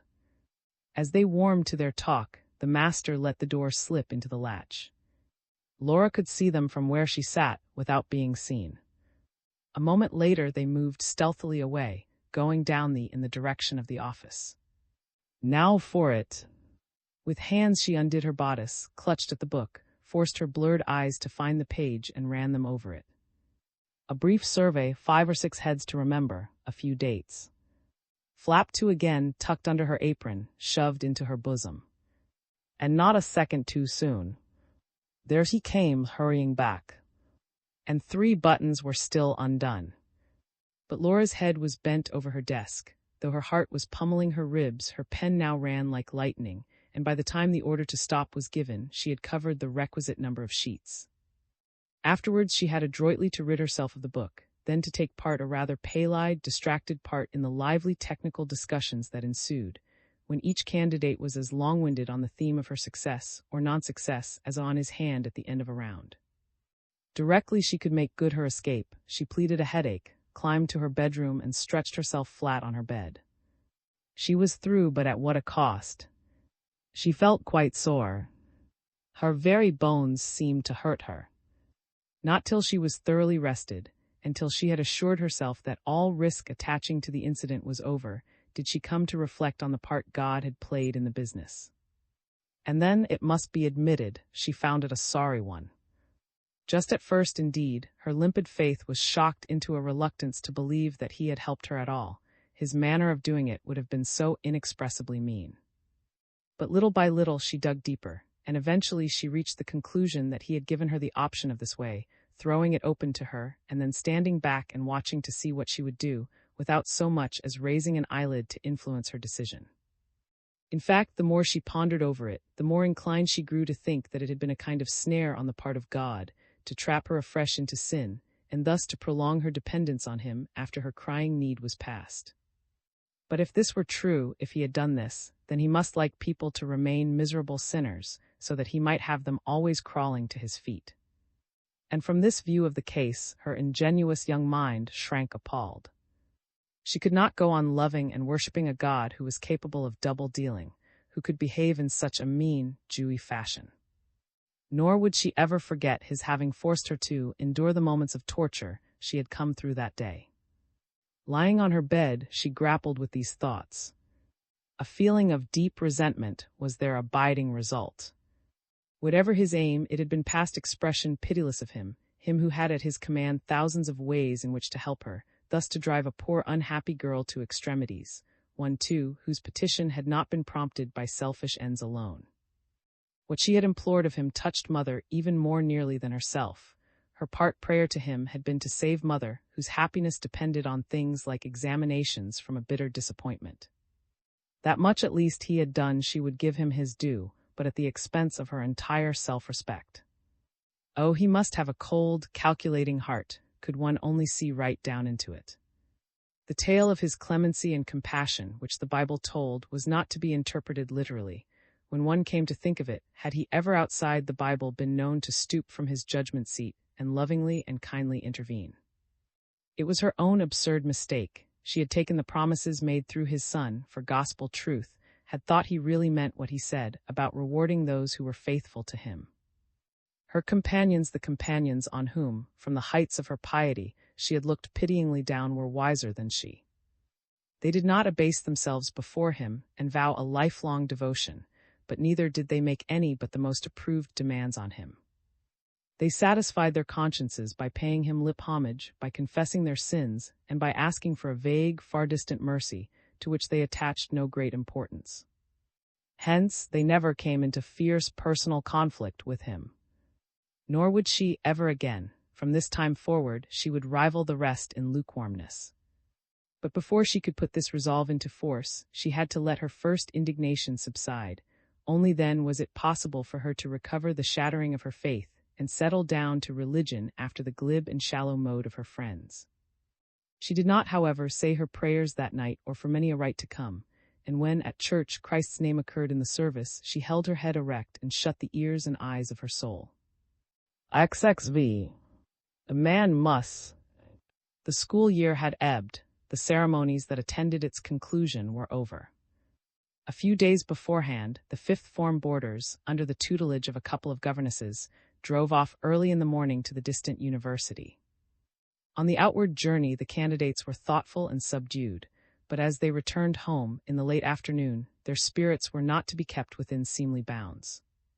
They laughed, sang, and rollicked about inside the wagonette, Miss Weekly protesting unheard, were so rowdy that the driver pushed his cigar stump to the corner of his mouth, to be able to smile at ease, and flicked his old horse into a canter. For the public examination had proved, as anticipated, child's play, compared with what the class had been through at Dr. His hands and its accompanying details were of an agreeable nature. The weather was not too hot, the examination hall was light and airy, through the flung-back windows trees and flowering shrubs looked in. The students were watched over by a handsome Trinity man who laid his straw hat on the desk before him. Then came the annual concert, at which none of the performers broke down. Speech day, when the body of a big hall was crowded with relatives and friends, and when so many white blue-ribbon frocks were massed together on the platform that this looked like a great bed of blue and white flowers. And finally, trunks were brought out from and strewn through the floors, and upper form girls emptied cupboards and drawers into them for the last time. On the evening before the general dispersion, Laura, Cupid, and MP walked the well-known paths of the garden once again. While the two elder girls were more loquacious than their wont, Laura was quieter. She had never wholly recovered her since the day of the history examination, and she still could not look back with composure on the jeopardy in which she had placed herself. One little turn of the wheel in the wrong direction, and the end of her school days would have been shame and disgrace.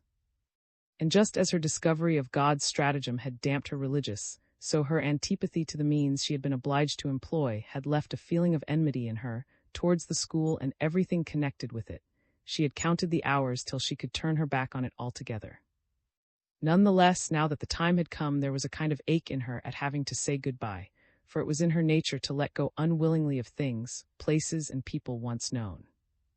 Besides, glad as she felt to have done with learning, she was unclear what was to come next. The idea of life at home attracted her as little as ever. Mother had even begun to hint, as well, that she would now be expected to instruct her young brothers. Hence her parting was affected with very mixed feelings. She did not know in the least where she really belonged, or under what conditions she would be happy. She was conscious only of a mild sorrow at having to take leave of the shelter of years. Her two companions had no such doubts and regrets. For them the past was already dead and gone. Their talk was all of the future, so soon to become the present. They forecast this, mapping it out for themselves with the iron belief in their power to do so, which is the hallmark of youth. Laura, walking at their side, listened to their words with the deepest interest, and with the reverence she had learned to extend to all opinions save her own. MP proposed to return to Melbourne at the end of the vacation, for she was going on to Trinity, where she intended to take one degree after another. She hesitated only whether it was to be in medicine or arts. To cut off people's legs, ejaculated Laura. MPs, how awful.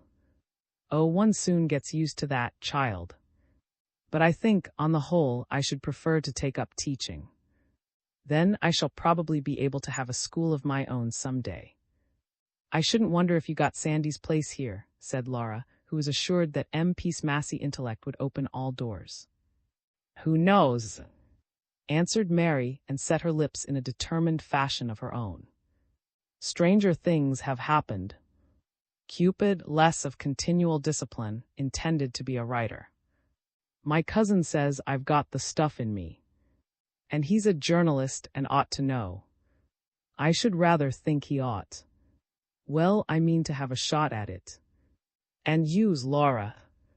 MP asked suavely. Me, oh, goodness knows. Close as usual, infant.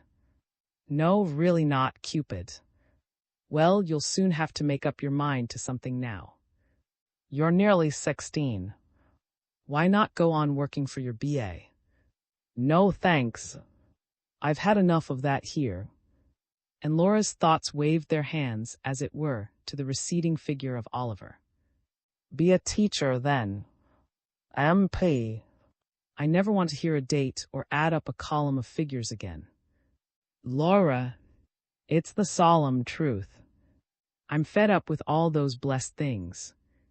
Fancy not having a single wish. Wish, oh, I've tons of wishes. First, I want to be with again. And then I want to see things, yes, that most of all. Hundreds and thousands of things. People and places and what they eat, and how they dress in China and Japan, just tons. You'll have to hook a millionaire for that, my dear. And perhaps you'll write a book about your travels for a stay-at-homes. Gracious! I shouldn't know how to begin. But you'll send me all you write, all your books, won't you, Cupid? And MP, you'll let me come and see you get your degrees, every single one. With these and similar promises, the three girls parted. They never met again. For a time they exchanged letters regularly, many-sheeted letters, full of familiar, personal detail. Then the detail ceased, the pages grew fewer in number, the time gap longer. Letters in turn gave place to mere notes and postcards, scribbled in violent haste at wide intervals. And ultimately even these ceased, and the great silence of separation was unbroken. Nor were the promises redeemed. There came to Laura neither gifts of books nor calls to be present at academic robings. Within 6 months of leaving school, MP married and settled down in her native township, and thereafter she was forced to adjust the rate of her progress to the steps of halting little feet. Cupid went a governessing, and spent the best years of her life in the obscurity of the bush. And Laura, in Laura's case, no kindly Atropos snipped the thread of her aspirations. These, large, vague, extemporary, one and all achieved, then withered off to make room for more. But this, the future still securely hid from her. She went out from school with the uncomfortable sense of being a square peg, which fitted into none of the round holes of her world. The wisdom she had got, the experience she was richer by, had in the process of equipping her for life merely seemed to disclose her unfitness. She could not then know that, even for the squarest peg, the right hole may ultimately be found. Seeming unfitness proved to be only another aspect of a peculiar and special fitness. But of the after years and what they brought her, it is not the purport of this little book to tell.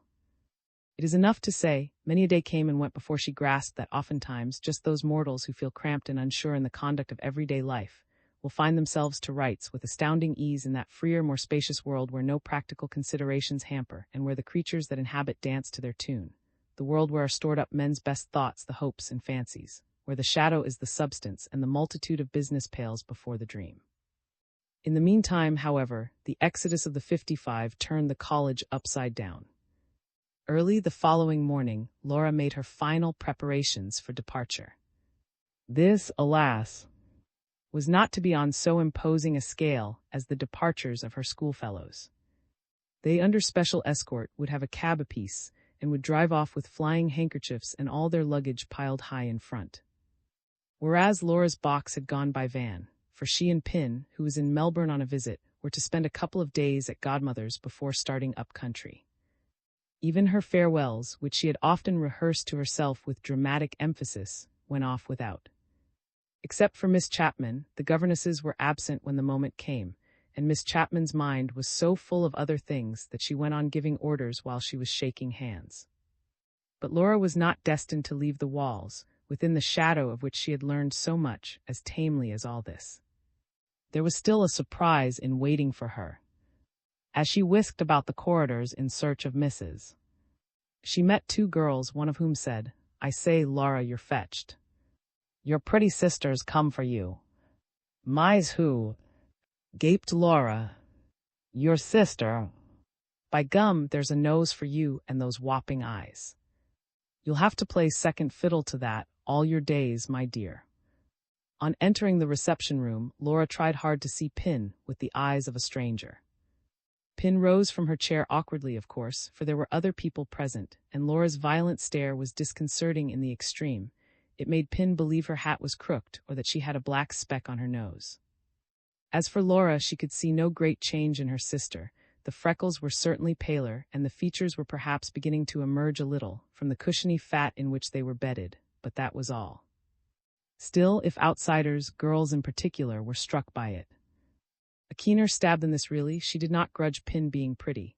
It was only the newness of the thing that hurt. A keener stab was it that, though she had ordered Pin repeatedly, and with all the stress she was master of, to come in a wagonette to fetch her so that she might at least drive away like the other girls, in spite of this, the little nincompoop had after all arrived on foot. Godmother had said the idea of driving was stuff and nonsense, a quite unnecessary expense. Pin, of course, had meekly given in, and thus Laura's last brave attempt to be comfortably like her companions came to naught. She went out of the school in the same odd and undignified fashion in which she had lived there. The wrangle caused by Pin's chicken-heartedness lasted the sisters down the garden path, across the road, and over into the precincts of a large public park. Only when they were some distance through this did Laura wake to what was happening to her. Then it came over her with a rush. She was free, absolutely free. She might do any mortal thing she chose. As a beginning, she stopped short. "Hold on, Pin, take this," she said, giving her sister the heavy leather bag they were carrying in turns to the tramway. Pin obediently held out her hand, in its little white cotton glove. "And my hat." "What are you going to do, Laura?" "You'll say. You'll get sunstroke. Fiddles, it's quite shady. My gloves.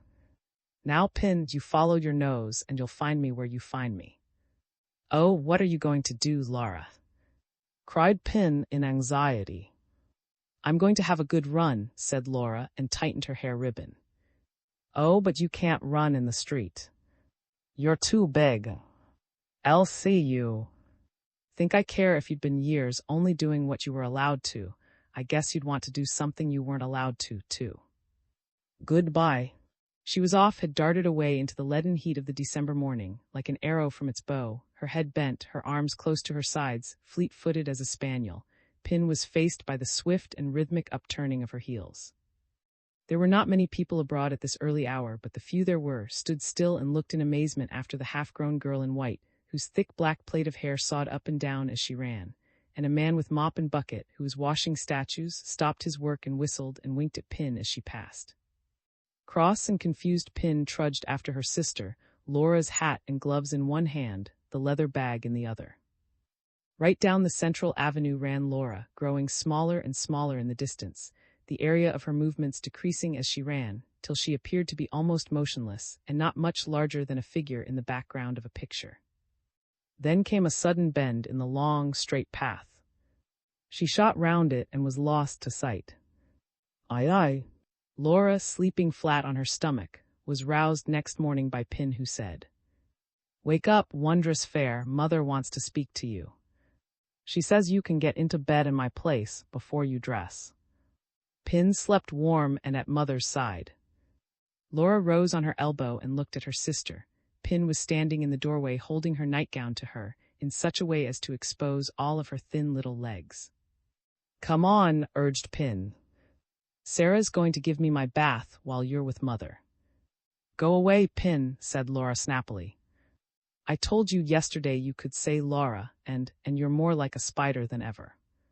Spider was another nickname for Pin, owed to her rotund little body and mere sticks of legs. She was all belly, as Sarah put it, and the mere mention of it made Pin fly, for she was very touchy about her legs. As soon as the door closed behind her, Laura sprang out of bed and, waiting neither to wash herself nor to say her prayers, began to pull on her clothes, confusing strings and buttons in her haste, and quite forgetting that on this eventful morning she had meant to dress herself with more than ordinary care. She was just lacing her shoes when Sarah looked in. "Why, Miss Laura, don't you know your ma wants you?" "It's too late." "I'm dressed now," said Laura darkly. Sarah shook her head. "I'll be fine and angry. And you need Ave add a row on your last day." Laura stole out of the door and ran down the garden to the summer house. This, the size of a goodly room, was formed of a single dense, hairy-leafed tree, round the trunk of which a seat was built. Here she cowered, her elbows on her knees, her chin in her hands. Her face wore the stiff expression that went by the name of Laura's sulks, but her eyes were big and as watchful as those of a scared animal. If Sarah came to fetch her, she would hold on to the seat with both hands. But even if she had to yield to Sarah's greater strength, well, at least she was up and dressed. Not like the last time, about a week ago, Mother had tried this kind of thing. Then she had been caught unawares. She had gone into Pin's warm place, curious and unsuspecting, and thereupon Mother had begun to talk seriously to her, and not with her usual directness. She had reminded Laura that she was growing up apace and would soon be a woman, had told her that she must now begin to give up childish habits and learn to behave in a modest and womanly way, all disagreeable, disturbing things, which Laura did not in the least want to hear. When it became clear to her what it was about, she had thrown back the bedclothes and escaped from the room. And since then she had been careful never to be long alone with Mother. But now half an hour went by and no one came to fetch her. Her grim little face relaxed. She felt very hungry, too, and when at length she heard Pin calling, she jumped up and betrayed her hiding place. "Laura, Laura, where are you? Mother says to come to breakfast and not be silly. They'll be here in an hour." Taking hands, the sisters ran to the house. In the passage, Sarah was busy roping a battered tin box. With their own hands, the little boys had been allowed to paste on this a big sheet of notepaper, which bore, in Mother's writing, the words, "Miss Laura Tweedle the Ladies, College, Melbourne." Mother herself was standing at the breakfast table cutting sandwiches. "Come and eat your breakfast, child," was all she said at the moment. "The tay's quite cold." Laura sat down and fell to with appetite, but also with a side glance at the generous pile of bread and meat growing under Mother's hands. "I shall never eat all that," she said ungraciously. It galled her still to be considered a greedy child with an insatiable stomach. "I know better than you do what you'll eat," said Mother. "You'll be hungry enough by this evening, I can tell you, not getting any dinner." Pin's face fell at this prospect. "Oh, Mother, won't she really get any dinner?" she asked, and to her soft little heart going to school, began to seem one of the blackest experiences life held. "Why she'll be in the train, stupid, how can she?" said Sarah. "Do you think trains give you dinners?" "Oh, mother, please cut ever such a lot," begged Pin, sniffing valiantly. Laura began to feel somewhat moved herself at this solicitude, and choked down a lump in her throat with a gulp of tea. But when Pin had gone with Sarah to pick some nectarines, Mother's face grew stern and Laura's emotion passed. "I feel more troubled about you than I can say, Laura. I don't know how you'll ever get on in life, you're so disobedient and self-willed. It would serve you very well right, I'm sure, for not coming this morning, if I didn't give you a penny of pocket money to take to school." Laura had heard this threat before and thought it wiser not to reply. Gobbling up the rest of her breakfast, she slipped away. With the other children at her heels, she made a round of the garden, bidding goodbye to things and places. There were the 2 summer houses in which she had played house, in which she had cooked and eaten and slept. There was the tall fir tree with the rung-like branches by which she had been accustomed to climb to the very treetop. There was the wilderness of bamboo and cane where she had been, the ancient, broad-leaved cactus on which she had scratched their names and drawn their portraits. Here, the high aloe that had such a mysterious charm for you, because you never knew when the 100 years might expire and the aloe burst into flower. Here again was the old fig tree with the rounded, polished boughs, from which, seated as in a cradle, she had played Juliet to Pin, Romeo, and vice versa, but oftenest Juliet. For though Laura greatly preferred to be the ardent lover at the foot, Pin was but a poor climber, and as she clung trembling to her branch, needed so much prompting in her lines even then to repeat them with such feeble emphasis that Laura invariably lost patience with her, and the love scene ended in a squabble. Passing behind a wooden fence which was a tangle of passion-flower, she opened the door of the fowl house, and out strutted the mother hen followed by her pretty brood. Laura had given each of the chicks a name, and she now took Napoleon and Garibaldi up in her hand and laid her cheek against their downy breasts, the younger children following her movements in respectful silence. Between the bars of the rabbit hutch she thrust enough to last the 2 little occupants for days, and everywhere she went she was accompanied by a legless magpie, which, in spite of its infirmity, hopped cheerily and quickly on its stumps. Laura had rescued it and reared it. It followed her like a dog, and she was only less devoted to it than she had been to a native bear which died under her hands. "Now listen, children," she said as she rose from her knees before the hutch. "If you don't look well after Maggie and the bunnies, I don't know what I'll do. The L'll be all right. I'll take care of them 'cause of the eggs. But Maggie and the bunnies don't have eggs, and if they're not fed, or if Frank treads on Maggie again, then they'll die. Now if you let them die, I don't know what I'll do to you. Yes, I do, I'll send the devil to you at night when the room's dark, before you go to sleep. So there. How can you if you're not here? Ask you." Pin, however, who believed in ghosts and apparitions with all her fearful little heart, promised tremulously never, never to forget. But Laura was not satisfied until each of them in turn had repeated, in a low voice with the appropriate gestures, the sacred secret and forbidden formula. "Is my finger wet? Is my finger dry? I'll strike me dead if I tell a lie." Then Sarah's voice was heard calling, and the boys went out into the road to watch for the coach. Laura's dressing proved a lengthy business, and was accomplished amid bustle and scolding and little peacemaking words from Pin, for in her hurry that morning Laura had forgot to put on the clean linen Mother had laid beside the bed, and consequently had now to strip to the skin. The boys announced the coming of the coach with shrill cries, and simultaneously the rumble of wheels was heard. Sarah came from the kitchen drying her hands, and Pin began to cry. "Now shut up, or," said Sarah roughly, her own eyes were moist. "You don't see Miss Laura be such a silly Billy. Anyone you'd think you was, not her." The ramshackle old vehicle, one of Cobb's Royal Mail coaches, big-bodied, lumbering, scarlet, pulled by 2 stout horses, drew up before the door, and the driver climbed down from his seat. "Now good day to you, ma'am, good day," Miss this to Sarah, who, picking up the box, handed it to him to be strapped on under the apron.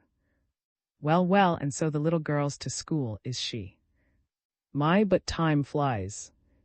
Well do I remember the day, ma'am, when I drove you all across for the first time. These children wasn't big enough then to get up and down be.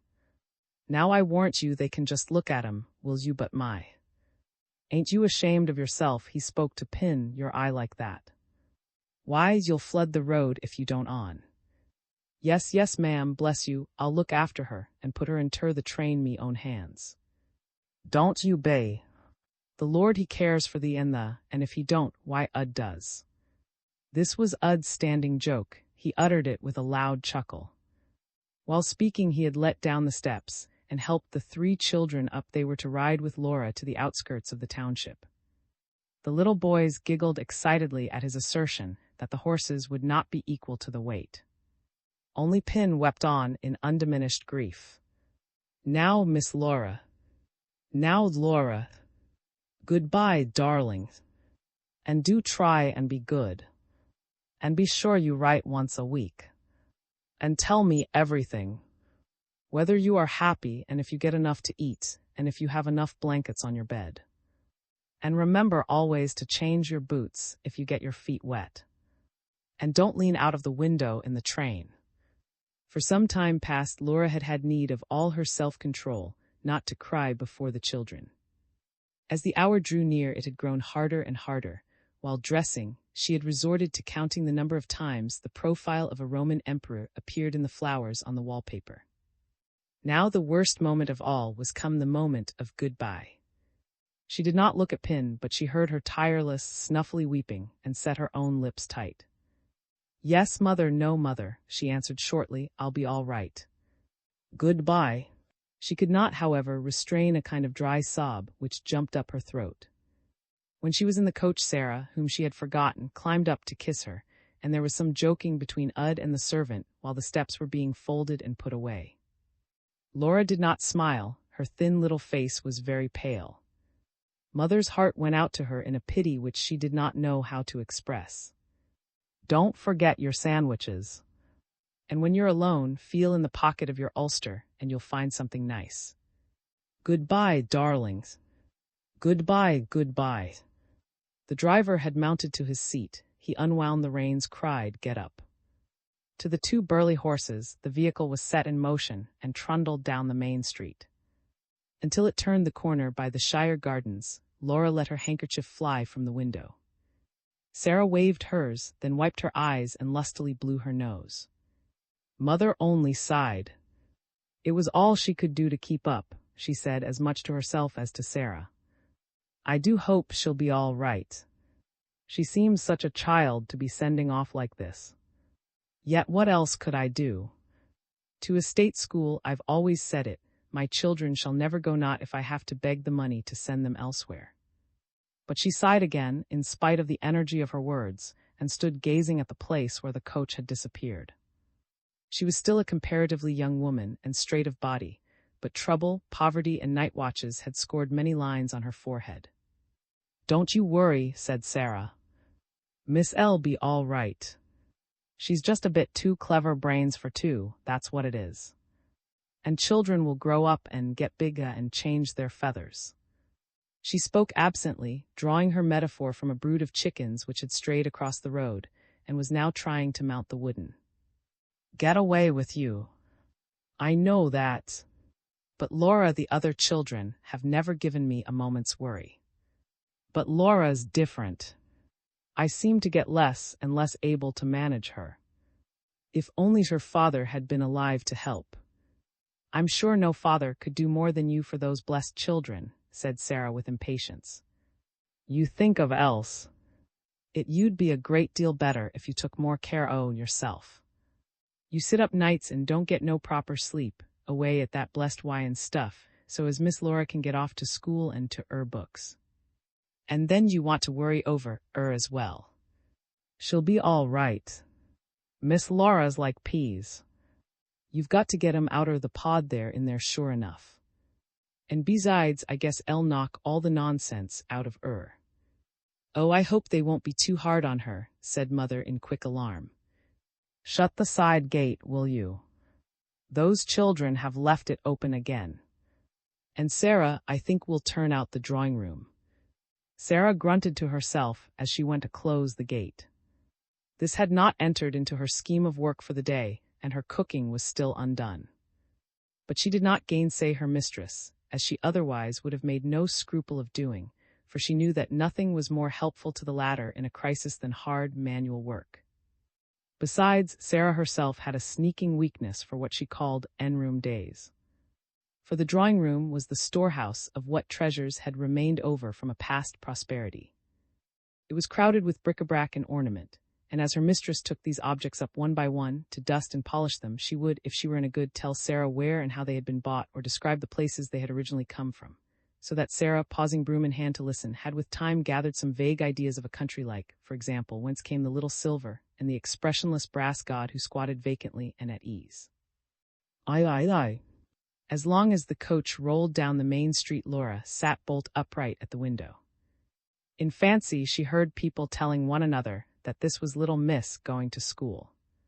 She was particularly glad that just as they went past the commercial hotel, Miss, the landlord's red-haired daughter, should put her fuzzy head out of the window, for Miss had also been to boarding school, and thought very highly of herself in consequence, though it had only been for a year to finish. At the National Bank, the manager's wife waved a friendly hand to the children, and at the Royal Mail Hotel, where they drew up for passengers or commissions, Mrs. The stout landlady came out, smoothing down her black satin apron. "Well, I'm sure I wonder your ma likes you off so alone." The ride had comforted Pin a little, but when they had passed the chief stores and the flour mill, and were come to a part of the road where the houses were fewer, her tears broke out afresh. The very last house was left behind, the high machinery of the claims came into view, the watery flats where were forever rocking in cradles, and Ud dismounted and opened the door. He lifted the three out one by one, shaking his head in humorous dismay at Pin, and as little Frank showed signs of beginning too, by puckering up his face and doubling up his body, the kindly man tried to make them laugh by asking if he had the stomachache. Laura had one more glimpse of the children standing hand in hand, even in her trouble. Pin did not forget her charges, then a sharp bend in the road hid them from her sight. She was alone in the capacious body of the coach, alone, and the proud excitement of parting was over.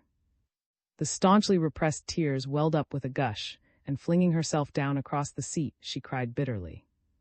It was not a childishly irresponsible grief like Pin, it was more passionate and went deeper, and her overloaded feelings were soon relieved. But as she was not used to crying, she missed the moment at which she might have checked herself, and went on shedding tears after they had become a luxury. "Why, goodness gracious, what's this?" cried a loud, cheerful and astonished voice, and a fat, rosy face beamed in on Laura. "Why, here's a little girl in here, fit to break her heart. Come, my dear, what's the matter? Don't cry like that, now don't." The coach had stopped, the door opened, and a stout woman climbed in, bearing a big basket, and followed by a young man with straw whiskers. Laura sat up like a dart and pulled her hat straight, crimson with mortification at being discovered in such a plight. She had instantly curbed her tears, but she could not disguise the fact that she had red eyes and a swollen nose, that she was in short what Sarah called all bunged up. She made no reply to the newcomer's exclamations, but sat clutching her handkerchief and staring out of the window. The woman's good-natured curiosity, however, was not to be done. "You poor little thing, you," she persisted. "Wherever are you, my dear, so alone?" "I'm going to boarding school," said Laura, and shot a glance at the couple opposite. "To school, Peter?" "Oh, here, why, whatever's your ma of to send such a little chick as you to school, and so alone, too?" Laura's face took on a curious air of dignity. "I'm not so very little," she answered, and went on to explain, in phrases which she had heard so often that she knew them by heart, "only small for my age. I was 12 in spring. And I have to go to school, because I've learnt all I can at home." This failed to impress the woman. Snakes alive, that's young enough in all conscience.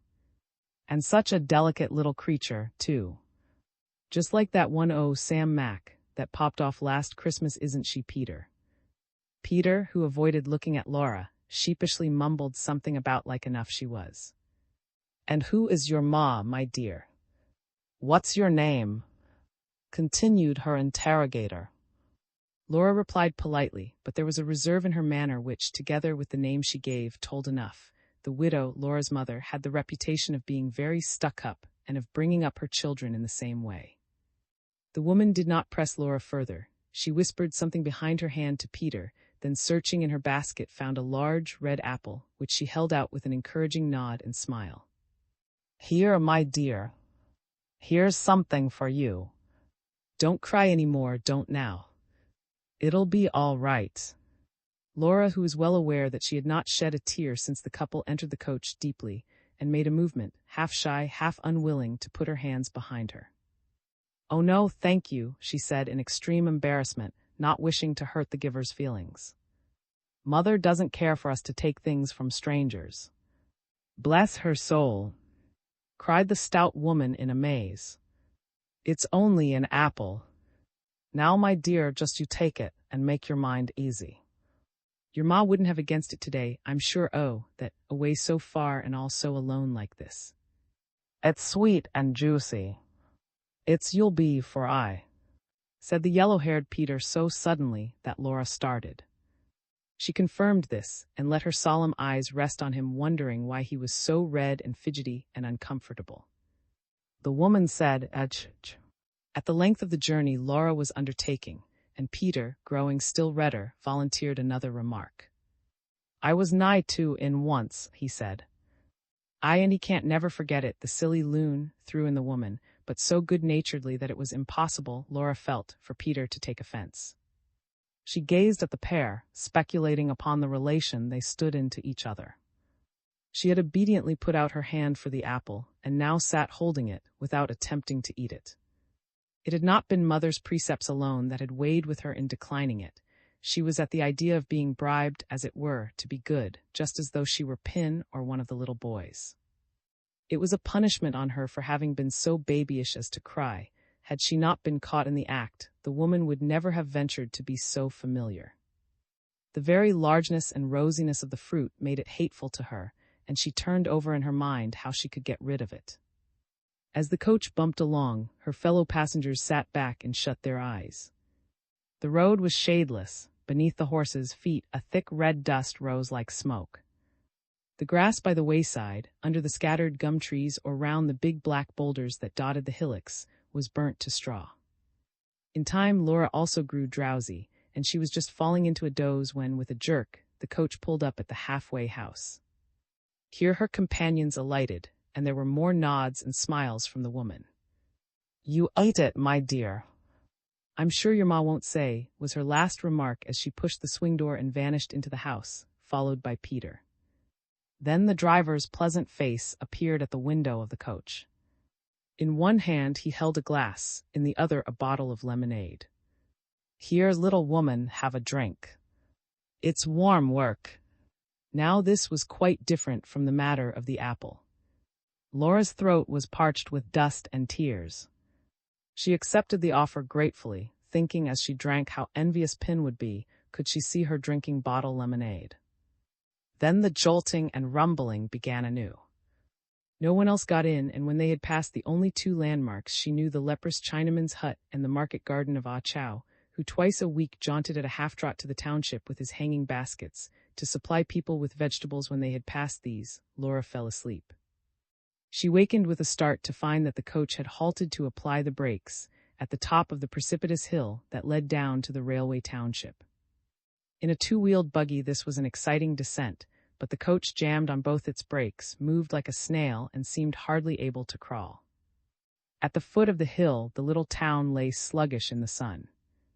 Although it was close on midday, but few people were astir in the streets, for the place had long since ceased to be an important mining center. The chief claims were worked out, and the coming of the railway had been powerless to give it the impetus to a new life. It was always like this in these streets of Low. Houses, always dull and sleepy, and such animation as there was invariably to be found before the doors of the many public houses. At one of these the coach stopped and unloaded its goods, for an interminable time. People came and looked in at the window at Laura, and she was beginning to feel alarmed lest Ud, who had gone inside, had forgotten all about her having to catch the train, when out he came, wiping his lips. "Now for the luggage," he said with a wink, and Laura drew back in confusion from the laughter of a group of larrikins round the door. It was indeed high time at the station. No sooner was her box dislodged and her ticket taken than the train steamed in. Ud recommended her to the guard's care. She shook hands with him and thanked him, and had just been locked into a carriage by herself when he came running down the platform again, holding in his hand, for everyone to see, the apple, which Laura believed she had safely hidden under the cushions of the coach. Red to the roots of her hair, she had to receive it before a number of heads put out to see what the matter was, and she was even forced to thank Ud into the bargain. Then the guard came along once more, and told her he would let no one get in beside her. She need not be afraid. Yes. And will you please tell me when we come to Melbourne? Directly the train was clear of the station, she lowered a window and, taking aim at a telegraph post, threw the apple from her with all her might. Then she hung out of the window as far out as she could, till her hat was nearly carried off. This was the first railway journey she had made by herself, and there was an intoxicating sense of freedom in being locked in, alone, within the narrow compass of the compartment. She was at liberty to do everything that had previously been forbidden her. She walked up and down the carriage, jumped from one seat to another, then lay flat on her back singing to herself, and watching the telegraph poles fly past the windows and the wires mount and descend. But now came a station, and though the train did not stop, she sat up, in order that people might see she was traveling alone.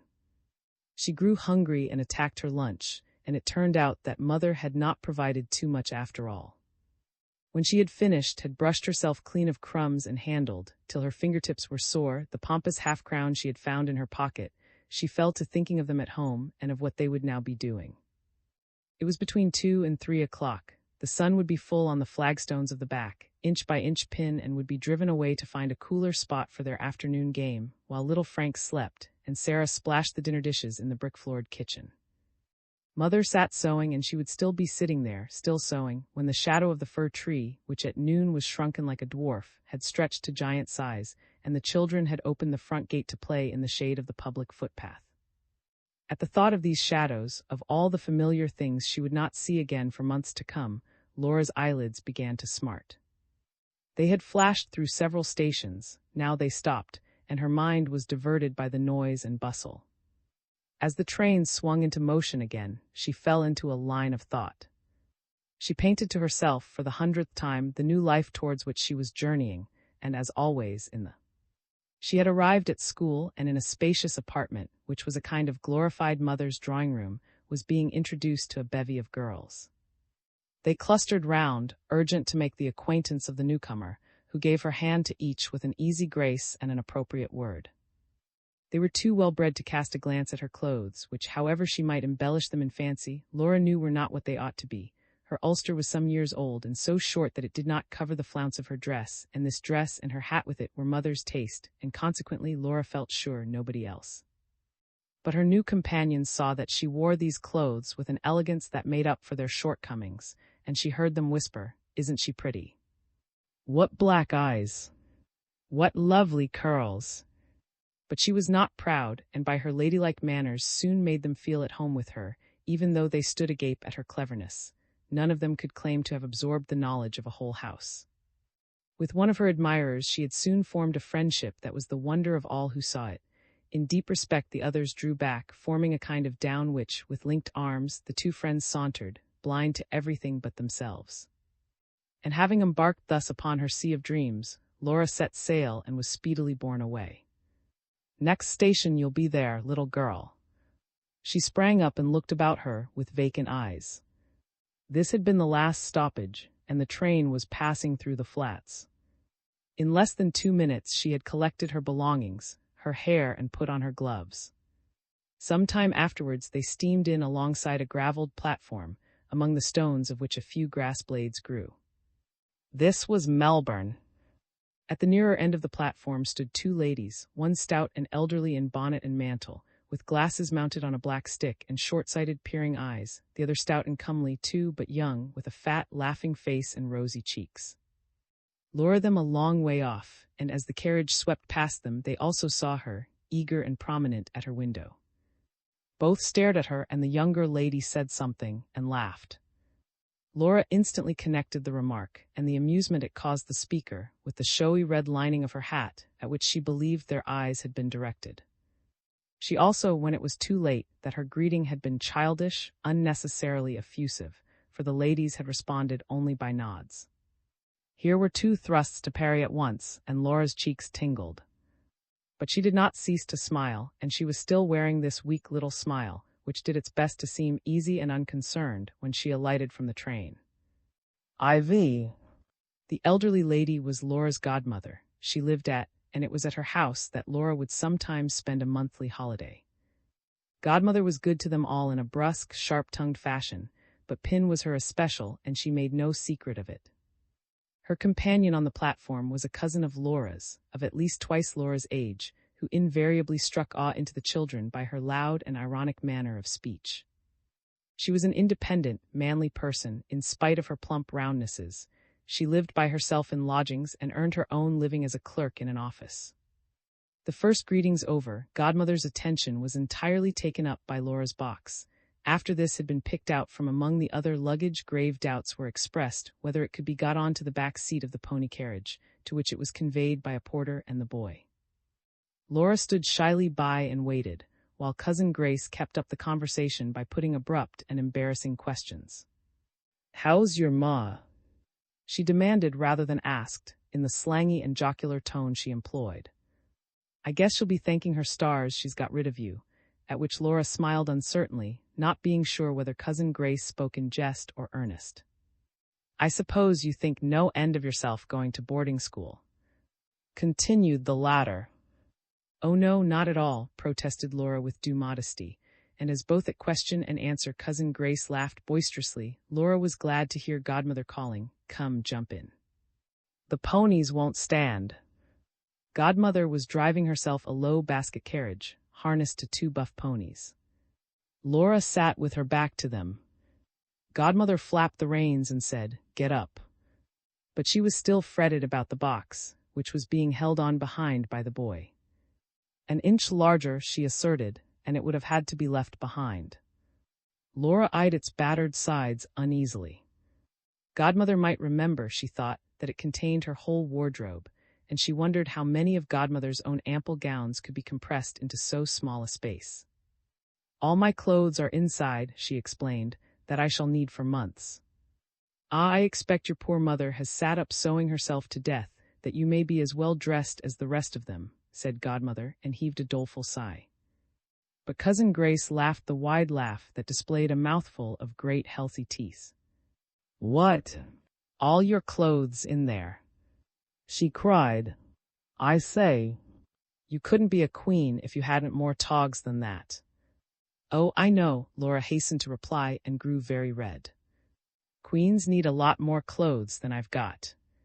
"Tut, tut," said Godmother. She did not understand the allusion, which referred to a former ambition of Laura's. "Don't talk such nonsense to the child." She drove very badly, and they went by quiet by-streets to escape the main traffic. The pony chaise wobbled at random from one side of the road to the other, obstacles looming up only just in time for Godmother to see them. The ponies shook and tossed their heads at the constant sawing of the bits, and Laura had to be continually ducking to keep out of the way of the reins. She let the unfamiliar streets go past her in a kind of dream, and there was silence for a time, broken only by Godmother's expostulations with the ponies, till Cousin Grace, growing tired of playing her bright eyes first on this, then on that, brought them back to Laura and studied her up and down. "I say, who on earth trimmed your hat?" she asked almost at once. "Mother," answered Laura bravely, while the mounted to her cheeks again. "Well, I guess she made up her mind you shouldn't get lost as long as you wore it," went on her cousin with disconcerting. "It makes you look just like a great big red double dahlia." "Let the child be. She looks well enough," threw in Godmother in her snappish way.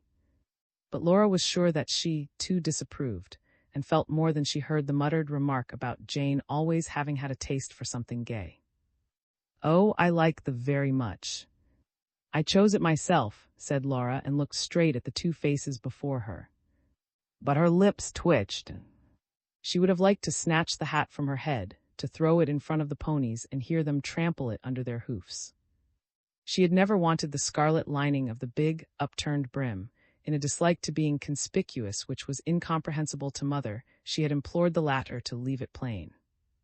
But Mother had said, "Nonsense," and "Hold your tongue," and I know better with this result.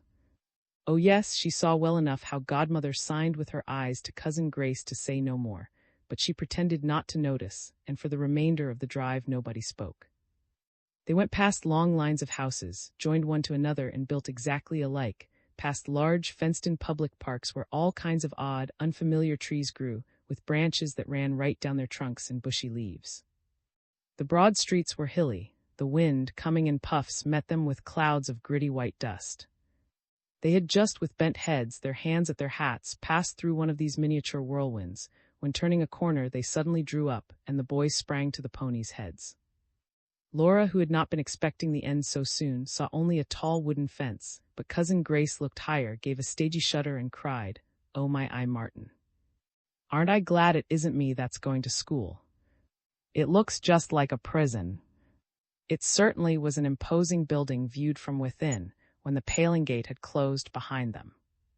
To Laura, who came from a township of one-storied brick or weatherboard houses, it seemed vast in its breadth and height, appalling in its somber. Between Godmother and Cousin Grace, she walked up an asphalted path and mounted the steps that led to a massive stone portico. The bell Godmother rang made no answering sound, but after a very few seconds the door swung back, and a slender maidservant in cap and apron stood before them. She smiled at them pleasantly, as in Chinaman fashion they crossed the threshold. Then, inclining her head at a murmured word from Godmother, she vanished as lightly as she had come, and they sat and looked about them. They were in a plainly furnished but very lofty waiting room. There were 2 large windows. The Venetian blinds had not been lowered, and the afternoon sun, beating in, displayed a shabby patch on the carpet. It showed up, too, a coating of dust that had gathered on the desk-like central table. There was the faint, distinctive smell of strange furniture. But what impressed Laura most was the stillness. No street noises pierced the massy walls, but neither did the faintest echo of all that might be taking place in the great building itself reach their ears. They sat aloof, shut off, as it were, from the living world. And this feeling soon grew downright oppressive. It must be like this to be dead, thought Laura to herself, and inconsequently remembered a quarter of an hour she had once spent in a dentist's anteroom. There is here the same soundless vacancy, the same anguished expectancy. Now as then, her heart began to thump so furiously that she was afraid the others would hear it. But they too were subdued. Though Cousin Grace tittered continually, you heard only a gentle wheezing, and even Godmother expressed the hope that they would not be kept waiting long, under her breath. But minute after minute went by, there they sat, and nothing happened. It began to seem as if they might sit on forever. All of a sudden, from out the spacious halls of which they had caught a glimpse on arriving, brisk steps began to come towards them over the oilcloth, at first as a mere tapping in the distance, then rapidly gaining in weight and decision. Laura's palpitations reached their extreme limit another second, and they might have burst her chest. Cousin Grace ceased to giggle, the door opened with a peculiar flourish, and all 3 rose to their feet. The person who entered was a very stately lady. She wore a cap with black ribbons. With the door handle still in her hand, she made a slight obeisance, in which her whole body joined, afterwards to become more erect than before. Having introduced herself to Godmother as Mrs. the lady superintendent of the institution, she drew up a chair, let herself down upon it, and began to converse with an air of ineffable condescension. While she talked, Laura examined her, with a child's thirst for detail. Mrs. was large and generous of form, and she carried her head in such a haughty fashion that it made her look taller than she really was. She had a hide, her black hair was touched with, her upper teeth were prominent. She wore gold eyeglasses, many rings, a long gold chain which hung from an immense cameo brooch at her throat, and a black apron with white flowers on it, one point of which was pinned to her ample bosom. The fact that Laura had just such an apron in her box went only a very little way towards reviving her spirits, for altogether Mrs. was the most impressive person she had ever set eyes on. Beside her, Godmother was nothing but a plump, short-sighted, fidgety lady. Particularly awe-inspiring was Mrs. when she listened to another speaking. She held her head a little to one side, her teeth met her underlip, and her baringed hands toyed incessantly with the long gold chain, in a manner which seemed to denote that she set little value on what was being said. Awful, too, was the habit she had of suddenly lowering her head and looking at you over the tops of her glasses. When she did this, and when her teeth came down on her lip, you would have liked to shrink to the size of a mouse. Godmother, it was true, was not afraid of her, but Cousin Grace was hushed at last, and as for Laura herself, she consciously wore a fixed little simper, which was meant to put it beyond doubt that butter would not melt in her mouth. Godmother now asked if she might say a few words in private, and the two ladies left the room. As the door closed behind them, Cousin Grace began to be audible again. "Oh, snakes!" She giggled, and her double chin spread itself. "There's a tartar for you. Don't I thank my stars it's not me that's being shunted off here. She'll give you what for?" "I don't think so." "I think she's very nice," said Laura staunchly, out of an instinct that made her chary of showing fear or pain or grief. But her heart began to bound again for the moment in which she would be left alone. "You say," said Cousin Grace. "It'll be bread and water for a week. If you can't do, first go off, not to mention the deponents." "What's—" asked Laura anxiously, and her eyes grew so big that they seemed to fill her face. But Cousin Grace only laughed till it seemed probable that she would burst her bodice, and Laura blushed, aware that she had compromised herself anew. There followed a long and nervous pause. "I bet Godmother's asking her not to wallop you too often." The tease had just begun afresh, when the opening of the door forced her to swallow her sentence in the middle. Godmother would not sit down, so the dreaded moment had come. "Now, Laura, be a good girl and learn well, and be a comfort to your mother." "Not that there's much need to urge her to her books," Godmother interrupted herself, turning to Mrs. "Oh, the trouble her dear mother has always had has been to keep her from them." Laura glowed with pleasure. Now at least the awful personage would know that she was clever and loved to learn. "But Mrs."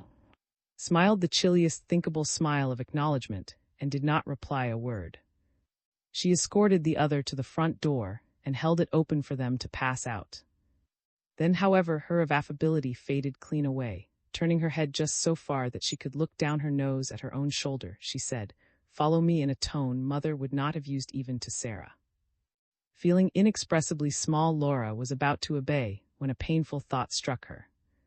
"Oh, please, I had a box with my clothes in it," she cried. "Oh, I hope they haven't forgotten and taken it away again." But she might as well have spoken to the hat stand. Mrs. had sailed off and was actually approaching a turn in the hall before Laura made haste to follow her and to keep further anxiety about her box to herself. They went past one staircase, round a bend into shadows as black as if, outside, no sun were shining, and began to ascend another flight of stairs, which was the widest Laura had ever seen. The banisters were as thick as your arm, and on each side of the stair carpeting the space was broad enough for two to walk abreast. What a splendid game of trains you could have played there. On the other hand, the landing windows were so high up that only a giant could have seen out of them. These things occurred to Laura mechanically. What really occupied her, as she trudged behind, was how she could please this hard-faced woman and make her like her, for the desire to please, to be liked by all the world, was the strongest her young soul knew. And there must be a way, for Godmother had found it without difficulty. She took 2 steps at once, to get nearer to the portly back in front of her. "What a very large place this is," she said in an insinuating voice. She hoped the admiration, thus subtly expressed in the form of surprise, would flatter Mrs.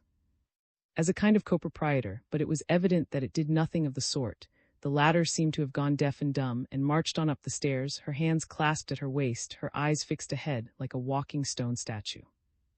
On the top floor, she led the way to a room at the end of a long passage. There were 4 beds in this room, a stand, a chest of drawers, and a wall cupboard. But at first sight, Laura had eyes only for the familiar object that stood at the foot of one of the beds. "Oh, there's my box," she cried. Someone must have brought it up. It was unroped. She had simply to hand over the key. Mrs. went down on her knees before it, opened the lid, and began to pass the contents to Laura, directing her where to lay and hang them. Overawed by such complacence, Laura moved nimbly about the room, shaking and unfolding, taking care to be back at the box to the minute so as not to keep Mrs. waiting. And her promptness was rewarded. The stern face seemed to relax. At the mere hint of this, Laura grew warm through and through, and as she could neither control her feelings nor keep them to herself, she rushed to an extreme and overshot the mark. "I've got an apron like that. I think they're so pretty," she said cordially, pointing to the one Mrs. wore. The latter abruptly stopped her work, and resting her hands on the sides of the box, gave Laura one of the dreaded looks over her glasses, looked at her from top to toe, and as though she were only now beginning to see her. There was a pause, a momentary suspension of the breath, which Laura soon learned to expect before a rebuke. "Little gels," said Mrs. And even in the midst of her confusion, Laura could not but be struck by the pronunciation of this word. Little gels are required to wear white aprons when they come here. A break after each few words, as well as an emphatic headshake, accentuated their severity. "And I should like to know if your mother has never taught you that it is very rude to point and also to remark on what people wear." Laura went scarlet. If there was one thing she, mother, all of them, prided themselves on, it was the good manners that had been instilled into them since their infancy. The rough reproof seemed to scorch her. She went to and fro more timidly than before. Then, however, something happened which held a ray of hope. "Why, what is this?" asked Mrs. Freezingly, and held up to view with the tips of her fingers, Laura thought a small, black prayer book. "Pray, are you not a dissenter, for the college was nonconformist?" "Well, no, I'm not," said Laura in a tone of intense apology. Here at last was her chance. "But it really doesn't matter a bit.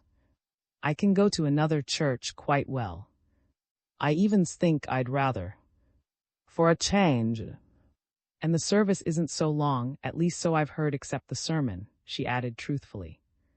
Had she religion altogether, the look Mrs. bent on her could not have been more annihilating. "There is unfortunately no occasion for you to do anything of the kind," she retorted.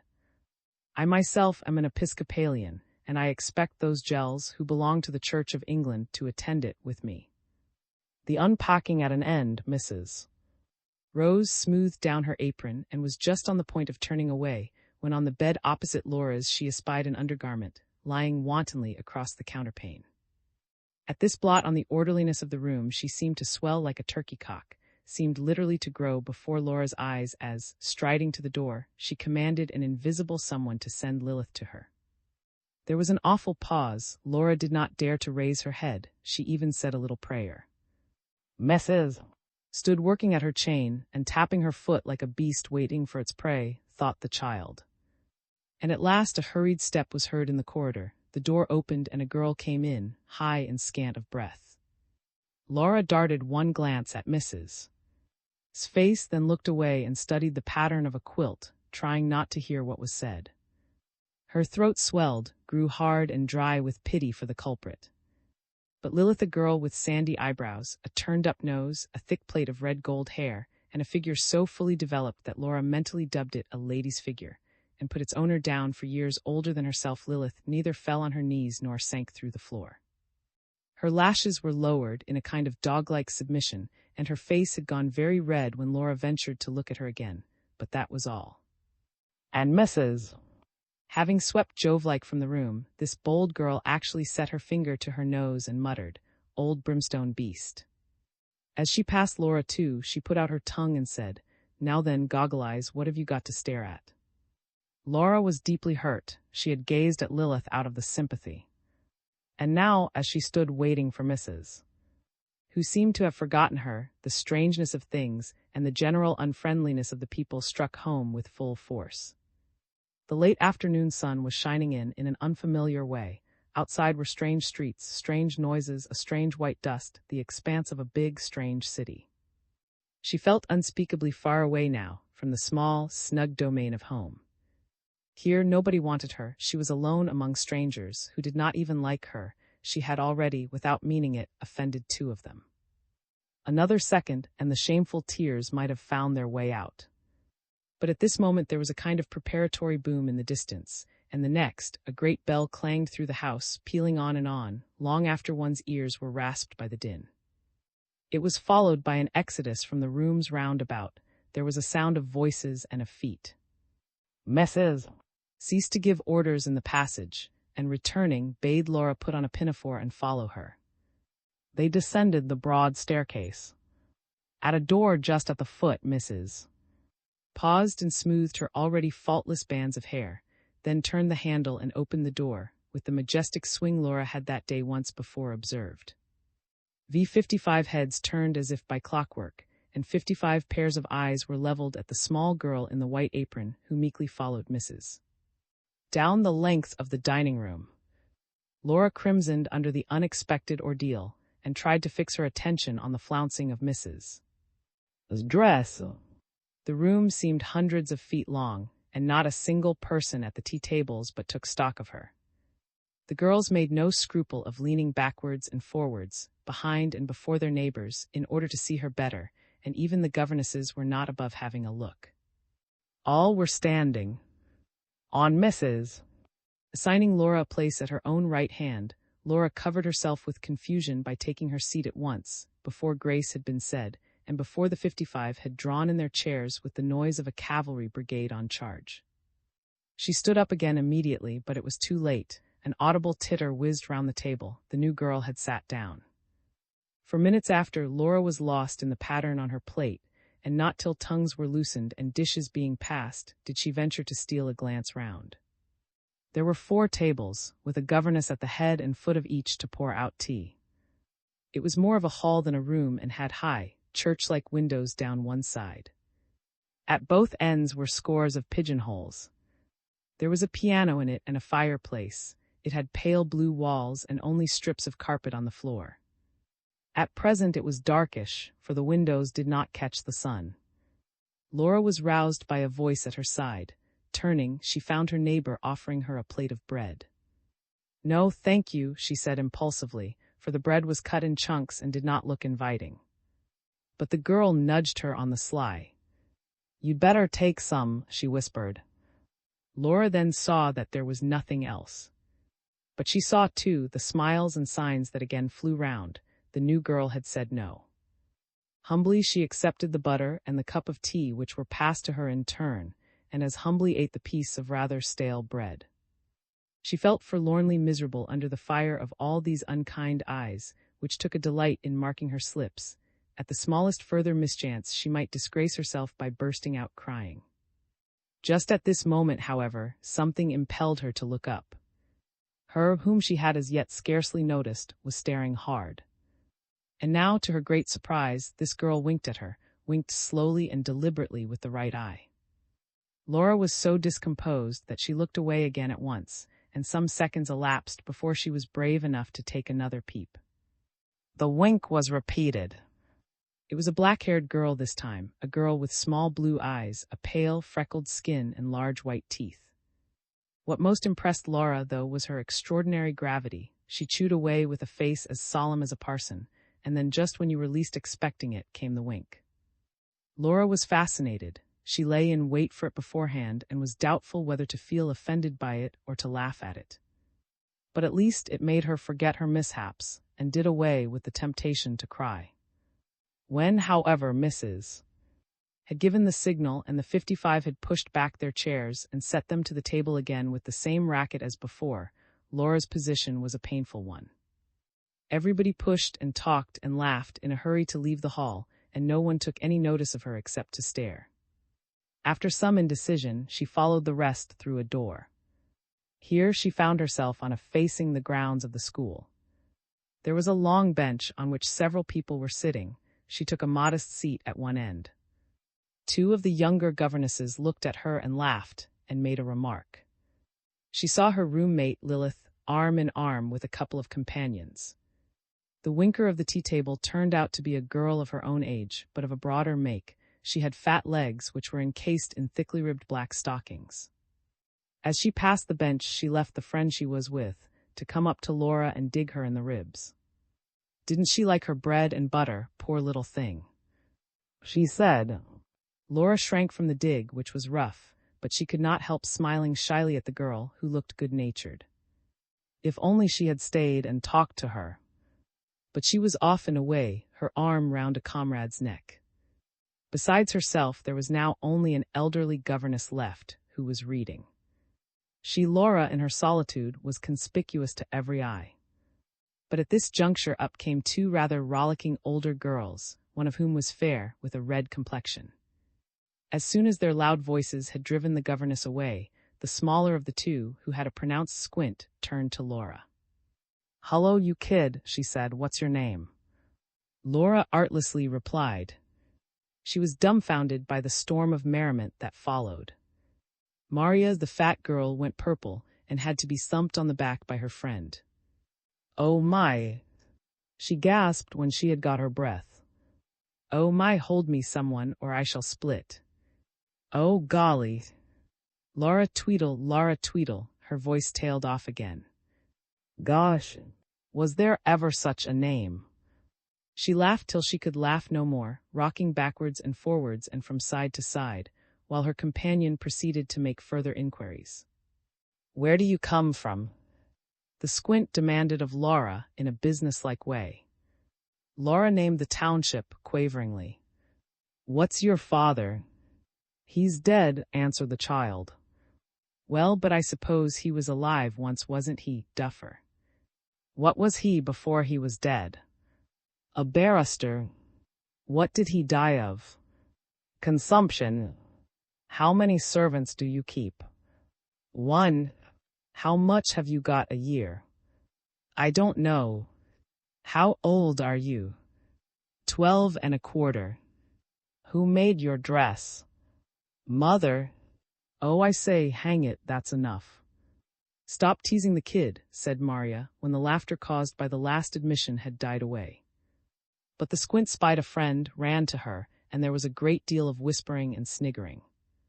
Presently the pair came sauntering up and sat down, and after some artificial humming and hawing, the newcomer began to talk, in a loud and fussy manner, about certain acquaintances of hers called Tweedledum and Tweedledee. Both the fat girl and the squint split with laughter. Laura sat with her hands locked one inside the other. There was no escape for her, for she did not know where to go. But when the third girl put the regulation question, "What's your name and what's your father?" she turned on her with the courage of despair. "What's yours?" she retorted hotly, at the same time not at all sure how the big girl might revenge herself. To her relief, the others burst out laughing at their friend's bafflement. "That's one for you, Kate Horner," said Maria with a chuckle. "Not bad for the kid." "Come on, kid, will you have a walk round the garden?"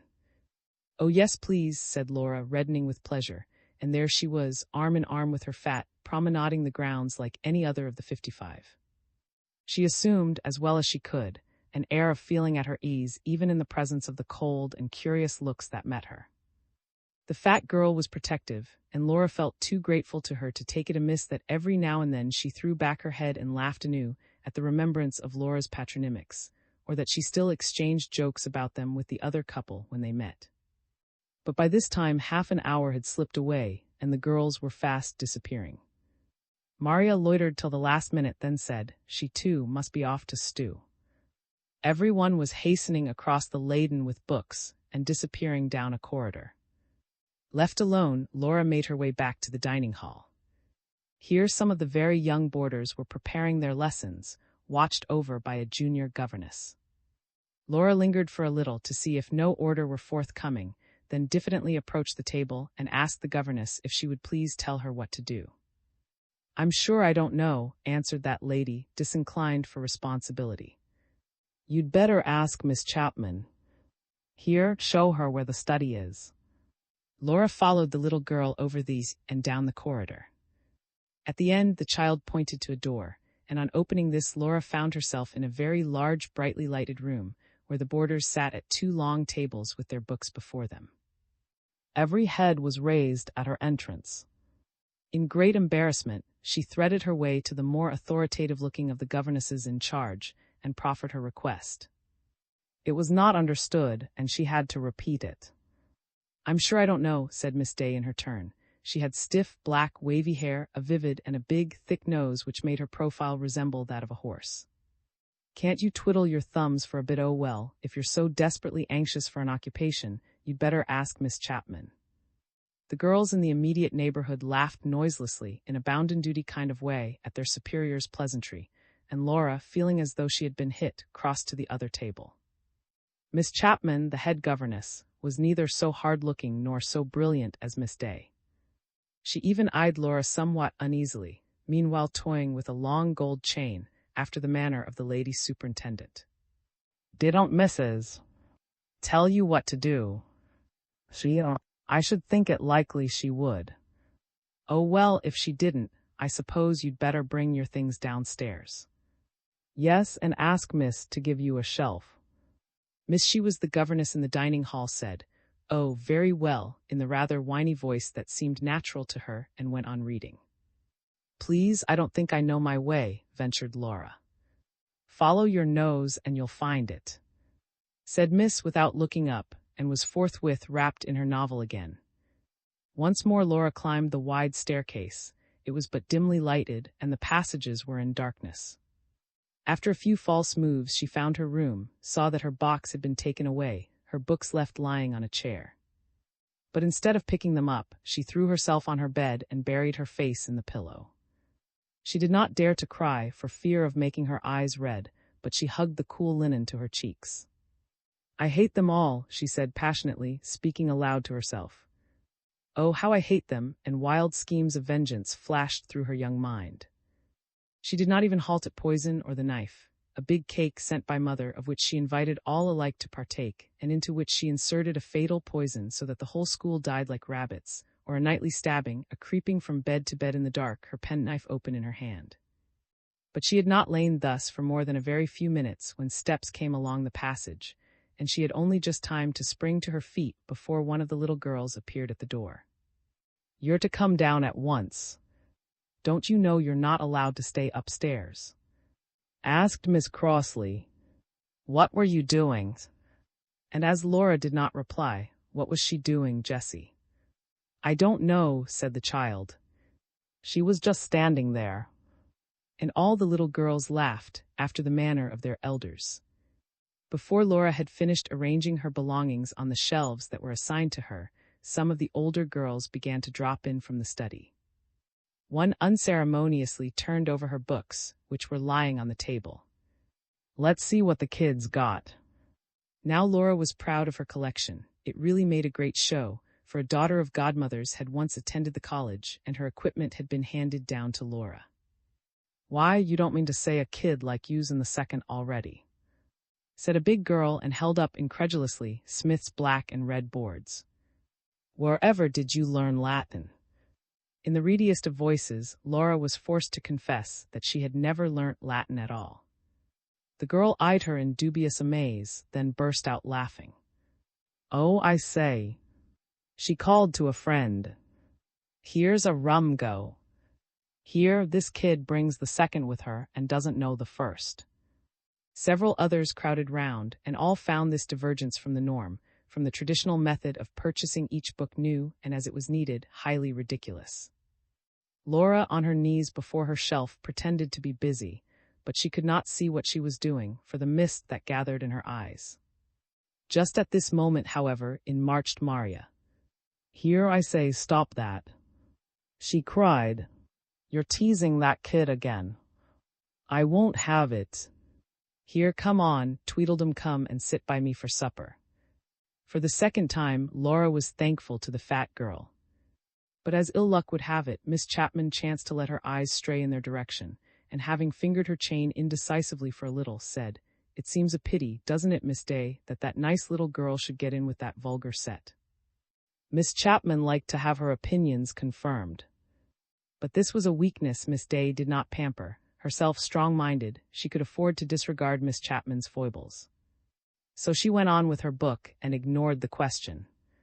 But Miss, who lost no opportunity of making herself agreeable to those over her, said with foreign emphasis, "Yes, indeed it does." So Laura was summoned and made to sit down at the end of the room, close to the governesses and beside the very big girls of 18 and 19, who seemed older still to her, with their figures and waists and skirts that touched the ground. Instinctively, she felt that they resented her proximity. The biggest of all, a pleasant-faced girl with a kind smile, said on seeing her downcast air, "Poor little thing. Never mind." But when they talked among themselves, they lowered their voices and cast stealthy glances at her to see if she were listening. Supper over, 3 chairs were set out in an exposed position. The big bell in the passage was lightly touched. Everyone fetched one with music in it being handed to Miss Chapman at the piano. The door opened to admit first Mrs. Then the principal and his wife, a tall, fair gentleman in a long coat, and a sweet-faced lady who wore a rose in her velvet dress. "Let us sing in the 157th hymn," said the gentleman, who had a Grecian profile and a drooping, sandy.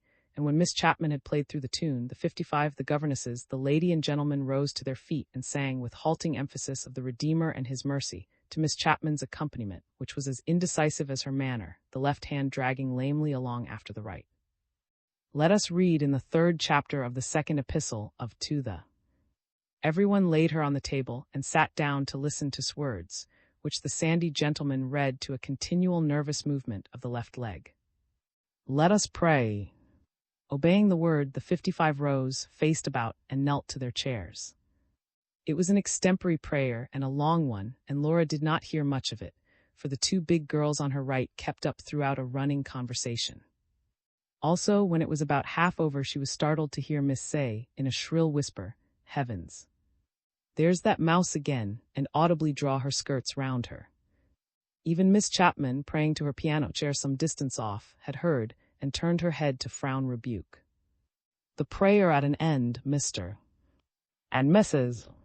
bowed vaguely in several directions, shook hands with the governesses, and left the room. This was the signal for 2 of the teachers to advance with open Bibles. "Here, little one, have you learned your verse?" whispered Laura's pleasant neighbor. Laura knew nothing of it, but the big girl lent her a Bible, and since it was not a hard verse and every girl repeated it, it was quickly learned.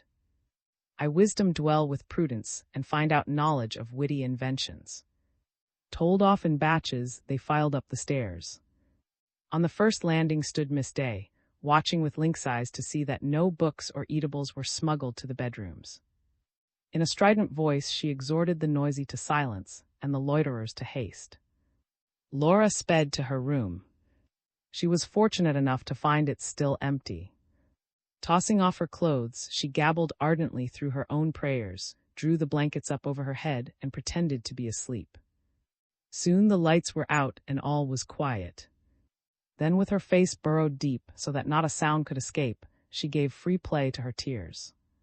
"Vi, my dear mother, I sent you a postcard, did you get it? I told you I got here all right and liked it very much.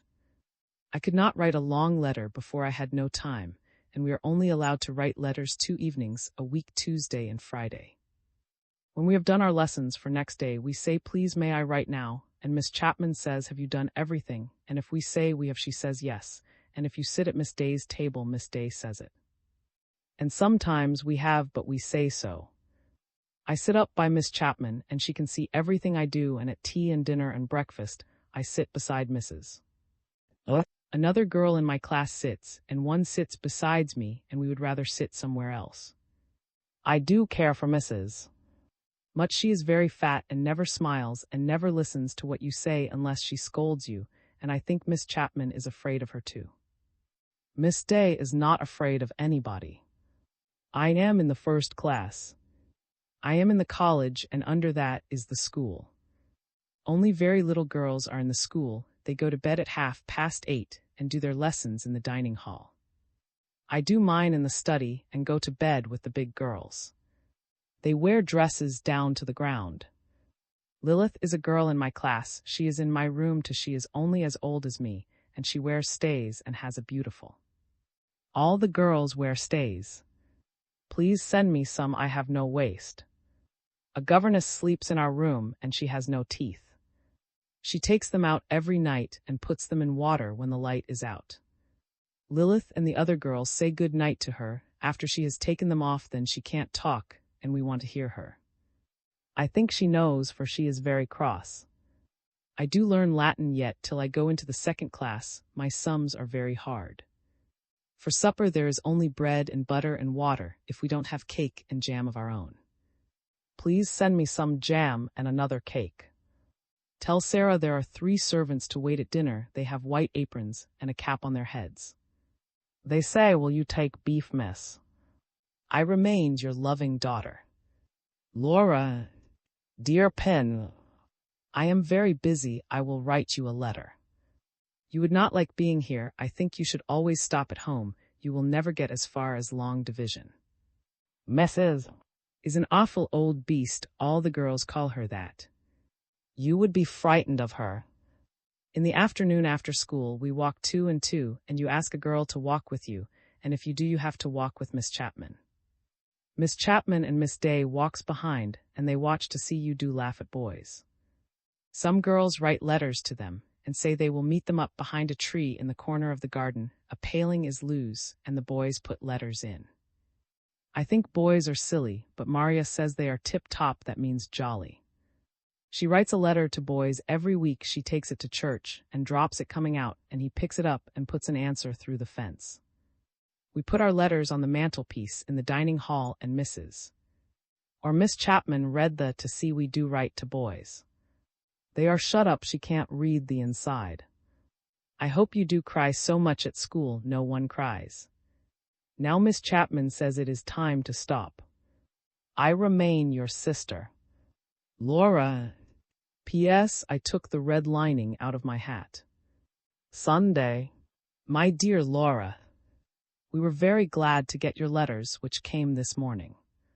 Your postcard written the day after you arrived at the college told us little or nothing. However, Godmother was good enough to write us an account of your arrival, so that we were not quite without news of you.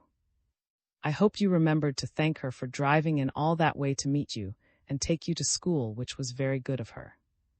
I am glad to hear you are settling down and feeling happy, and I hope you will work hard and distinguish yourself so that I may be proud of you. But there are several things in your letters I do not like. Did you really think I should read what you wrote to Pin? You are a very foolish girl if you did. Pin, the silly child, tried to hide it away because she knew it would make me cross, but I insisted on her showing it to me, and I am ashamed of you for writing such nonsense to her. Maria must be a very vulgar-minded girl to use the expressions she does. I hope my little girl will try to only associate with nice-minded girls. I didn't send you to school to get nasty ideas put into your head, but to learn your lessons well and get on.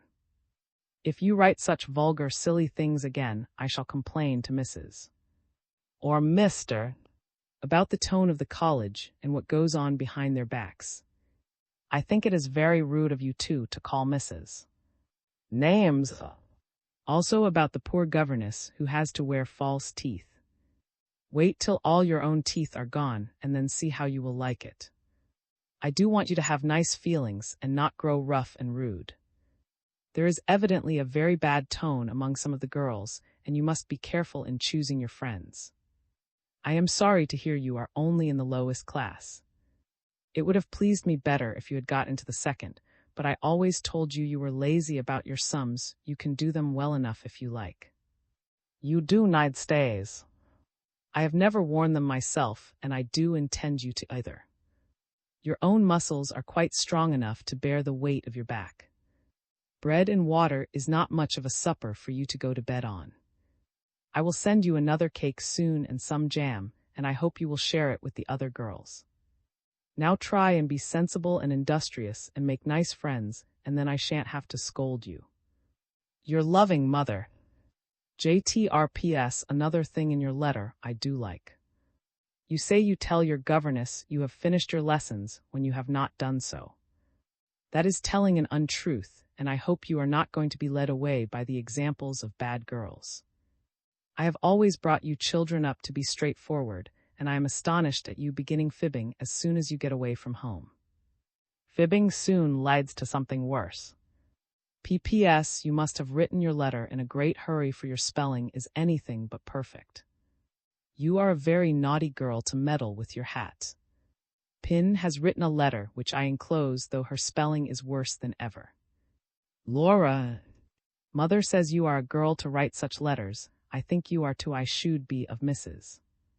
Girlie, I do want to go too. I would rather stop with mother and be a to her. I think it is to drop letters in, and to write to boys. Boys are so. Sarah sends her love. She says she would not wear a cap on her head, not for she says she would just as soon wear a ring her nose. I remain your loving sister. Pen. Dear mother, please do write to Mrs. about the tone in the college, or not to Mr. either. I will never be so silly again. I am sorry my letters were so silly. I won't do it again. Please do write to them about it. I do go much with Maria now. I think she is too. I know two nice girls now in my own class. Their names are, and Bertha. They are very nice and not at all. Maria is fat and has a red face. She is much older than me, and I do care for her now. Please do write to Mrs. I will never call her names again. I had to write my letter quickly because when I have done my lessons, it is nearly time for supper. I am sorry my spelling was wrong. I will take more pains. Next time I will learn hard and get on, and soon I will be in the second class. I did not mean I said I had done my lessons when I had not done them. The other girls say it, and I think it is very wrong of them. Do write to Mrs. I will try and be good and sensible, and not do it again if you only want right. I remain your daughter. Laura. P.S. I can do my sums better now. My dear Laura, my letter evidently gave you a good fright, and I am not sorry to hear it, for I think you deserved it for being such a foolish girl. I hope you will keep your promise and not do it again. Of course I do mean that you are not to tell me everything that happens at school, but I want you to only have nice thoughts and feelings and grow into a wise and sensible girl. I am not going to write a long letter today. This is only a line to comfort and let you know that I shall not write to Mrs. or Mr. as long as I see that you are being a good girl and getting on well with your lessons. I do want you to remember that you are a lady though you are poor and must behave in a ladylike way. You do tell me what the food at the college is like and whether you have blankets enough on your bed at night. Do try and remember to answer the questions I ask you. Sarah is busy washing today, and the children are helping her by sitting with their arms in the tubs. I am to tell you from Pin that Maggie is molting badly and has not eaten much since you left, which is just 3 weeks today. Your loving mother. Friday. My dear mother, I was so glad to get your letter. I am so glad you will not write to Mrs. This time, and I will promise to be very good and try to remember everything you tell me. I am sorry I forgot to answer the questions. I have 4 blankets on my bed, and it is enough. The food is very nice for dinner. For tea, we have to eat a lot of bread and butter. I do care for bread much. Sometimes we have jam, but we are not allowed to eat butter and jam together. A lot of girls get up at 6 and go down to practice. They do dress and have their bath. They just put on their dressing gowns on top of their night gowns. I do go down now till 7. I make my own bed. We have prayers in the morning and the evening, and prayers again when the day come. I do my sums better now. I think I shall soon be in the second class. Pin's spelling was dreadful, and she is nearly 9 now, and is such a baby the girls would laugh at her. I remain your daughter. Laura. P.S. I parsed a long sentence without any mistakes. VII. The mornings were beginning to grow dark and chilly. Fires were laid overnight in the outer classrooms, and the junior governess, who was on early duty, having pealed the 6 o'clock bell, flitted like a wraith from room to room and from one gas jet to another, among stretched sleeping forms.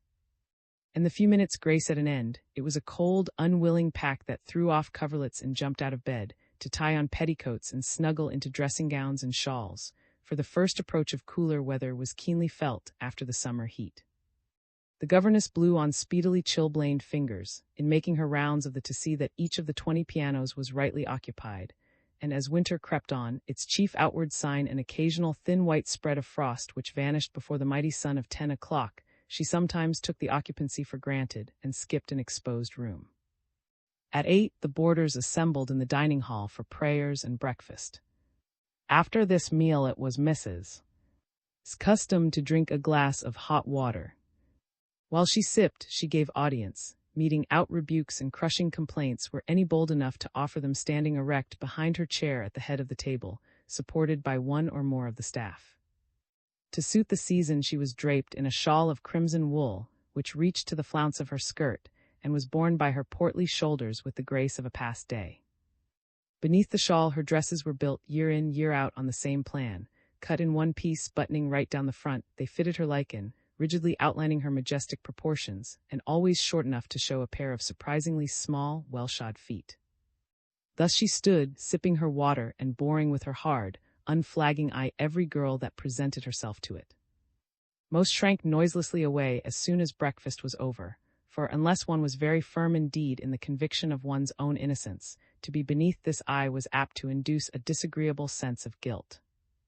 In the case of Mrs. Familiarity had never been known to breed contempt. She was possessed of what was little short of genius for ruling through fear, and no more fitting overseer could have been set at the head of these 500 girls of all ages and degrees, gentle and common and unruly, children hardly out of the nursery and girls well over the brink of womanhood, whose ripe, bursting forms told their own tale, the daughters of poor ministers at reduced fees, and the spoilt heiresses of wealthy wool-brokers and squatters, whose dowries would mount to many thousands of pounds. Mrs. was equal to them all. In a very short time, there was no more persistent shrinker from the ice of this gaze than little Laura. In the presence of Mrs. the child had a difficulty in getting her breath. Her first week of school life had been one unbroken succession of snubs and reprimands. For this, the undue familiarity of her manner was to blame. She was all too slow to grasp, being of an impulsive disposition and not naturally shy, that it was indecorous to accost Mrs. offhand, to treat her, indeed, in any way as if she were an ordinary mortal.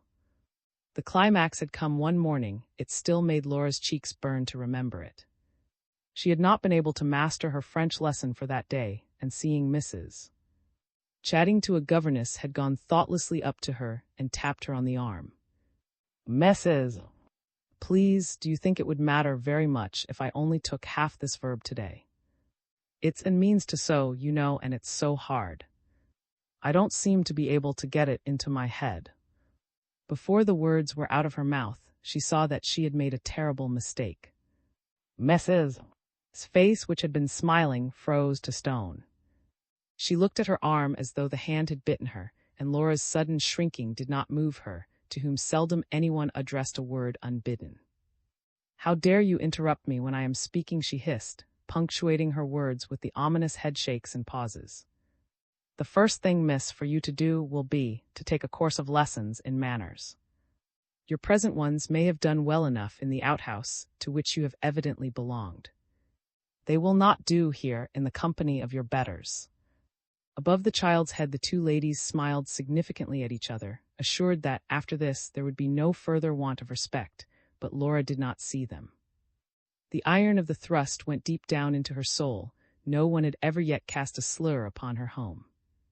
Retreating to a lavatory, she cried herself nearly sick, making her eyes so red that she was late for prayers in trying to wash them white. Since that day, she had never of her own free will approached Mrs. again, and even avoided those places where she was likely to be found. This was why one morning, some 3 weeks later, on discovering that she had forgotten one of her lesson books, she hesitated long before re-entering the dining hall. The governesses still clustered round their chief, and the pupils were not expected to return. But it was past 9 o'clock. In a minute the public prayer bell would ring, which united boarders, several hundred day scholars, resident and visiting teachers in the largest classroom, and Laura did not know her English lesson. So she stole in, cautiously dodging behind the group, in a twitter lest the dreaded eyes should turn her way. It was Miss Day who spied her and demanded an explanation. "Such carelessness! You girls would forget your heads if they weren't screwed on," retorted the governess, in the dry, violent manner that made her universally disliked. Thankful to escape with this, Laura picked out her book and hurried from the room. But the thoughts of the group had been drawn to her. "The greatest little oddity we've had here for some time," pronounced Miss Day, pouting her full bust in decisive fashion. She is, indeed, agreed Miss. I don't know what sort of a place she comes from, I'm sure, continued the former, but it must be the end of creation. She's utterly no idea of what's what, and as for her clothes, they're fit for a Punch and Judy show. She's had no training either. Stupid, I call her, chimed in one of the younger governesses whose name was Miss. She doesn't know the simplest things, and her spelling is awful. And yet, do you know, at history the other day, she wanted to hold forth about how London looked in Elizabeth's reign when she didn't know a single one of the dates. She can say some poetry, said Miss. And she's read. One and all shook their heads at this, and Mrs. went on shaking hers and smiling grimly. The way gels are brought up nowadays, she said. There was no such thing in my time. We were made to learn what would be of some use and help to us afterwards. Elderly Miss Chapman twiddled her chain. I hope I did right, Mrs. She had 1 week's early practice, but she looked so white all day after it that I haven't put her down for it again. I hope I did right. Oh well, we don't want to have them ill, you know, replied Mrs. in the rather irresponsive tone she adopted towards Miss Chapman. As long as it isn't mere laziness. I don't think she's lazy, said Miss Chapman. At least she takes great pains with her lessons at night. This was true. Laura tried her utmost, with an industry born of despair. For the comforting assurance of speedy promotion, which she had given Mother, had no root in fact. These early weeks only served to reduce, bit by bit, her belief in her own knowledge. How slender this was, and of how little use to her in her new state, she did not dare to confess even to herself. Her disillusionment had begun the day after her arrival, when the headmaster, to whom she had gone to be examined in arithmetic, flung up hands of comical dismay at her befogged attempts to solve the mysteries of long division. An upper class was taking a lesson in Euclid, and in the intervals between her mazy reckonings she had stolen glances at the master. A tiny little nose was as if squashed flat on his face, above a grotesquely expressive mouth, which displayed every one of a splendid set of teeth. He had small, short-sighted, red-rimmed eyes and curly hair which did not stop growing at his ears, but went on curling, closely cropped, down the sides of his face. He taught at the top of his voice, thumped the blackboard with a pointer, was biting at the expense of a pupil who confused the angle BFC with the angle BFG, a moment later to volley forth a broad Irish joke which convulsed the class. He bewitched Laura, she forgot her sums in the delight of watching him, and this made her learning seem a little scantier than it actually was, for she had to wind up in a great hurry. He pounced down upon her, the class laughed anew at his playful horror, and yet again at the remark that it was evident she had never had many pennies to spend, or she would know better what to do with the figures that represented them. In these words Laura scented a reference to Mother's small income, and grew as red as fire. In the lowest class in the college she sat bottom for a week or more. What she did know, she knew in such an awkward form that she might as well have known nothing. And after a few efforts to better her condition she grew cautious, and hesitated discreetly before returning one of those ingenuous answers which, in the beginning, had made her the Mary of the class. She could, for instance, read a French storybook without skipping very many words, but she had never heard a syllable of the language spoken, and her first attempts at pronunciation caused even Miss to sit back in her chair and laugh till the tears ran down her face. History Laura knew in a vague, pictorial way. She and Pin had enacted many a striking scene in the garden, such as Not Angles but Angels, or Did the Pump Drain Overflow, Canute and His Silly Courtiers, and she also had out-of-the-way scraps of information about the characters of some of the monarchs, or, as the governess had complained, about the state of London at a certain period, but she had never troubled her head with dates.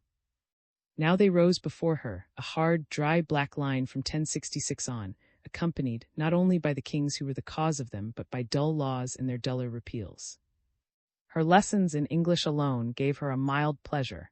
She enjoyed taking a sentence to pieces to see how it was made. She was fond of words, too, for their own sake, and once, when Miss had occasion to use the term eleemosynary, Laura was so enchanted by it that she sought to share her enthusiasm with her neighbor. This girl, a fat little Jewess, went crimson from trying to stifle her laughter.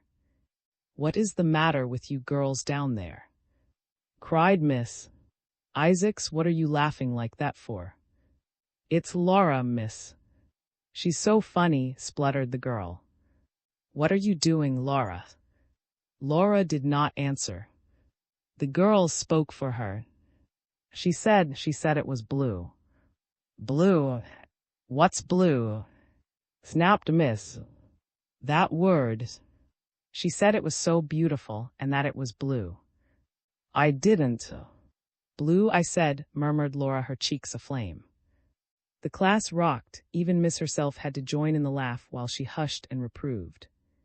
And sometimes after this, when a particularly long or odd word occurred in the lesson, she would turn to Laura and say jocosely, "Now, Laura, come on, tell us what that is."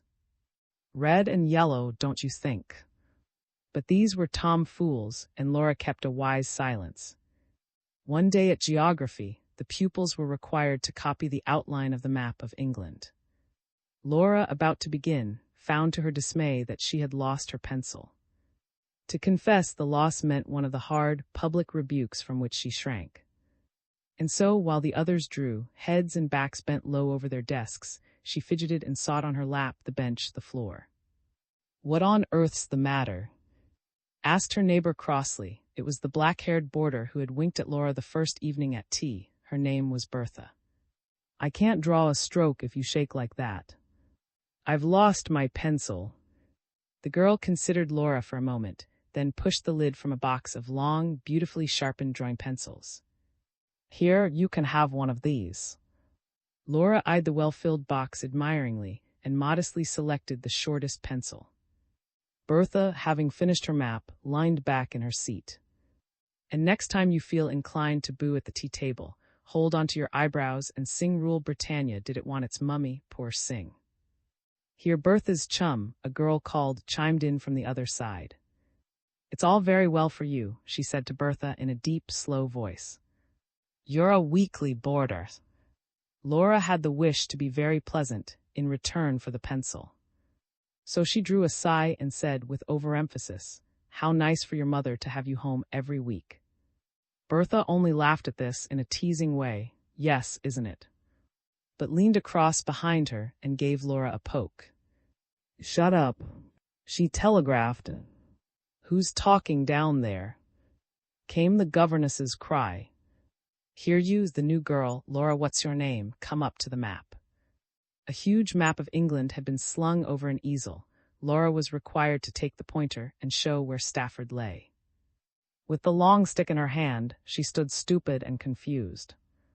In this exigency, it did not help her that she knew from hearsay just how England looked, that she could see in fancy its evergreen grass, thick hedges and spreading trees, its never-dry rivers, its hoary old cathedrals, its fogs and sea mists and overpopulous cities. She stood face to face with the most puzzling map in the world, a map seared and scored with boundary lines, black and bristling with names. She could not have laid her finger on London at this moment, and as for Stafford, it might have been in the moon. While the class straggled along at the end of the hour, came up to Laura's side. "I say, you shouldn't have said that about her mother." She nodded mysteriously. "Why not?" asked Laura, and at the thought that she had again, without knowing it, been guilty of a faux pas. Looked round to see that Bertha was not within hearing, then put her lips to Laura's ear. "She drinks." Laura gaped incredulous at the girl, her young eyes full of horror. From actual experience, she hardly knew what drunkenness meant. She had hitherto associated it only with the lowest class of Irish agricultural, or with those dreadful white women who lived, by choice, in Chinese camps. That there could exist a mother who drank was unthinkable, outside the bounds of nature. "Oh, how awful!" She gasped and turned pale with excitement. Could not help giggling at the effect produced by her words. The new girl was a rum stick, and no mistake, but as Laura's consternation persisted, she veered about. "Oh, well, I don't know for certain if that's it. But there's something awfully queer about her." "Oh, how do you know?" asked her breathless listener, mastered by a morbid curiosity. "I've been there from a Saturday till Monday. She came in to lunch, and she only talked to herself, not to us. She tried to eat mustard with her pudding too, and her meat was cut up in little pieces for her. I guess if she'd had a knife, she'd have cut our throats. Oh, was all Laura could get out. I was so frightened my mother said I shouldn't go again. Oh, I hope she won't ask me. What shall I do if she does? Look out, here she comes. Don't say a word. Bertha's awfully ashamed of it, said, and Laura had just time to give a hasty promise. Hullo, you two, what are you gassing about? Cried Bertha and dealt out a couple of her rough and friendly punches. I say, who's on for a race up the garden? They raced all three with flying plaits and curls, much kicking up of long black legs and a frank display of frills and tuckers. Laura won, for Swind gave out halfway, and Bertha was heavy of foot. Leaning against the palings, Laura watched the latter come puffing up to join her Bertha with the shameful secret in the background of a mother who was not like other mothers. VIII.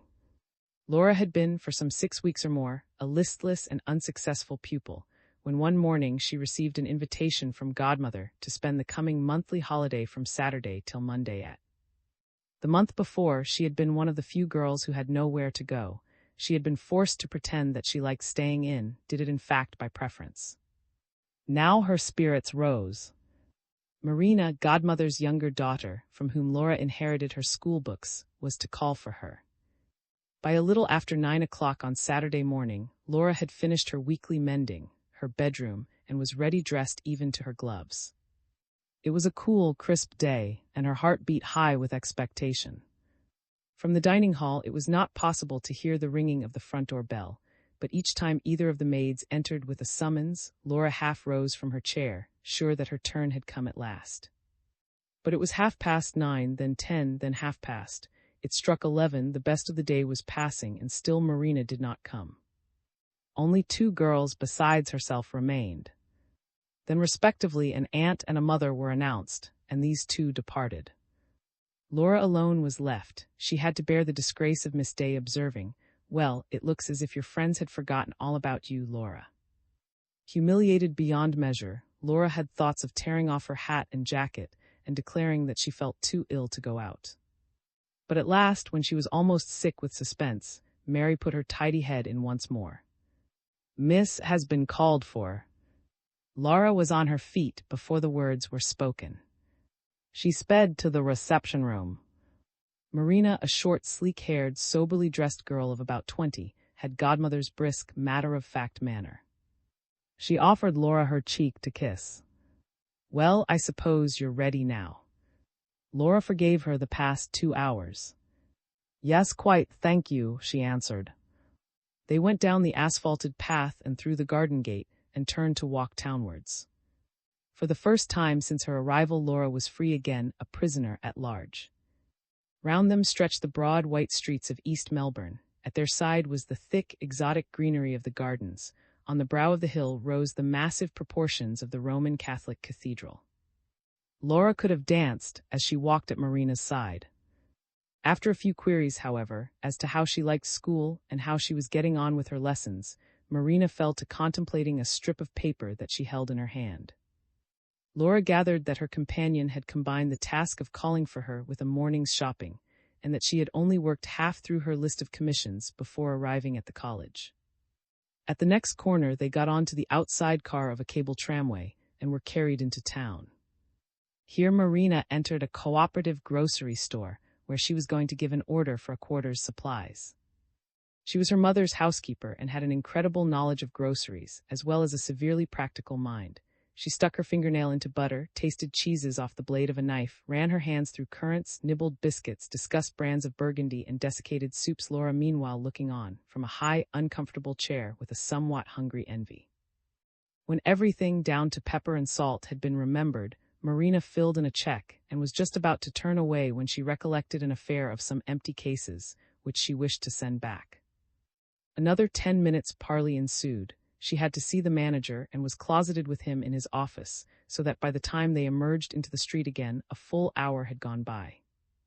"Getting hungry?" she inquired of Laura. "A little, but I can wait," answered Laura politely. "That's right," said Marina, off whose own appetite the edge had no doubt been taken by her various nibblings. Now there's only the chemist. They rode to another street, entered a druggist, and the same thing on a smaller scale was repeated, except that here Marina did no tasting but for a stray or jujube. By the time the shop door closed behind them, Laura could almost have eaten licorice powder. It was 2 o'clock, and she was faint with hunger. "We'll be home in plenty of time," said Marina, consulting a neat watch. "Dinner not till 3 today because of father." Again a tramway jerked them forward. Some half-mile from their destination, Marina rose. "We'll get out here. I have to call at the butcher."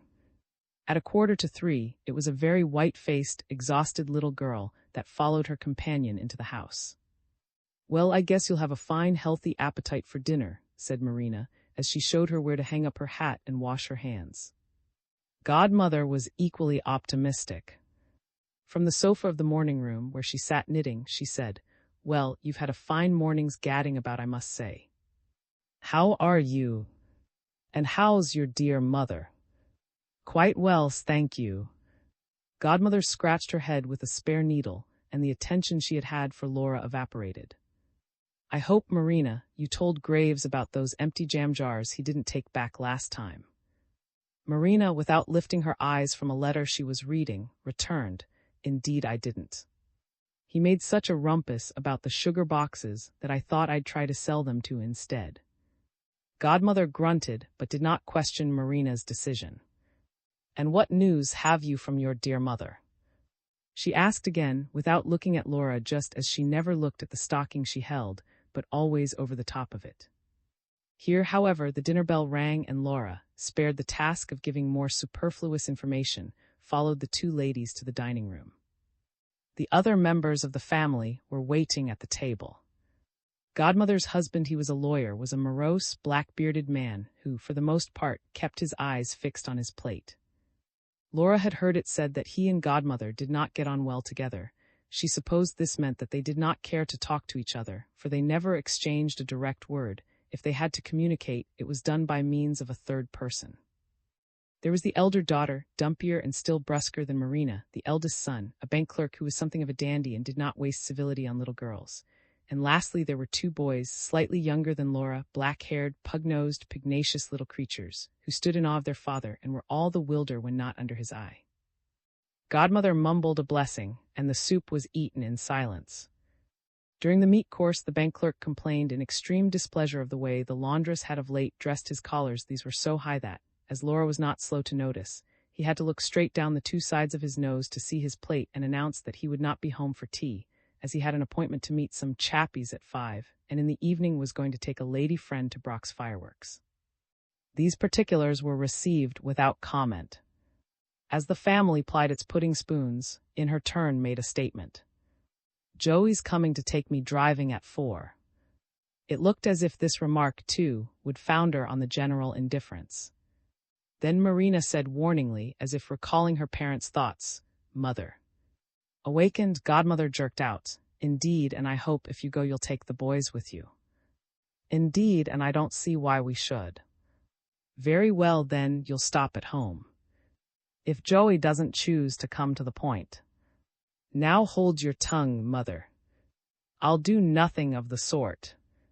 "Crikey," said the younger boy in a low voice. "Joey's got to take us riding."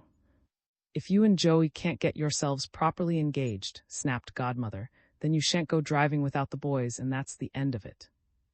Like dogs barking at one another, thought Laura. Listening to the loveless bandying of words, she was unused to the snappishness of the Irish manner, which sounds so much worse than it is meant to be, and she was chilled anew by it when, over the telephone, she heard holding a heated conversation with Joey. He was a fat young man with hanging cheeks, small eyes, and a lazy, lopsided walk. "Hello, here's a little girl. What's her name? Say, this kitty can come along too." As it had leaked out that Marina's afternoon would be spent between the shelves of her storeroom, preparing for the incoming goods, Laura gratefully accepted the offer. They drove to Marlborough Tower. With their backs to the horse sat the two boys, mercilessly alert for any display of fondness on the part of the lovers, sat Laura with her straight, inquisitive black eyes.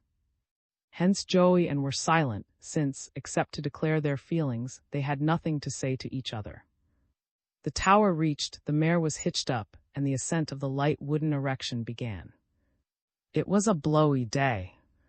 "Boys first," commanded Joey. "Cos the—" His speech was as lazy as his walk. He himself led the way, followed by and Laura, at spitting, went next. She clasped her bits of skirts anxiously to her knees, for she was just as averse to the frills and flounces that lay beneath being seen by, as by any of the male members of the party. Came last, and though no one was below her, so tightly wound about was she that she could hardly advance her legs from one step to another. Joey looked approval, but the boys sniggered, and kept it up till, having gained the platform, threatened them with a clout on the head. On the return journey a dispute arose between the lovers. It related to the shortest road home, waxed hot, and was rapidly taking on the dimensions of a quarrel, when the piebald mare shied at a traction engine and tried to bolt. Joey gripped the reins, and passed his free arm round's waist. "Don't be frightened, darling." Though the low chaise rocked from side to side and there seemed a likelihood of it capsizing, the two boys squirmed with laughter and dealt out sundry nudges, kicks, and pokes, all of which were received by Laura, sitting between them. She herself turned red with embarrassment. At the same time she wondered why Joey should believe George was afraid. There was no sign of it in his manner. She sat stolid and unmoved. Besides, she, Laura, was only a little girl and felt no fear. She also asked herself why Joey should suddenly grow concerned about, when a moment before they had been so rude to each other. These were interesting speculations, and the chaise having ceased to sway, Laura grew meditative. In the evening Godmother had a visitor, and Laura sat in a low chair, listening to the ladies' talk. It was dull work, for much as she liked to consider herself almost grown up, she yet detested the conversation of real grown-ups with a child's heartiness. She was glad when 9 o'clock struck and Marina, lighting a candle, told her to go to bed. The next day was Sunday. Between breakfast and church time yawned 2 long hours. Went to a Bible class. Marina was busy with orders for the dinner. It was a house like most Australian houses of its kind. In Marina's bedroom alone stood a small bookcase containing school and Sunday school prizes. Laura was very fond of reading, and as she dressed that morning had cast longing looks at these volumes, had evenly shyly fingered the glass doors. But they were locked. Breakfast over, she approached Marina on the subject. The latter produced the key, but only after some haggling, for her idea of books was to keep the gilt on their covers untarnished. "Well, at any rate it must be a Sunday book," she said ungraciously. She drew out the giant cities of and Syria's holy places, and with this Laura retired to the drawing-room, where Godmother was already settled for the day with a suitable magazine. When the bells began to clang, the young people, primly hatted, their prayer books in their hands, walked to the neighboring church. There Laura sat once more between the boys, Marina, and stationed like sentinels at the ends of the pew, ready to pounce down on their brothers if necessary, to confiscate animals and eatables, or to rap impish knuckles with a Bible. It was a spacious church. The pew was in a side aisle. One could see neither reading desk nor pulpit, and the words of the sermon seemed to come from a great way off. After dinner, Laura and the boys were dispatched to the garden, to stroll about in Sunday fashion. Here, no elder person being present, the natural feelings of the trio came out: the distaste of a quiet little girl for rough boys and their pranks, the resentful indignation of the boys at having their steps dogged by a sneak and a telltale. As soon as they had rounded the tennis court and were out of sight of the house, and clambered over the palings and dropped into the street, vowing a mysterious vengeance on Laura if she went indoors without them. The child sat down on the edge of the lawn under a mulberry tree and propped her chin on her hands. She was too timid to return to the house and brave things out. She was also afraid of someone coming into the garden and finding her alone, and of her then being forced to tell, for most of all she feared the boys and their vague, rude threats. So she sat and waited and waited.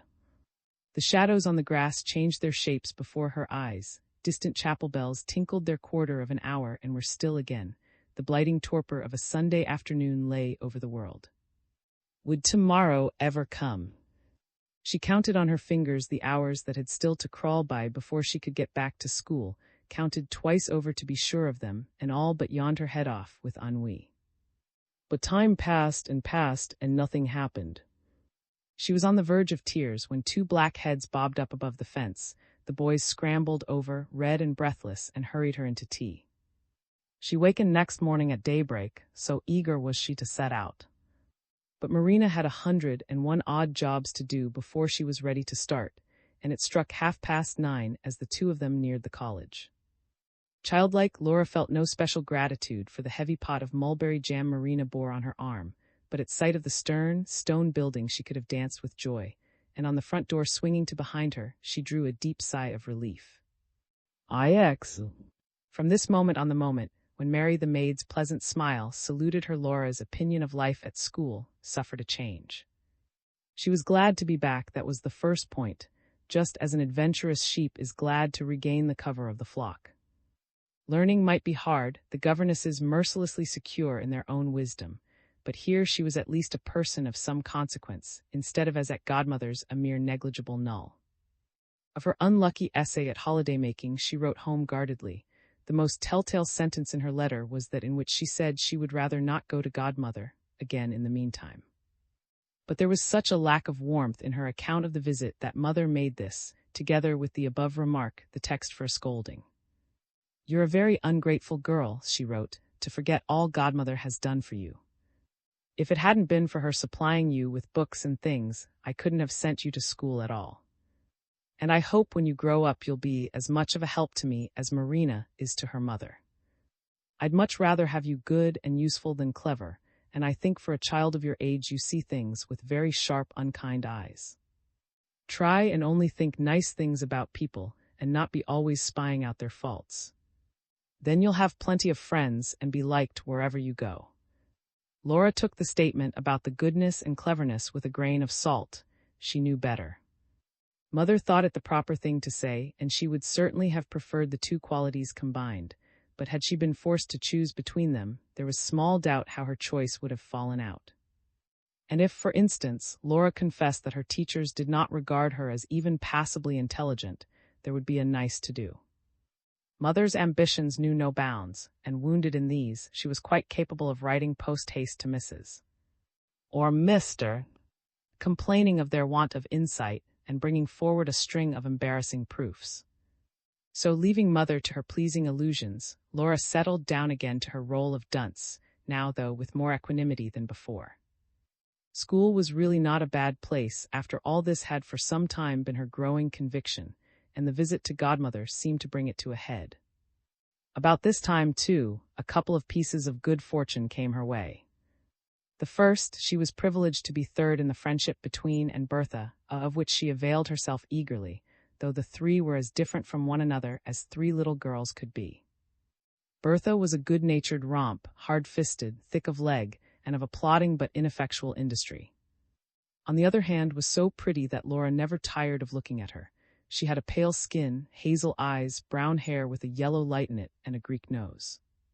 Her mouth was very small, her nostrils were mere tiny slits, and so lazy was she that she seldom more than half opened her eyes. Both girls were well over 14 and very fully developed. Compared with them, Laura was like nothing so much as a skinny young colt.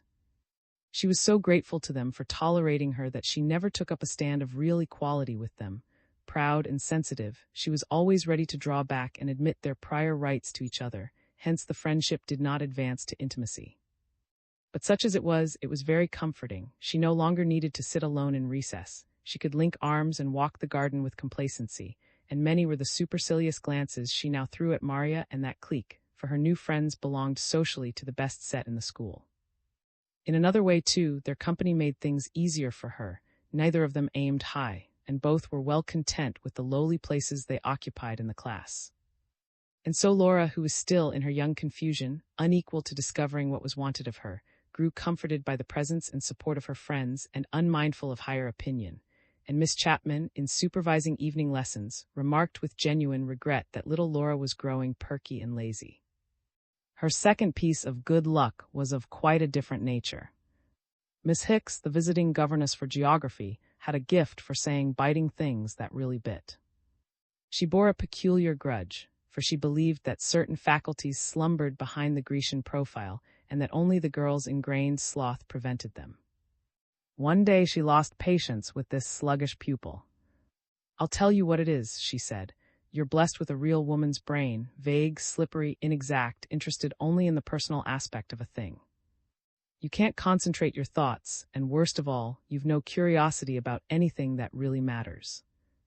You take all the great facts of existence on trust just as a hen does, and I've no doubt you'll go on contentedly till the end of your days, without ever knowing why the ocean has tides and what causes the seasons. It makes me ashamed to belong to the same sex." His classmates tittered furiously, let the sarcasm glide over them, unhit by its truth. Herself, indeed, was inclined to consider the governess's taunt a compliment, as proving that she was incapable of a vulgar inquisitiveness. But Laura, though she laughed docilely with the rest, could not forget the incident. Words in any case had a way of sticking to her memory, and what Miss Hicks had said often came back to her in the days that followed. And then, all of a sudden, just as if an invisible hand had opened the door to an inner chamber, a light broke on her. Vague, slippery, inexact, interested only in the personal, every word struck home. Had Miss Hicks set out to describe her, in particular, she could not have done it more accurately. It was but too true. Until now, she, Laura, had been satisfied to know things in a slip, razzle-dazzle way, to know them anyhow, as it best suited herself. She had never set to work to master a subject, to make it her own in every detail. Bits of it, picturesque scraps, striking features, what Miss Hicks no doubt meant by the personal, were all that had attracted her. Oh, and she, too, had no intelligent curiosity. She could not say that she had ever teased her brains with wondering why the earth went round the sun, and not the sun round the earth. Honestly speaking, it made no difference to her that the globe was indented like an orange, and not the perfect round you began by believing it to be. But if this were so, if she were forced to make these galling admissions, then it was clear that her vaunted cleverness had never existed, except in Mother's imagination. Or, at any rate, it had crumbled to pieces like a lump of earth, under the hard, heavy hand of Miss Hicks. Laura felt humiliated, and could not understand her companions treating the matter so airily. She did not want to have a woman's brain, thank you, not one of that sort, and she smarted for the whole class. Straightway she set to work to sharpen her wits, to follow the straight road. At first with some stumbling, of course, and frequent backslidings. Intellectual curiosity could not, she discovered, be awakened to order, and she often caught herself napping.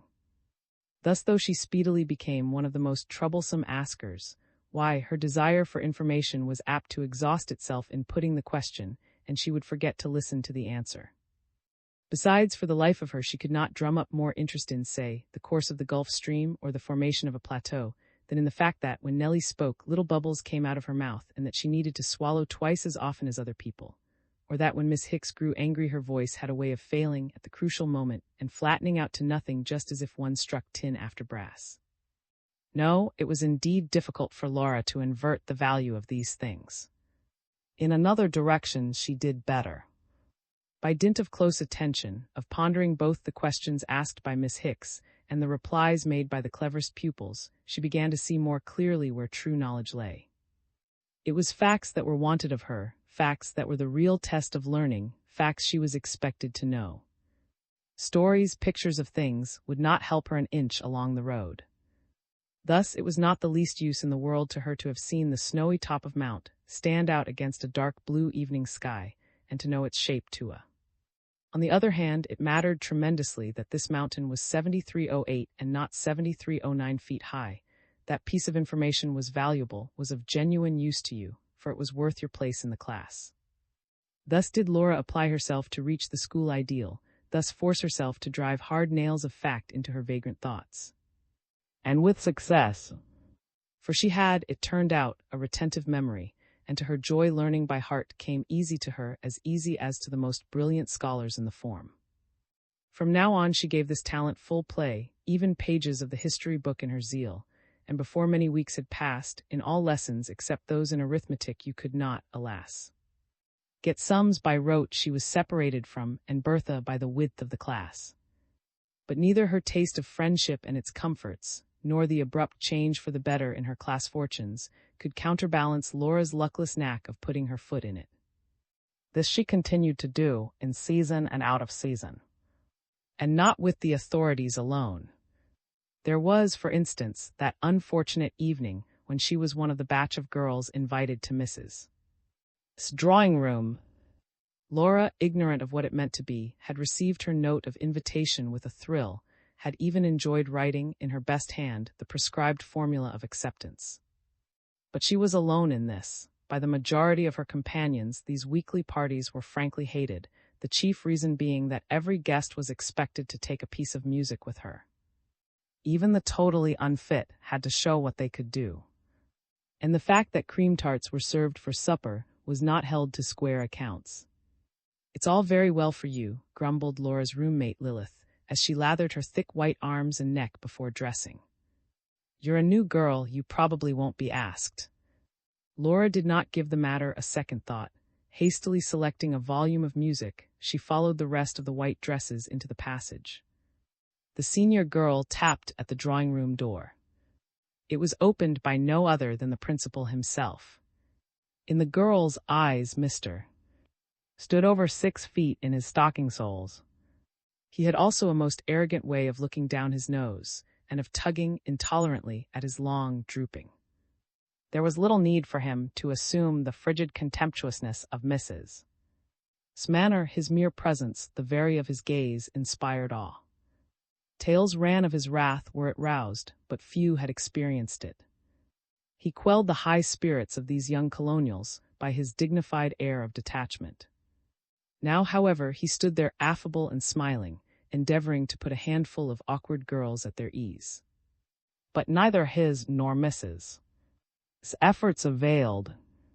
It was impossible for the pupils to throw off, at will, the crippling fear that governed their relations with the principal.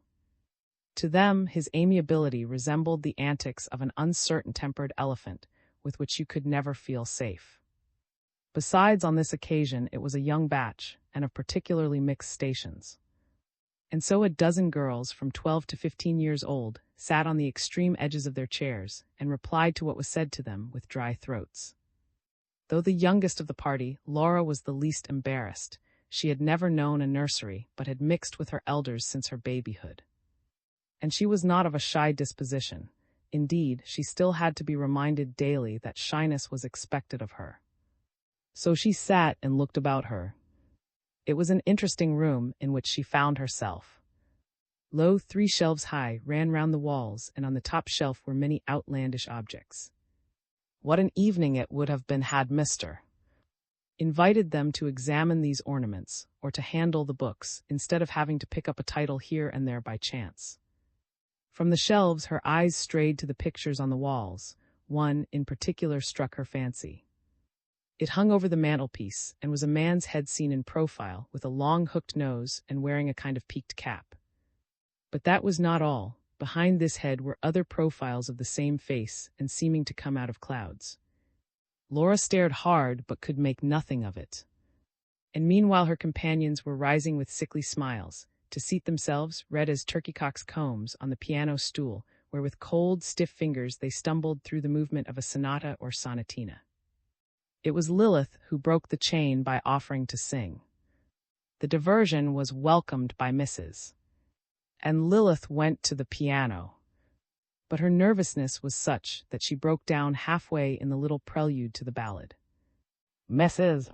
came to the rescue. "It's so difficult, is it not, to accompany oneself?" she said kindly. "Perhaps one of the others would play for you." No one moved. "Do any of you know the song?" 2 or 3 ungraciously admitted the knowledge, but none volunteered. It was here Laura chimed in. "I could play it," she said, and at the sound of her own voice. Mrs. looked doubtfully at the thin little girl. "Do you know it, dear? You're too young for singing, I think." "No, I don't know it. But I could play it from sight. It's quite easy." Everyone looked disbelieving, especially the unhappy singer. "I've played much harder things than that," continued Laura. Well, perhaps you might try, said Mrs. with the ingrained distrust of the unmusical. Laura rose and went to the piano, where she conducted the song to a successful ending. Mrs. looked relieved. Very nice indeed. And to Laura, did you say you didn't know it, dear? No, I never saw it before. Again the lady looked doubtful. Well, perhaps you would play us something yourself now. Laura had no objection. She had played to people before her fingers were long enough to cover the octave. She took the volume of she had brought with her, selected Home, Sweet Home, and pranced in. Her audience kept utter silence, but had she been a little sharper, she would have grasped that it was the silence of amazement. After the prim sonatinas that had gone before, florid ornaments had a shameless sound. Her performance, moreover, was a startling one. The forte pedal was held down throughout. The big chords were crashed and banged with all the strength a pair of 12-year-old arms could put into them, and wrong notes were freely scattered. Still, rhythm and melody were well marked, and there was no mistaking the agility of the small fingers. Dead silence, too, greeted the conclusion of the piece. Several girls were very red from trying not to laugh. The principal tugged at his in abstracted fashion. Laura had reached her seat again before Mrs. said undecidedly, "Thank you, dear. Did you learn that piece here?" Laura saw nothing wrong. "Oh, no, at home," she answered. "I wouldn't care to play the things I learn here to people. They're so dull." A girl emitted a faint squeak. But a half-turn of Mrs. head subdued her. "Oh, I hope you will soon get to like classical music also," said the lady gravely and in all good faith. "We prefer it, you know, to any other." "Do you mean things like the air in G with variations?" "I'm afraid I never shall. There's no tune in them." Music was as fatal to Laura's equilibrium as wine would have been. Finding herself next Mr. She now turned to him and said, with what she believed to be ease of manner, "Mr. will you please tell me what that picture is hanging over the mantelpiece? I've been looking at it ever since I came in, but I can't make it out. Are those ghosts those things behind the man, or what?" It took Mr. a minute to recover from his astonishment. He stroked hard, and the look he bent on Laura was not encouraging. "It seems to be all the same face," continued the child, her eyes on the picture. "That," said Mr. with extreme deliberation, "that is the portrait by a great painter of a great poet, Dante." "Oh, Dante, is it?" said Laura showily. She had once heard the name. "Oh, yes, of course, I know now. He wrote a book, didn't he, called Faust? I saw it over there by the door. What lovely books. But here Mr. abruptly changed his seat, and Laura's thirst for information was left unquenched. The evening passed, and she was in blessed ignorance of anything being amiss, till the next morning after breakfast she was bidden to Mrs. A quarter of an hour later, on her emerging from that lady's private sitting-room, her eyes were mere swollen slits in her face. Instead, however, of sponging them in cold water and bravely joining her friends, Laura was still foolish enough to hide and have her cry out. So that when the bell rang, she was obliged to go into public prayers looking a prodigious fright, and thereby advertising to the curious what had taken place. Mrs. had crushed and humiliated her. Laura learnt that she had been guilty of a gross impertinence in profaning the ears of the principal and Mrs. with music, and that all the pieces she had brought with her from home would now be taken from her. Secondly, Mr. had been so unpleasantly impressed by the boldness of her that she would not be invited to the drawing-room again for some time to come. The matter of the music touched Laura little. If they preferred their dull old exercises to what she had offered them, so much the worse for them. But the reproach cast on her manners stung her even more deeply than it had done when she was still the raw little newcomer, for she had been pluming herself of late that she was now quite the thing. And yet, painful as was this fresh overthrow of her pride, it was neither the worst nor the most lasting result of the incident. That concerned her schoolfellows. By the following morning, the tale of her doings was known to everyone. It was circulated in the first place, no doubt, by Lilith, who bore her a grudge for her offer to accompany the song.